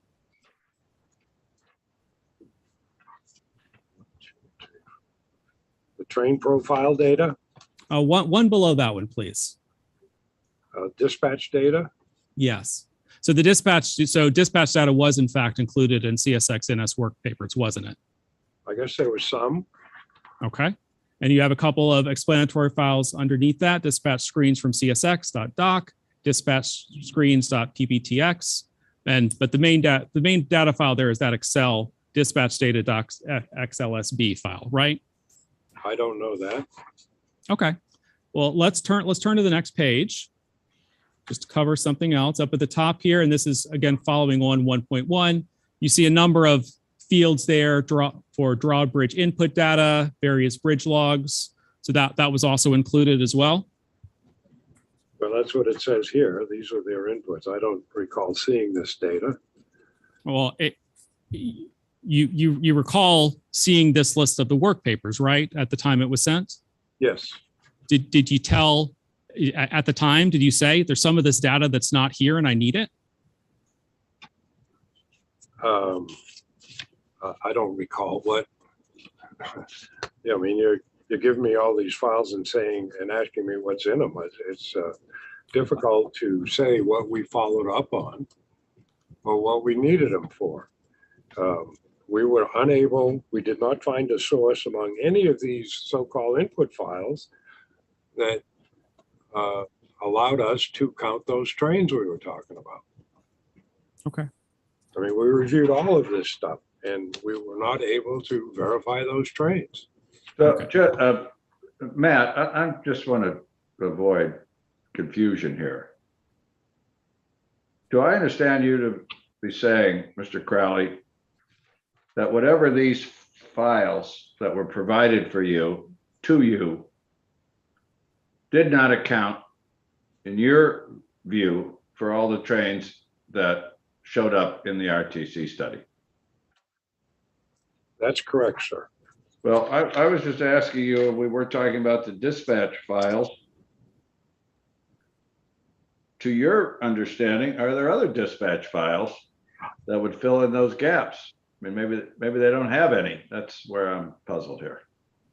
Well, so am I, and that's part of our problem. We were given a file of trains that moved and modeled, and they were modeled, but yet they don't have a data trail back to where those trains came from. And you can point to all these files and say, look, we gave you all these files, but we could find nothing in these files that showed us anything about these trains. So if you've been given what appear to be the dispatch files and the trains still aren't in there, then it seems to me either you have to conclude that the trains were made up or there's some other record keeping system. Would that be a way to understand the dilemma here? Yes, I think what you do is you go back to the carrier and ask them to document where they got these specific trains from. Well, that's what I was trying to pursue here, is that where else could you get data if it's not in the data that purportedly is the place where this data should show up? Where else could it be? Based on your experience? It's got to be there somewhere. It's got to be within their system somewhere. I don't know. I'm sitting here in a quandary because I can't give you a specific name of a file or a model that would generate the data that we're missing. I don't know the proper names clearly because we don't have the data. But there's got to be some trail that allows you to verify that the trains that they put into their model existed. Marty, can I ask a follow-up question? How would you suggest we go about finding that out? I would suggest if you want to pursue that,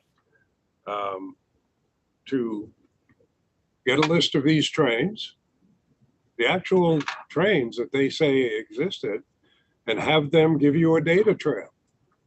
Where'd they get them? Do you have that list of trains? Did you prepare such a list I'm sure we could. from the data you've been given? Yes. Because we modeled them. Yeah, okay. Somebody else had a question. I didn't hear who it was. It was me. Michelle, go ahead. Thank you. Mr. Crowley, upon receipt of all the files that were submitted here, and after you completed your review and determined that there was missing information, at that point in time, did you create a list of all the missing information and submit that back to CSX requesting it? I don't know as it was submitted to CSX exactly that way. Council asked for a number of different things after the November 3rd filing. And as the information trickled in, we evaluated it. But at the end of the day, as we were writing our verified statement, we still had this dilemma of all these trains that were modeled that we couldn't link back to the base period data. Sure, but I think what you're saying is that there was no documentation summarizing the deficiencies in the files that had been submitted to you. Is that, would that be fair? That would be fair. Okay, thank you. Thank you, Michelle. Any other, well, I interrupted. Matt, I don't know that you were finished. I was getting pretty close to being done. I just asked you, Mr. Crowley, you reviewed the rebuttal RTC verified statement of Hannah Ross and Holly Sincannon. Is that right? Yes. And is it right that rebuttal verified statement walks through in great detail the different train categories and what the different data sources show and what they don't show? There was, I'm not sure about great detail, but they did have testimony to that effect. But the bottom line, Mr. Warren, is they didn't provide any data trail back to the actual data that showed that these were trains that should have been put in the RTC model. They were definitely in the dot train file, but there's no trail going back to the actual data. I think we got a little beyond my question there, but they provided sworn testimony explaining, how they created the train file and how they identified these trains, right? Yes. Yeah, twice in fact. They provided sworn testimony and verified statements, and then they provided sworn testimony to the board, right? Yes. Right. And I in your response to Mr. Donahoe's questions, you agreed that you were not accusing them of making anything up, right? I think I said I wasn't accusing them of fabricating data.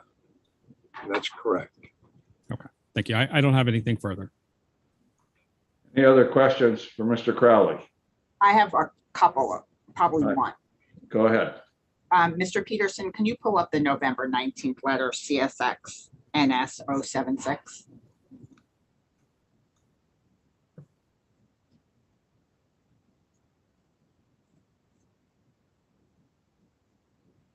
Mr. Crowley, you were asked a lot of questions about this letter. What's the date on this letter? If you can see. November 19th, 2021. And when was Amtrak's rebuttal evidence due or reply evidence due? December 3rd, 2021. Okay. That's all I have. Any other questions? Mr. Crowley. Sure. Thank you for your patience under long circumstances. You are excused. Thank you, sir. Thank you. We're going to break at about 3:30 Eastern. So I'd like to proceed, Ms. Bracy, with your next witness, if you can at this point, so we can at least get started. I just have a couple minutes to clean up. I have paper everywhere. I think that is a very fair request. But I don't think we need to go off the record, we can, I mean, if it's a couple minutes, or do you want a 5-minute break? 5 minutes. All right, we'll take a 5-minute break. We'll come back. It's 2:46. We'll come back at 2:51. I was going to tell. All right. Thank you.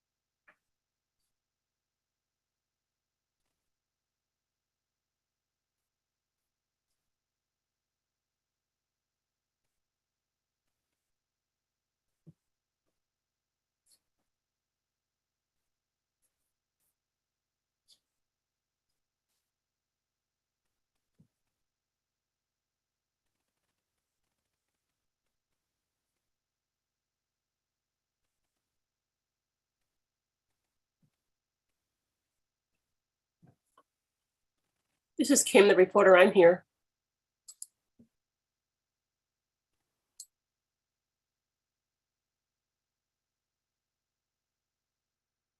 Hey, Kim. Hey,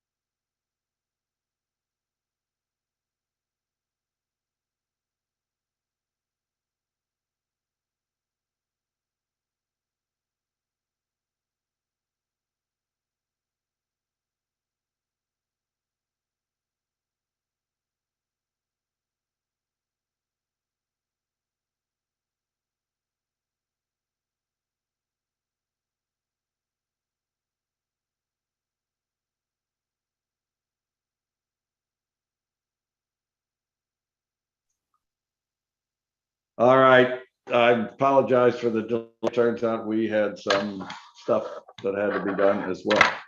So, Ms. Amundson, I take it you're calling the next witness? I am, Mr. Chair. Amtrak's next witness is Jim Blair. And before I call him, Mr. Chair, I just wanted to raise something with the board with respect to scheduling. I believe it's highly unlikely that we will finish Mr. Blair's testimony today. And so I wanted to get some clarity on the scope of any instruction to Mr. Blair. He is our client and is someone whom I regularly consult with on this matter as well as other matters. We would, of course, not talk with him about the scope of his testimony, but given the length of time between now and when the proceeding is scheduled to commence again, May 9th, it would work a hardship on Amtrak not to be able to, for Mr. Blair to be completely sequestered from doing anything with respect to the Gulf Coast when that's part of his regular responsibilities. Well, it may depend on whether cross-examination has begun by the time we finish today. If he's still in the middle of direct testimony, I would, in my discretion, not bar you from talking to him, given the fact that it's a 2 or 3 week delay. If he's in the middle of cross-examination, we'll do it at the time. We'll have to put some kind of restrictions on it. You know, these are not only private clients, but public entities with obligations to perform. And I don't think we can shut down the system because of the trial schedule. So I'm glad you raised the point. Let's see where we at 5 o'clock. Mr. Chair, if I can get a clarification, I thought what counsel was asking for, if she could have discussions with Mr. Blair, not involving this case in the interim. And obviously we're fine with that. Well, I appreciate that, but it sounded like there may be discussions involving the Gulf Coast system, even if it's not in this case, and that might be a hard one to draw.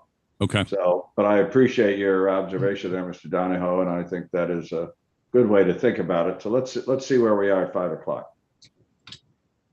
Thank you, Mr. Chair. Amtrak calls Jim Blair. Mr. Blair, would you raise your right hand? Do you swear or affirm that the testimony you're about to give in the proceeding, and this proceeding, is the truth, the whole truth, and nothing but the truth? I do. Please state your name. Jim Blair, B-L-A-I-R. All right, Ms. Amundson, proceed. Thank you. Good afternoon, Mr. Blair. Can you introduce yourself to the board? I'm Jim Blair. I'm the Assistant Vice President of Host Railroads for Amtrak. And can you tell me a little bit about your educational background? I received a Bachelor of Science in Business Logistics from Penn State University with a concentration in Transportation Management. And I received an MBA from St. Joseph's University in Philadelphia. And the MBA was also in Transportation Management? No, it was just a general MBA. And can you tell us a little bit about your work experience? So upon leaving college, I worked several years at General Motors at a final assembly plant in Linden, New Jersey, after which I joined Consolidated Rail Corporation, better known as Conrail, and was there for about 12 years. While at Conrail, I worked in the marketing and sales department and then in strategic planning, doing network analysis and merger and acquisition work. When I left Conrail, I joined a management consulting firm, also doing railroad work, including merger and acquisition support, as well as some network analysis for railroads, and worked for other clients as well. I also worked for a second management consulting firm doing general transportation consulting, including ports, trucking, a variety of consulting projects within the transportation sector. And then I joined Amtrak. And prior to joining Amtrak, the clients that you worked for, did those include Class 1 railroads? Yes.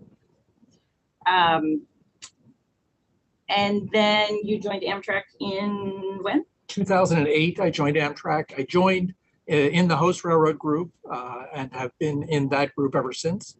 I joined as a principal in the group working in contract matters primarily, but also on certain performance issues, and was later promoted to a senior director in Host Railroads, and most recently as an assistant vice president.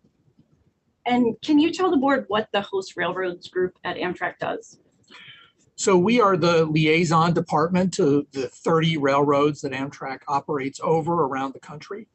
We manage the business relationship with those railroads and the contracts that govern those operations. And we also monitor the performance of our trains on Host Railroad property. And you submitted a verified statement in this proceeding, correct? Yes, I did. And just for the record, that verified statement is attached as Exhibit 2 to Amtrak's reply evidence of December 3rd and designated in this proceeding as Joint Exhibit 32C. And you have a copy of that statement in a binder in front of you, correct? Yes, I do. Does your current position involve working with Host Railroads on new or expanded Amtrak service? Yes, it does. And in general, what are Amtrak's plans for new or expanded service? So in April of 2021, Amtrak announced an Amtrak Connexus vision, which included new or expanded service in 64 different corridors around the country. And we are working with states to try and implement that vision in the next decade or more. Why is Amtrak trying to grow or expand service? Amtrak's network is largely unchanged since our 1971 formation, and but the demographics and the country have changed, and the country's transportation needs have changed. So Amtrak is looking to expand into markets that we have previously served and markets that we have yet to provide service in going forward. And does Amtrak have a congressional mandate to grow and expand service? Yes, we do. It's a part of the goals that Congress has established for Amtrak. How does the Gulf Coast fit into Amtrak's plans to grow and expand service? It's one of the corridors that we're looking to progress in the near term, and we have a lot of public support for that, and as well as congressional interest in progressing this corridor. Are you familiar with Amtrak's efforts to restore intercity passenger service to the Gulf Coast over the past several years? Yes, I am.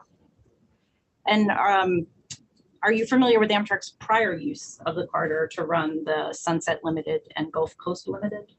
Yes, Amtrak previously operated on the corridor between New Orleans and Mobile with two services. Amtrak operated at two different times, the Gulf Coast Limited, which was a corridor train that operated just between New Orleans and Mobile. And Amtrak also operated the Sunset Limited, which was the first transcontinental train operating from Los Angeles to Miami over this same corridor. And during the times when the Gulf Coast Limited was running, do you recall what the trip time was for the Gulf Coast Limited as compared to the trip time that's proposed for the Gulf Coast service that we're talking about in this proceeding? Yes, it was about 10 minutes faster in its prior incarnation than what we've proposed here. And do you recall about how many freight trains ran on the line when Amtrak was previously operating as compared to today? Yes, there was a document filed in connection with the Conrail case, of which I was a part, that indicated that about 21 trains were operating on this corridor in 1995. And do you recall the testimony about how many trains are operating on this corridor now? Yes, I believe it's about half of that. And when Amtrak was previously operating on this corridor, did Amtrak work with CSX at that time to make any infrastructure improvements along the corridor? Yes, in connection with the Sunset Limited extension of the train from New Orleans to Miami, Amtrak invested about $5 million in the corridor. And who owns and uses those improvements today? CSX does. And why was the service stopped? In 2005, Hurricane Katrina washed out a significant part of the right-of-way. Amtrak suspended service, and we have not returned since. When did Amtrak first try to restore service? I have communications in our file that we've reached out to CSX in 2006 to engage to restart the service. Did Congress eventually get involved in efforts to restore the service? Yes, in 2015, the FAST Act required the Secretary of Transportation and ultimately FRA to form the Gulf Coast Working Group to prepare a plan for the restoration of service to the Gulf Coast. And who were the key members of the Gulf Coast Working Group? FRA was the lead. Amtrak was a member. The Southern Rail Commission, which represented the three participating states, Mississippi, Louisiana, and Alabama. And there were a number of metropolitan planning organizations and cities that were also involved in the Gulf Coast Working Group process. Were the parties who are in this proceeding today members of the Gulf Coast Working Group? CSX was. I don't know to what degree NS was involved. And what did the Gulf Coast Working Group do? The Gulf Coast Working Group developed a plan for the restoration of service to the Gulf Coast, working with the parties that I just identified, and ultimately presented a report to Congress. They also established a demonstration train that ran across the corridor to help generate local interest in the operation, and that was a very successful operation. And you mentioned the Gulf Coast Working Group report. I'm going to ask you to take a look at that report, which is designated as Joint Exhibit 32F. And it is attached as, I believe, Appendix C to your statement. And I'm going to ask first, before I direct you there, what did the report recommend as its? Mr. Amundson, is this the one with the cover sheet that says final report July 2017? I believe so, sir. Let me. Yes. I'll make sure I'm looking at the same document. I have it reproduced. Yes, that's correct. Okay, thank you. Sure. And what did the report recommend as its preferred option for restoring the Gulf Coast service? It recommended the restart of a daily long distance service from New Orleans to Orlando with a a corridor service from New Orleans to Mobile to follow shortly thereafter. And I'm going to ask you to turn to page ES3 of that report. So executive summary 3. Okay, I'm there. And you see the table on that page there? Yes. Can you just explain what we're looking at there, specifically with the New Orleans to Mobile corridor? So the table presents a capital cost summary for FRA's identified improvements for the restoration of Gulf Coast service. The New Orleans to Mobile lists 2 columns. One is listed as the minimum needed for passenger rail service, which totals $5.376 million. The second lists service level for ongoing operations, which lists $94,881,000. Thank you. Mr. Peterson, you can take that back down. Do you know what that recommendation was based on? It was based on FRA's evaluation of the corridor for what was needed to start the service versus what was needed to improve the conditions on the route over time. And what did FRA do to develop that recommendation? FRA reviewed data from CSX, including string lines, track charts, aerial photos. I believe there was some on the ground survey as well.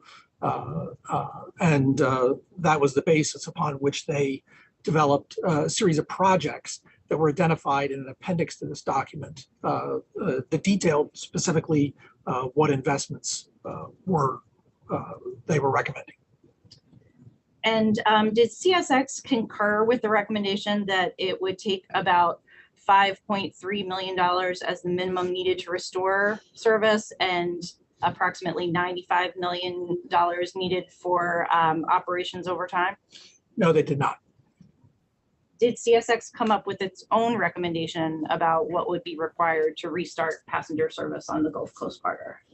Yes, CSX conducted a study along with HDR, an RTC modeling study, is my understanding, that identified $1.1 billion in capital investments for the restart of service between New Orleans, just New Orleans and Mobile. And I do just want to clarify for a moment, that was $1.1 billion between New Orleans and Mobile. We've also heard a $2.3 billion number referred to in these proceedings. Do you recall what that $2.3 billion was? Yes, my understanding was the $2.3 billion represented the operation of the long distance train all the way from New Orleans to Orlando. And after CSX said that it would require at least $1.1 billion to restore service between New Orleans and Mobile, did CSX express a willingness to continue to work with members of the Gulf Coast Working Group? No, I had heard about that from coworkers, but it's also reported in the Gulf Coast Working Group report that they did not want to continue to work with the Gulf Coast Working Group. And did Amtrak nonetheless attempt to continue to engage with CSX on the restoration of service? Yes, we did. We still feel this is a corridor that has high potential. And do you recall when Amtrak kind of next sort of reached out and tried to get the restoration of service underway? My involvement in that began in 2018 with the sending of a letter from our Amtrak CEO, Richard Anderson, to CSX CEO, Jim Foote, requesting that the parties re-engage to progress the Gulf Coast service. And did that outreach eventually result in any agreement about RTC modeling? Yes, it did.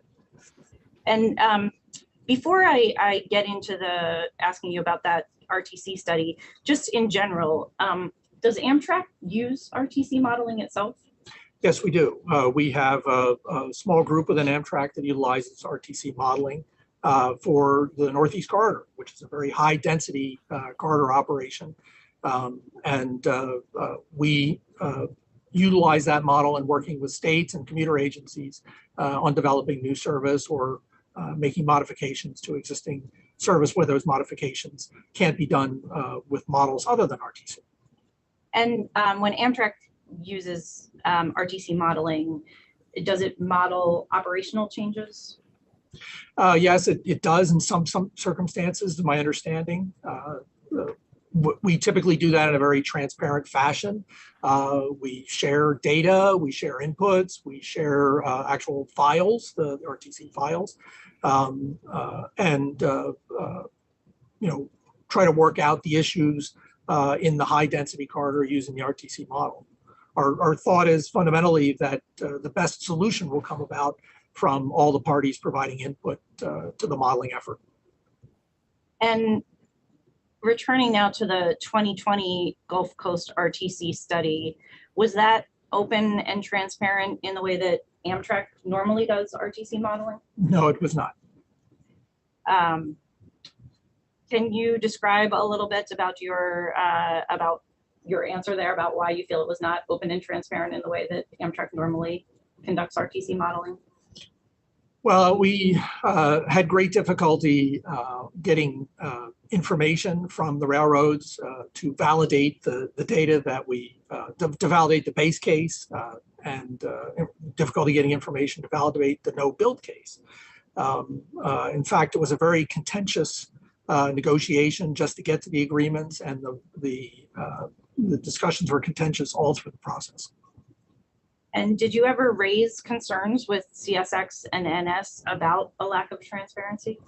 Yes, on 2 different occasions, I'd written letters to NS and CSX, and it was a regular topic on our weekly phone calls. And just what type of data were you looking for? We were looking for data to validate the base case, looking for data that would give us a better understanding of their operations on the line, what sorts of service criteria that they might have. Did they have premium service, customers that needed to be served, a better understanding of local operations that might be on the line,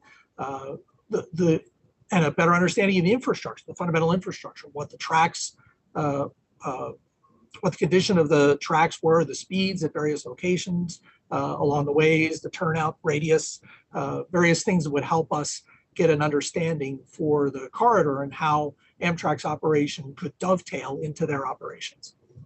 So things like track charts and signals, things like we've seen CSX and NS witnesses talk about in this proceeding, right? Yes. And how did they respond when you asked for this data? Initially, we were asked for a basis for why we wanted it, and having supplied that several times, they ultimately said no. Could we put a time frame on when these requests, this back and forth that Mr. Blair's just talked? Sure. Do you want me to, would you like me to do that? Okay. Sure. So the study started in January of 2020. I believe I wrote my first letter in April of 2020 to request more transparency for the analysis going forward. That was during the building of the base case, which would have been the 2019 era traffic flows. The second communication I had with the railroads was in August of 2020. And that was where we had detailed for them at their request what information specifically we wanted. And we provided that in a multi-page letter, which I think is attached to my verified statement. And we received a response that we would not be getting that information. Mr. Blair, if you don't mind, Ms. Amundsen, I think it would help. At this point in time, I think you said a few minutes ago that Amtrak has internal people who work with RTC studies. Yes. Were you working with them in terms of knowing what data you wanted? Yes. All right. So you were not working with Mr. Crowley or an outside firm at that point? No, the outside firm was engaged, that we engaged was HDR to run the model, but we did use our in-house experts on what data would be most appropriate to validate the information that the consultant was developing. Okay, thank you. Certainly.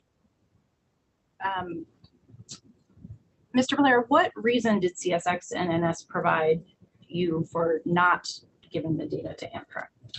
They indicated that it was commercially sensitive data and security sensitive data. And did Amtrak offer to enter into other agreements to protect the confidentiality of that data? Yes, we've entered into many non-disclosure agreements, even with NS and CSX, on data exchange, but we were not allowed to see the data even with that offer.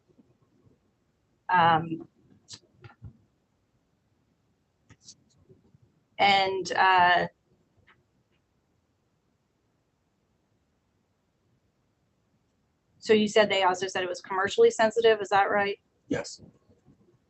Have you since seen some emails from CSX and NS that have led you to believe there may have been different reasons they didn't want to provide their data to Amtrak? Yes, I have. And I'd like to avoid going into confidential session, but just generally, those include the emails that we have discussed in this proceeding in the confidential sessions with the witnesses from CSX and NS? Yes. And just in general terms, after viewing those emails, what do you now believe is the reason that CSX and NS would not provide their data to Amtrak? I believe they were concerned that Amtrak and or FRA would have access to data that would undermine their objective of securing specific infrastructure and perhaps unreasonable infrastructure in the corridor. And this 2020 study, was it governed by any agreements? Yes, there were 3 interconnected agreements that governed the 2020 study. Can you just say what those agreements were? We had the RTC study agreement, which was that covered the scope of the study. We had a data sharing agreement that governed the confidentiality of certain data and also dealt with some of the process of data exchange and commitments from the parties to share data. And we had the scope of work with the third-party consultant HDR that governed specifically what the consultant was being tasked to do in the RTC study process. And what was— Excuse me, if I may. I'm sorry to interrupt, but Ms. Robinson, I'm not seeing you on the screen. I don't know if anybody else is having the same issue. Oh. I am. Oh, apologies. Well,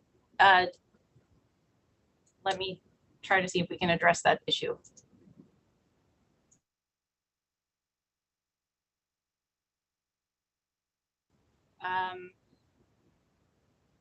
I don't think this is your fault, Ms. Hamilton. So you may have disappeared into Narnia.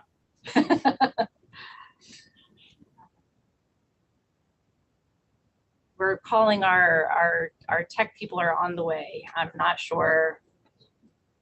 Well, I'll tell you what, it is 3:26. We have to break at 3:30 as it is.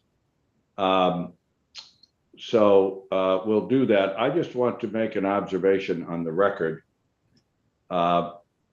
We've now had testimony unobjected to about the emails that were discussed in the confidential session.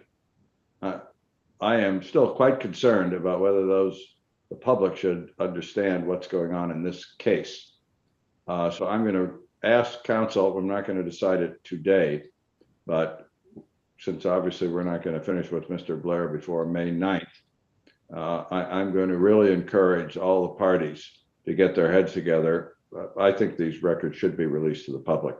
I know there was a pending argument, I won't get into it. But while it's fresh in my mind, I just think this is a matter of significant public interest. This entire case and everything that should be in the public view should be there. So I'll just encourage you all to work this out. And if not, I think the board will be prepared to make some rulings on it by the time we come back on May 9th. So with that, it is now 3:28. We will reconvene at 4 Eastern, and we'll go for an hour. We'll get as far as we can. All right. Okay, we will see you in a half an hour.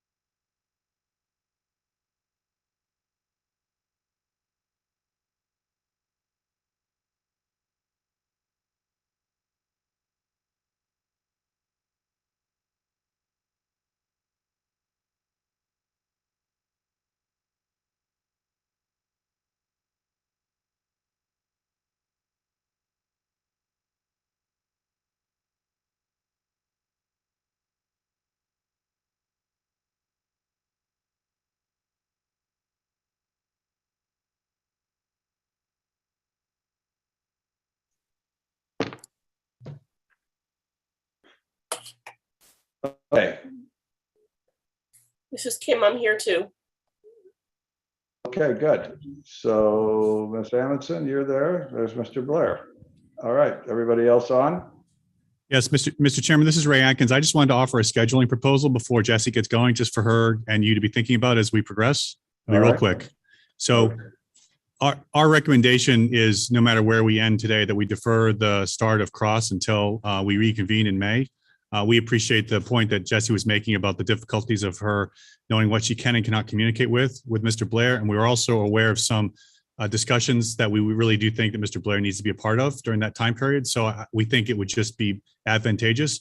We defer to the board and to Jessie about this, but we just want to put that proposal out there for you to consider it. And then you can decide it obviously when Jessie's done with the direct. Well, let's see how long that takes. I'm sure the board will have some questions too before you start your cross. So it may be a good suggestion, Ray. I mean, or it may just be a natural ending point anyway. So, but I appreciate the suggestion. All right, and Mr. Blair, you remain sworn, you understand? Sir. All right, Ms. Amundson, Jessie, go ahead. Thank you. Mr. Blair, where we left off, I believe you were telling us about the agreements that governed the 2020 RTC study. What did Amtrak hope to accomplish with those agreements? We had hoped to work through the process that was basically established in the Gulf Coast Working Group to identify the specific infrastructure projects that might be needed in the future for future improvements in the corridor, and come to agreement with the parties on a near-term start of service. And how was the 2020 RTC study funded? The study was funded primarily from FRA, although Amtrak expected to be supplementing that amount for certain of the scenarios that Amtrak may want in excess of the ones that FRA had authorized. And did FRA also want the same sort of data transparency that Amtrak was asking for as part of the 2020 study? Yes, they did. And why? FRA had indicated that without the transparency, the data was not usable for purposes of discretionary grant funding, and that fundamentally it really wouldn't allow them to validate whether or not the model was accurate in projecting both its current or future cases. And were you here for Mr. Hunt's testimony? Yes, I was. And did you hear Mr. Hunt suggest that Amtrak got itself over its skis with respect to different data requirements in its funding agreement with the FRA? Yes, I did hear that. And how did you react to that statement? Well, I would disagree with Mr. Hunt. Both Amtrak and FRA knew that there were the differences in the data that Amtrak was seeking and what FRA had requested in the grant agreement. And that's partly why the Amtrak supplemental funding was set up, so that we could address any of the discrepancies that might have existed there. Ultimately, that didn't turn out to be a problem because because of the amount of delay that we experienced in the study and the lack of transparency, we didn't need to continue the study absent FRA funding. We both agreed that the study was not worth progressing. And I believe you testified that HDR was the consultant who conducted the 2020 study. Is that right? That's correct. And you may have heard CSX and NS witnesses refer to HDR as Amtrak's consultant. Did you consider HDR to be Amtrak's consultant with respect to the 2020 study? Well, HDR was under contract to Amtrak, but HDR was selected ultimately by CSX. HDR had access to CSX's data for the infrastructure and the prior data from the 2015 study. And CSX had indicated they would not be willing to share that with a consultant other than HDR. So we conceded to utilize HDR for the 2020 study. And what sort of procurement did you have to use in order to engage HDR then? Under the federal procurement regulations, we had to justify that as a sole source procurement. What was the duration of the RTC study agreement and the data sharing agreement that you signed in January 2020? It was set up as a one-year agreement for a study that was expected to take 6 months. And did the study finish in 6 months? No. Did it finish in a year? No, it didn't. In fact, when the agreement expired, we had only completed 2 of the 6 tasks in the original scope of work. How long did you expect it would take to complete the study? We had conversations with HDR in December and in January and expected that the study could last another year. Were you here for the opening statements? Yes, I was. And did you hear Mr. Atkins on behalf of CSX open the proceedings by saying that the process of adding passenger service has 2 key ingredients? The first is a robust study to examine the impacts on existing freight service, and the second is collaboration. What was your reaction to that statement? I thought that was exactly the opposite of what I felt needed to be done. And that seemed to be the model that was adopted in the 2020 study, where we didn't have the opportunity to collaborate up front to work on operational solutions or schedule adjustments or things that might minimize the interference to both parties. Instead, we had a model that was done largely without collaboration, and then we were asked to agree to its construct. And did you hear Mr. Hunt testify that there have been other projects involving Amtrak that used RTC modeling? I believe he mentioned the Piedmont project, the Roanoke project, and the Norfolk project. Was Amtrak actually a party to the RTC modeling that was conducted in those cases? No, we were not. We were not invited to participate in the RTC modeling. So you said that the term of the January 2020 RTC study was for 1 year. When it expired in January 2021, what happened? I notified the railroads on our weekly call that we were not intending to extend the agreement. And just a few days later, I sent them a letter asking that they consent to the start of Gulf Coast service. And when you sent that letter, for whom did Amtrak propose to operate the Gulf Coast service? Proposed to operate the service on behalf of the Southern Rail Commission, which is a multi-state agency. And what states are involved with it's also been called here the SRC, right? SRC. And what states are involved in the SRC? Mississippi, Louisiana, and Alabama. And are you aware that in this proceeding, some officials from Alabama have expressed some reservations about restoration of the Gulf Coast service? Yes, I am aware of that. And what is your reaction to the reservations that have been expressed? Well, I think Amtrak is disappointed with the reservation they've expressed, and we are hopeful that we'll be able to resolve those issues. But we are comforted by the fact that there was a lot of individual support letters filed on behalf of Alabama citizens for the service. And we think there's a significant value proposition for the state of Alabama and for the city of Mobile in particular with the reintroduction of Amtrak service between New Orleans and Mobile.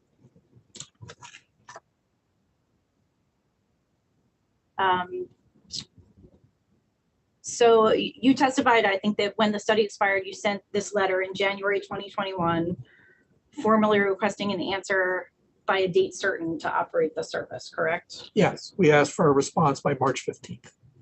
And in that letter, did you propose payments for the Gulf Coast service that you were seeking to restore? Yes, we did. The individual operating agreements with both CSX and NS provide that when we request service, we are to propose specific payments in accordance with that service modification. And just in general, how do your operating agreements with CSX and NS, or your operating agreements in general, treat Amtrak's payments to host railroads for infrastructure costs versus payments for operating service? The operating agreements, by their nature and by their name, fundamentally deal with the regular operations of Amtrak trains on host railroad property. when we do capital projects, we typically do them outside of the operating agreements through a construction agreement or through an authorization notice process. And the letter that Amtrak sent in January 2021, did that propose a schedule for the Gulf Coast service? Yes, it did. And how was that schedule determined? So generally, schedules start with a market assessment. And in the case of the Gulf Coast, we had the historic pattern of operations. We looked at looking to establish a service that arrived in the respective cities in the morning and would return in the evening so people could spend an entire day in each of the cities. So we had historical operations of the trains that we could work from to determine what an appropriate schedule was on this same corridor. We had ride studies that had been completed in the 1990s that also gave us validation. And once we had a straw man from that, we worked with HDR to try and slot the train in to the freight activity in the corridor by the use of a heat map. Can you explain a little bit about these heat maps? I believe Hannah Ross explained that a little bit. It was a picture that represented by color what the level of train activity would be. So it ranged from blues, cold, meaning no activity, to reds or whites, meaning higher levels of activity. It was really a substitute for string lines, which was a much more common tool for us to use. And we overlaid our schedule on the heat map and then adjusted it to see if we could get out of the hot zones and into the colder zones so that we could minimize the amount of impact we might have on the freight operations. We took 6 efforts, 6 times to analyze that schedule and finally decided on a schedule that we thought could be operated effectively in the corridor. Are you aware that the statute that is at issue here requires that the board consider, when deciding whether to order service, the statutory goal of Amtrak to implement schedules that attain a system-wide average speed of at least 60 miles an hour that can be adhered to with a high degree of reliability and passenger comfort? Yes, I am. Will the Gulf Coast service be compatible with that statutory goal? We believe it will. The maximum authorized speeds on the line are 79 miles an hour for passenger trains. And so that gives us a good opportunity to try and meet that standard. What is Amtrak's basis for believing that it will be able to achieve the 80% on-time performance standard for the schedule that it has proposed? So first of all, we had some data on our prior operations on the corridor. And second, we have a number of corridors that are similar in nature in terms of length and single track with passing siding structures. So we looked at those two sets of data. We also, in our work with HDR, had them assess what the performance of the train would be, and it performed well in their analysis. And I believe even the respondents have identified that the trains would perform well in their analysis. There's been a lot of discussion in these proceedings about the 95% on-time performance metric that was in the 2021 Banks, Guthrie, and Dingler RTC study. Are you aware of what I'm referring to there? Yes. So we saw earlier today, I believe, a chart that showed that in the 2019 base case, which is the just the existing infrastructure with just passenger service added, that 3 out of 4 Amtrak trains were achieving on-time performance in the high 95% or over. Do you recall that? I recall the chart. And one was achieving almost 100% on-time performance in their model, correct? I don't recall the specific number, but I do recall it was high OTP performance. Are you aware of any CSX or NS line that achieves on-time performance numbers like those that were in that chart? Not currently, no. And what would be the consequence of modeling preference for Amtrak in order to achieve such high on-time performance? Well, I'm not a modeler, but it would seem to inflate the amount of infrastructure that might be needed or the amount of delay that might be incurred in connection with the operation of the Amtrak trains. Are you aware that the Banks, Guthrie, and Dingler RTC study modeled things such that Amtrak would only use a siding when meeting another Amtrak train? Yes. Is it Amtrak's position that it can never take a siding when it meets a freight train? No, in fact, often that allows us to make better time across a route.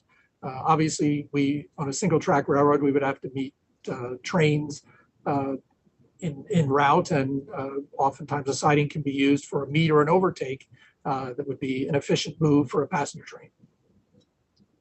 And what is the consequence of modeling such that Amtrak can never use a siding when it meets a freight train? Objection, Chair. This is beyond the scope of his expertise.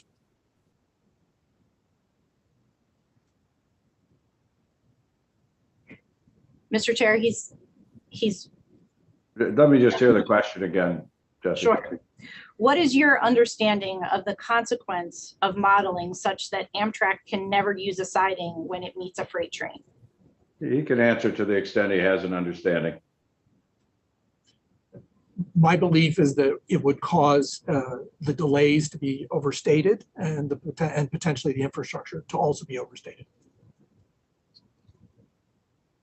Mr. Blair, you heard Mr. Dingler's testimony, correct? Yes.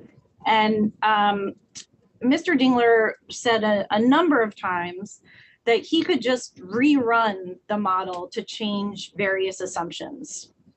What is Amtrak's view of the utility of rerunning the model that's been presented in this case? Well, I guess Amtrak is not sure, or certainly certain yet, that we can even validate the base case upon which the model was built. I think these other concerns that were raised in Mr. Crowley's testimony today are also concerning. And we're also concerned about the 20-year perspective on infrastructure, that infrastructure would be built on the basis of a 20-year forecast. I mean, I knew when my daughter was born that she would need a car in 20 years, but I didn't buy it then. And if we had to rerun the RTC model again, how many RTC models would we be up to for this service? Well, I think this would be the third. I think this is probably the most RTC model route we have ever encountered. Are you aware that this would be the fourth? That's yes. Right. That's right. In addition to the FRA study as well, right? Yes.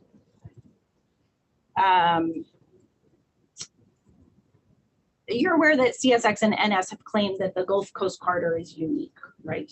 Yes.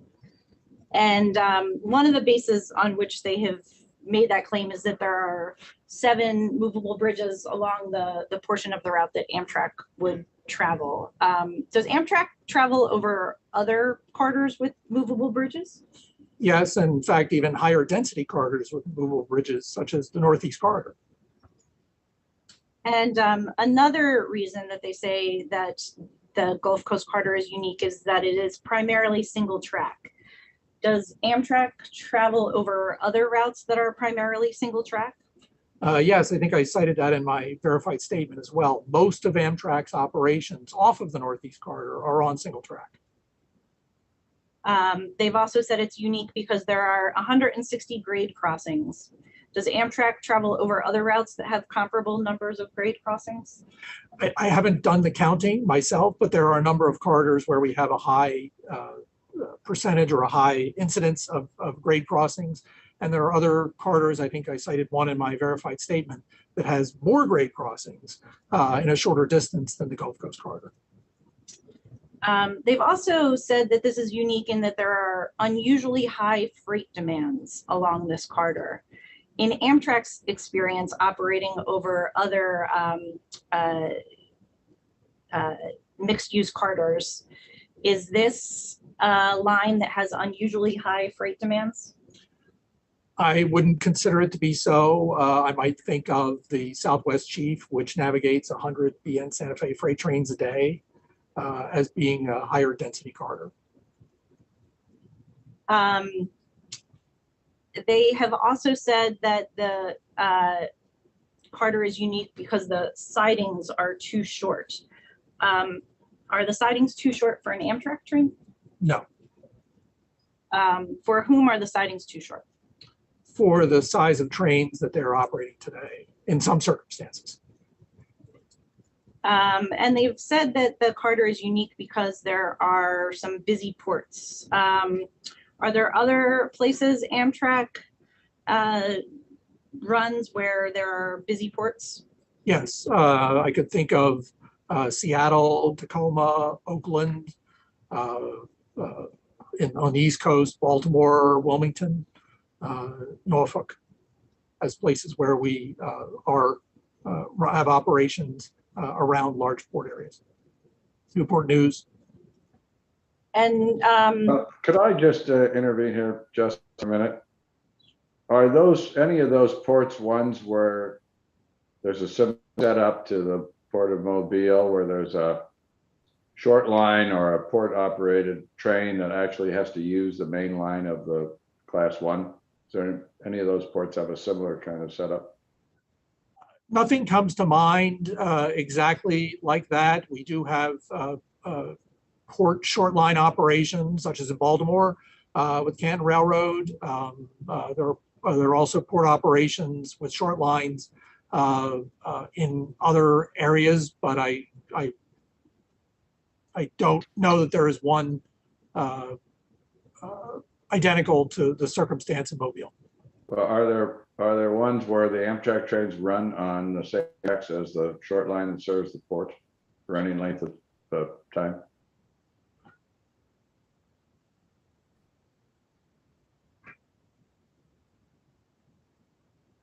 I don't know that I can think of one off the top of my head, sir. All right, thank you. Mr. Blair, they've said, CSX and NS have said that the Gulf Coast corridor is unique because there's no other route over which Amtrak travels that has all of these things that I've just gone through with you in combination. What is your reaction to that, Steve? Well, I think perhaps it's maybe unique like a snowflake in the sense that it does have certain elements that we don't have elsewhere. I don't have another train that operates through Bay St. Louis, but I think that fundamentally, Amtrak's approach to each corridor uses the tools that we have when the train runs, what size the train is, and how much recovery time is in the schedule to try and accommodate whatever circumstances are presented to us. In Mr. Hunt's testimony, he compared the New Orleans terminal to Chicago. How many Amtrak trains currently use the New Orleans terminal? There's 5 trains daily. And if the Gulf Coast service were added, how many Amtrak trains would be using the New Orleans terminal daily? Be 9 trains, still less than 10. And how many Amtrak trains are in and out of Chicago every day? It's 50 trains daily. And how many of those run on NS and CSX lines? I believe there's 16 that run on NS and CSX lines out of Chicago.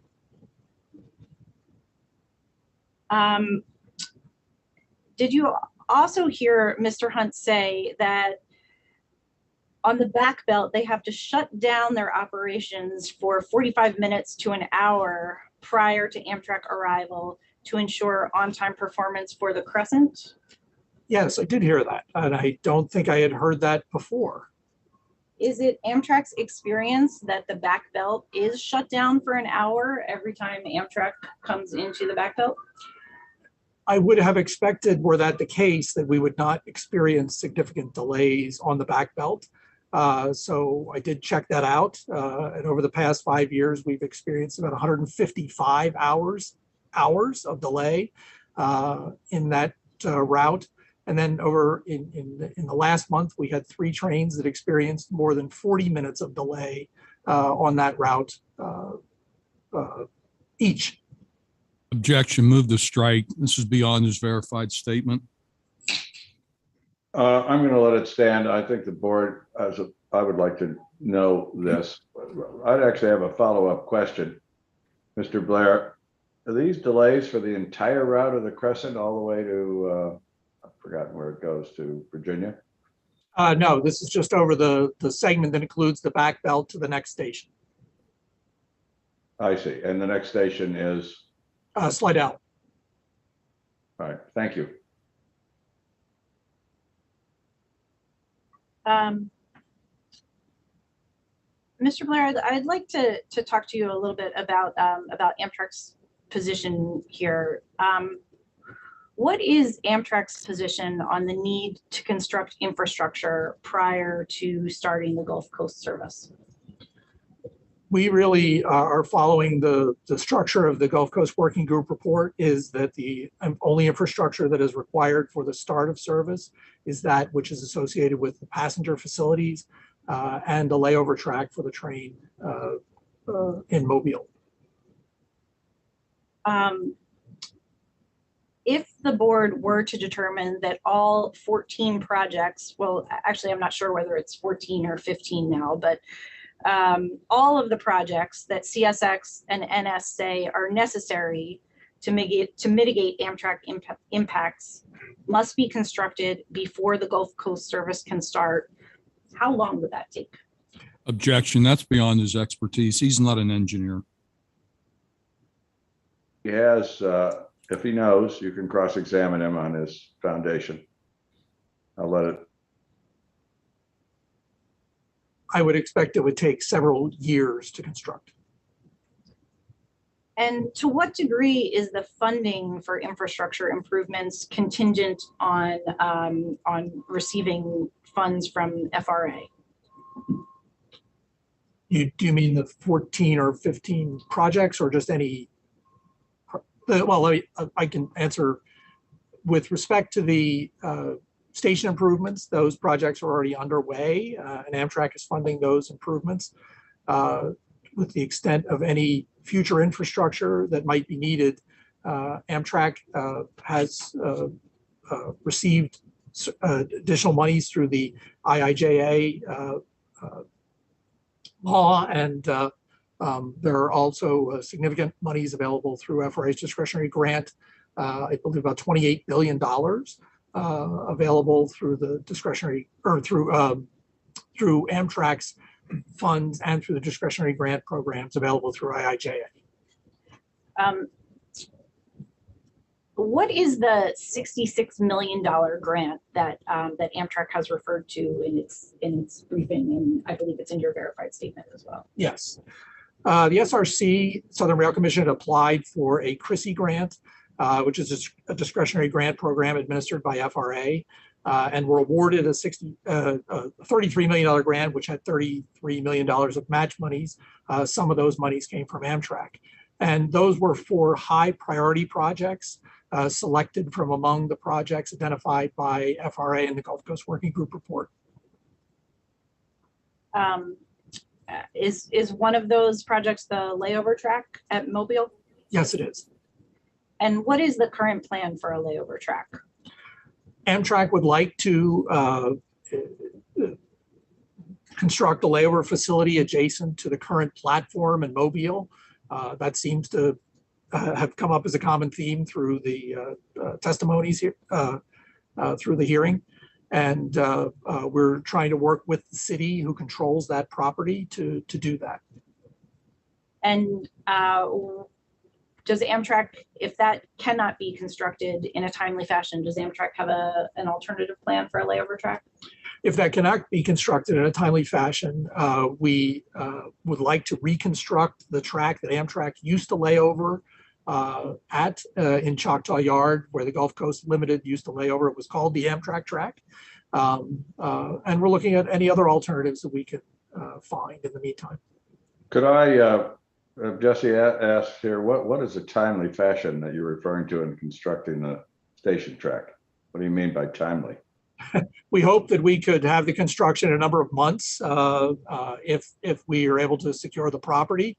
But I don't know what the construction would be. Our engineers have only estimated, based on their review, they've only estimated what could be done, but I don't have the specific timing. So, but is it your understanding that construction time it would take a few months? Is that the range? That is one of the discussions that they had about based on the type of construction that they had proposed that could be done. I don't know that they have information, enough information on what condition what conditions they might find on the railroad. They did conduct a survey in December of the line and did some preliminary drawings on that basis. But I don't think we have been back to evaluate the the site further for construction. There was some reference by an earlier witness that the platform and the area where the Amtrak station was owned by CSX. You said it was controlled by the city. Can you enlighten us a little more on what's involved to build a station track there? I believe it is owned by the city.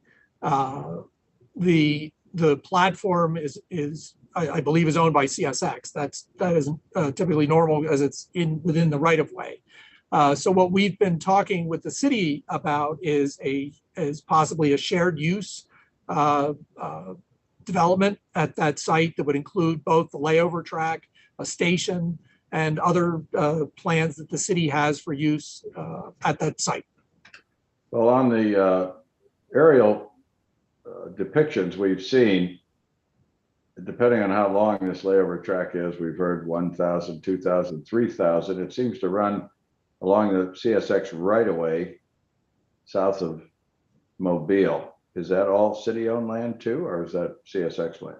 No, I believe that's all CSX-owned land. The only property that we understand to be owned by the city is the former station site. So I assume just a few feet off of the platform would be city-owned property. All right, and you're in discussions with the city now about some kind of an arrangement between Amtrak and the city? Yes, I would characterize those as early discussions. Okay, thank you. Mr. Blair, you also testified that there is some work that Amtrak is funding on station rehabilitation. Is that right? Yes. And what's the status of that work?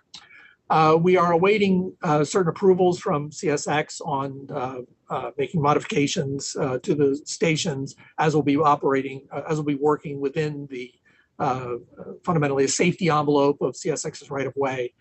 Presuming that we get those approvals quickly, we believe we'll have all of the station improvements completed before the end of the year. And what Amtrak needs to, of course, qualify crews to operate the Gulf Coast service, correct? Yes. And what is happening with Amtrak's plans for crew qualification? We had made a request to Norfolk Southern to qualify crews. That request was denied. We've brought that issue before the board for their resolution. Does Amtrak have crews sort of ready and waiting? Yes, we have hired crews already, and they are awaiting the opportunity to qualify, to begin qualifications. Mr. Blair, I'm going to ask you to look back at the Gulf Coast Working Group report once again. Again, this is Joint Exhibit 32F, and I believe it's Appendix C to your verified statement.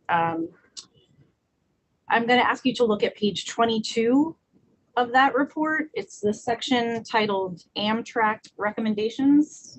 Do you see that? Yes, I do.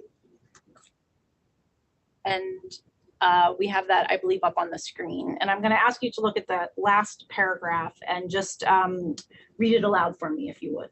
Okay. In terms of capacity improvements, Amtrak supports a phased approach after service is restored. Initial phases would include improvements that provide routes around major rail yards to increase speed and minimize risk of delays, and provide flexibility for meets between opposing Amtrak trains. Subsequent phases would involve improvements that would facilitate meets and overtakes between Amtrak and freight trains. After Gulf Coast service is restored, the process of identifying exact infrastructure improvements would involve a more in-depth review of the existing infrastructure and be informed by actual experience. See Amtrak's November 10th, 2016 letter to FRA in Appendix A for more details on their recommendation. Thank you. Is that still Amtrak's position? Yes. And in this proceeding, Amtrak wants an order to start service? Yes, I think that would be the most helpful thing that we could get, is to have an order that would permit us to start service on a date certain. That would eliminate the delay that we've experienced up to this time. And Amtrak thinks that identifying infrastructure improvements is best informed by the actual experience on the route once the service is up and running? Yes, there have been many different evaluations of the corridor, each with slightly different analyses for what infrastructure would be best for the corridor. And our concern is, if without a consensus in that sense, it would be best to get actual experience with the operation of the train.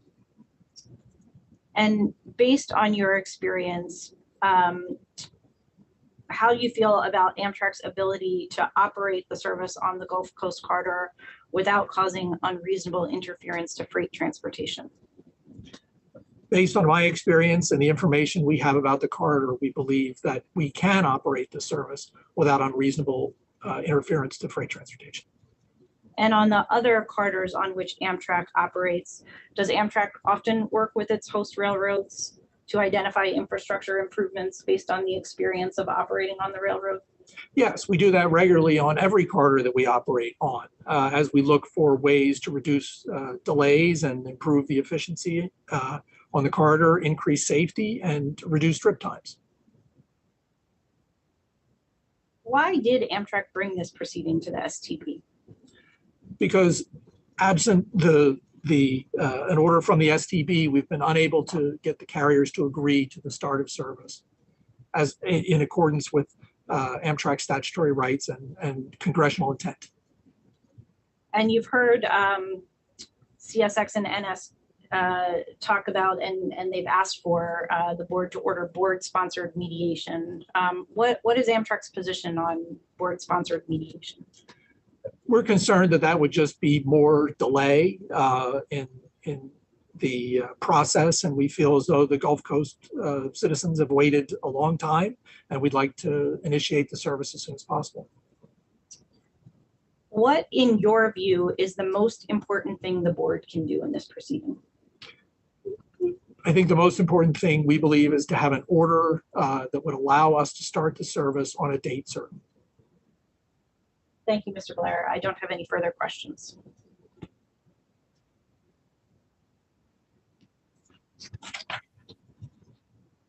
Mr. Chair, I believe you're on mute. It's almost 4:45, so I think that Ray Atkins' suggestion that we defer cross until you return, we're not going to lose much by finishing this case in the 50 minutes. I actually have a few questions which I'd like to ask, and other board members may as well. So the first question is that I understand that Amtrak participated in the Gulf Coast Working Group study and endorsed the conclusions, Yes, sir. which included $100 million roughly of infrastructure. I assume that's based on 2017 dollars, correct? Yes. So you must have come to some conclusion that $100 million was needed, or you wouldn't have endorsed it.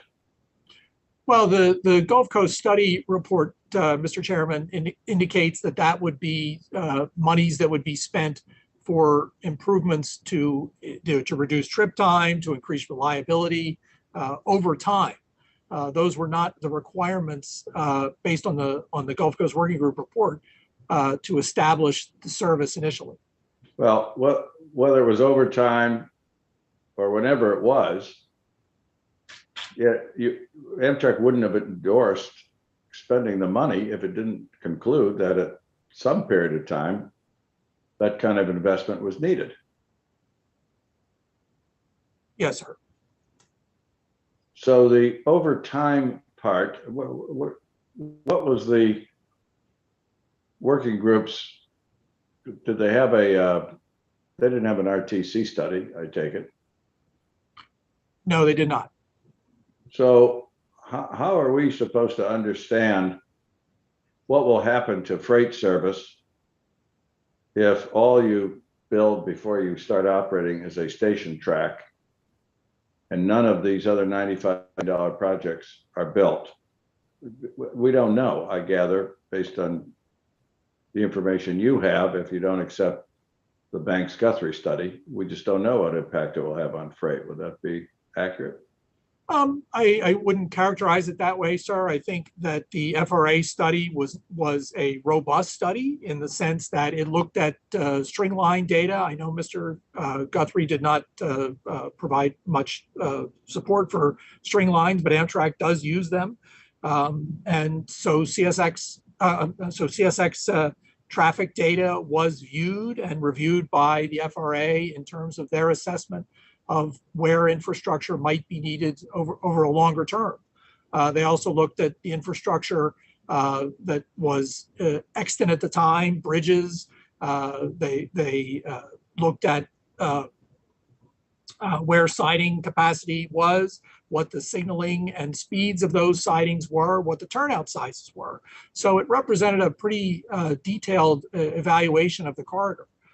Similarly, Amtrak in 2016 was asked by the SRC to do its own evaluation of the corridor, and Amtrak came up with its own conclusions on the corridor. They were similar to the FRA conclusions, not identical, and those were likewise based on an evaluation of the corridor. So I think we have two evaluations of the corridor that took place absent an RTC model that both came up with similar results.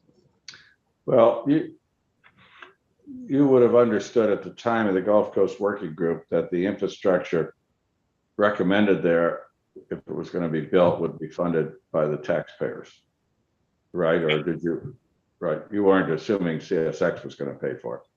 No, we were not assuming CSX would pay for that. So here we have a conclusion that $100 million of public money is recommended to be spent. And you've talked about the fact that Amtrak uses RTC studies and has internal RTC experts. How could Amtrak, as a quasi-public institution, or however we're describing it these days, recommend, I guess, to the Congress and all the others that $100 million should be spent without running your own RTC study? I mean, that's a lot of money to spend without an RTC study, isn't it? We keep hearing the RTC is the gold standard. Everybody uses it. You use it. I'm trying to figure out what the decision-making process was at Amtrak when it decided to support the $100 million. Maybe that you would comment on that. Well, I wasn't a part of the team at the time, but there are many times that we introduced service without RTC modeling,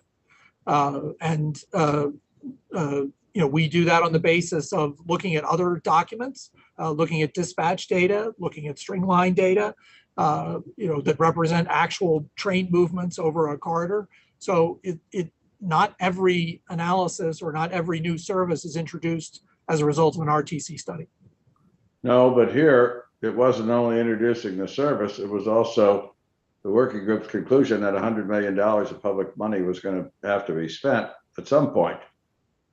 And I don't see anything in the Gulf Coast Working Group that says we're not going to spend it without an RTC study. So I'm trying to figure out from Amtrak's point of view why it would go along with that approach. I'm sorry, I'm not sure I understand the question. Did you say the Gulf Coast Working Group didn't support the investment without an RTC study? As I recall, I read the report a while back. There's nothing in the Gulf Coast Working Group report that says we recommend $100 million in infrastructure, but don't spend it without an RTC study. It just recommends that those infrastructure projects, they're detailed in the report. Amtrak endorsed the conclusion, and I'm trying to figure out, that's a lot of money to be spent without an RTC study, which appears to be the standard used by everybody, including Amtrak in other situations. So it's not only introducing service here, but it's introducing service with the anticipation of spending $100 million. So I'm trying to understand Amtrak's decision tree, I suppose, on how it could arrive at recommending that much public money without an RTC study to know. Maybe you need less, or maybe you need to have different projects than the ones that are in there. Well, I think the projects that were identified in the Gulf Coast Working Group report, are not necessarily projects that RTC would identify in and of itself. So, for example, the larger radius turnouts that were identified in the Gulf Coast Working Group report, the improvements in the miter rails for the bridges that would give greater speed opportunities there, the changing of the signal system on sidings to allow both passenger and freight trains to move more quickly through sidings. Those are things that could be simulated as through an RTC modeling effort, but it didn't require an RTC modeling effort to identify. No, but wouldn't you want to know what the impact of those changes would be before you invested the public's money in making the changes? You mean that an RTC modeling study would have to, or are you suggesting an RTC modeling study would have to be performed to determine that there'd be value in increasing speeds in a siding? I don't know that we would feel that needs to happen. Well, I think the question is, wouldn't you want to know if in fact you've made the kinds of improvements you talked about, it would have enough of a positive impact on either passenger or freight to warrant the expenditure of the money? Are you saying, whether benefits were measured as with respect to the specific improvements? I'm asking whether you would want to know whether the RTC model would show benefits from such improvements before you went ahead and requested spending that much money. How else would you know whether it was worth spending the money? Well, we improvements to increase speed allow us to increase or reduce trip time. And again, we don't need an RTC model necessarily to determine that. Well, you could increase speed at one place, and if you needed a siding at someplace else, which is going to slow the train down, there might not be a net benefit. We keep hearing that these projects are all work together. They're a suite of projects. I don't know if you agree with that, but it just puzzles me as to how a person who has something to say about spending public money, and I guess we arguably may have something indirectly to say about it, can figure out whether the money is worth spending unless you model it to see what kind of results you get. Otherwise you're just guessing about the future.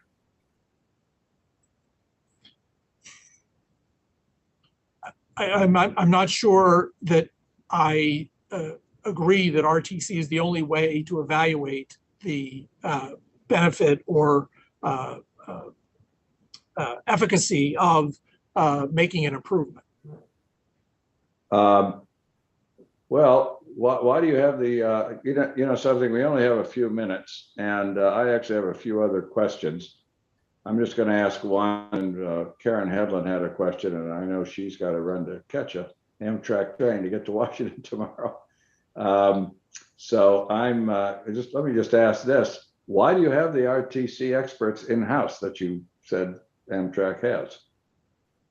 Well, certain questions are best answered with RTC modeling, but not all questions have to be answered with RTC modeling. All right, For well, example, I'm sorry, I was going to provide an example. NS approached us several years ago about operating trains during daylight hours in the Northeast Corridor. We did not need to run an RTC model to identify windows of operation during daylight that we could make available to NS to operate oil trains.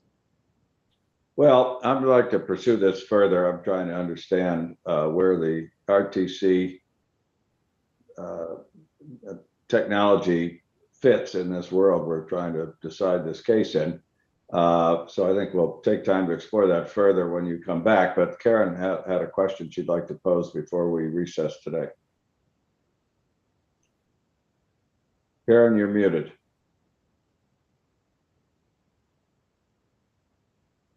I think you just said, Mr. Blair, that the FRA projects were designed to reduce trip times and improve Amtrak's reliability. Is that right? Those were some of the benefits that they cited, but they also indicated that there were secondary benefits to freight operations as well. When you say secondary, what does that mean? That they were primarily designed to assist you in running more reliable service, and by the way, they might help reduce delays to freight trains. I don't know that I would be able to characterize specifically how the benefits were assessed, or I only have the report to go on, which indicates that the projects that FRA identified would have both benefits to freight and both freight and passenger benefits. But the FRA study didn't measure the delays to freight trains that would be the result of adding the Amtrak trains. It did not. Thank you. Mr. Chair, may I ask just one clarifying question? Sure, and then I think it'll be time to recess. Sure. Mr. Blair, the $100 million that is recommended in the Gulf Coast Working Group report, what portion of that does the Gulf Coast Working Group report recommend must be spent prior to starting service? I go back to the table, $5.376 million. Thank you. And that's for the station track, right?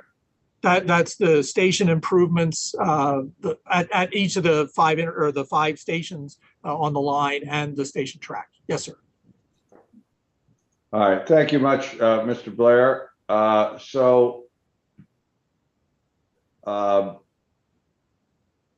Going forward here, we're not going to limit your ability to discuss needed business with Amtrak's lawyers. And you are not on cross-examination yet, so the usual strict restrictions I don't think need to apply. But I do think in the exercise of discretion, Jesse, you don't want to be talking to this witness about going over the testimonies already given, other than just bringing him up to date so we can start when we get back. Understood. Thank you. All right, so we will recess this hearing until 9:30 Eastern Time on May 9. And then we will have a session on May 11. And Jesse, I am counting on Amtrak to finish in those 2 days. But, hope springs eternal, Mr. Chair. And I only want to put it in the nature of hope. I'm not ordering it, but we really need to get this concluded. So, all right. Thank you all. Mr. Blair, thank you for your patience. Thank you. And we will see you on May 9th.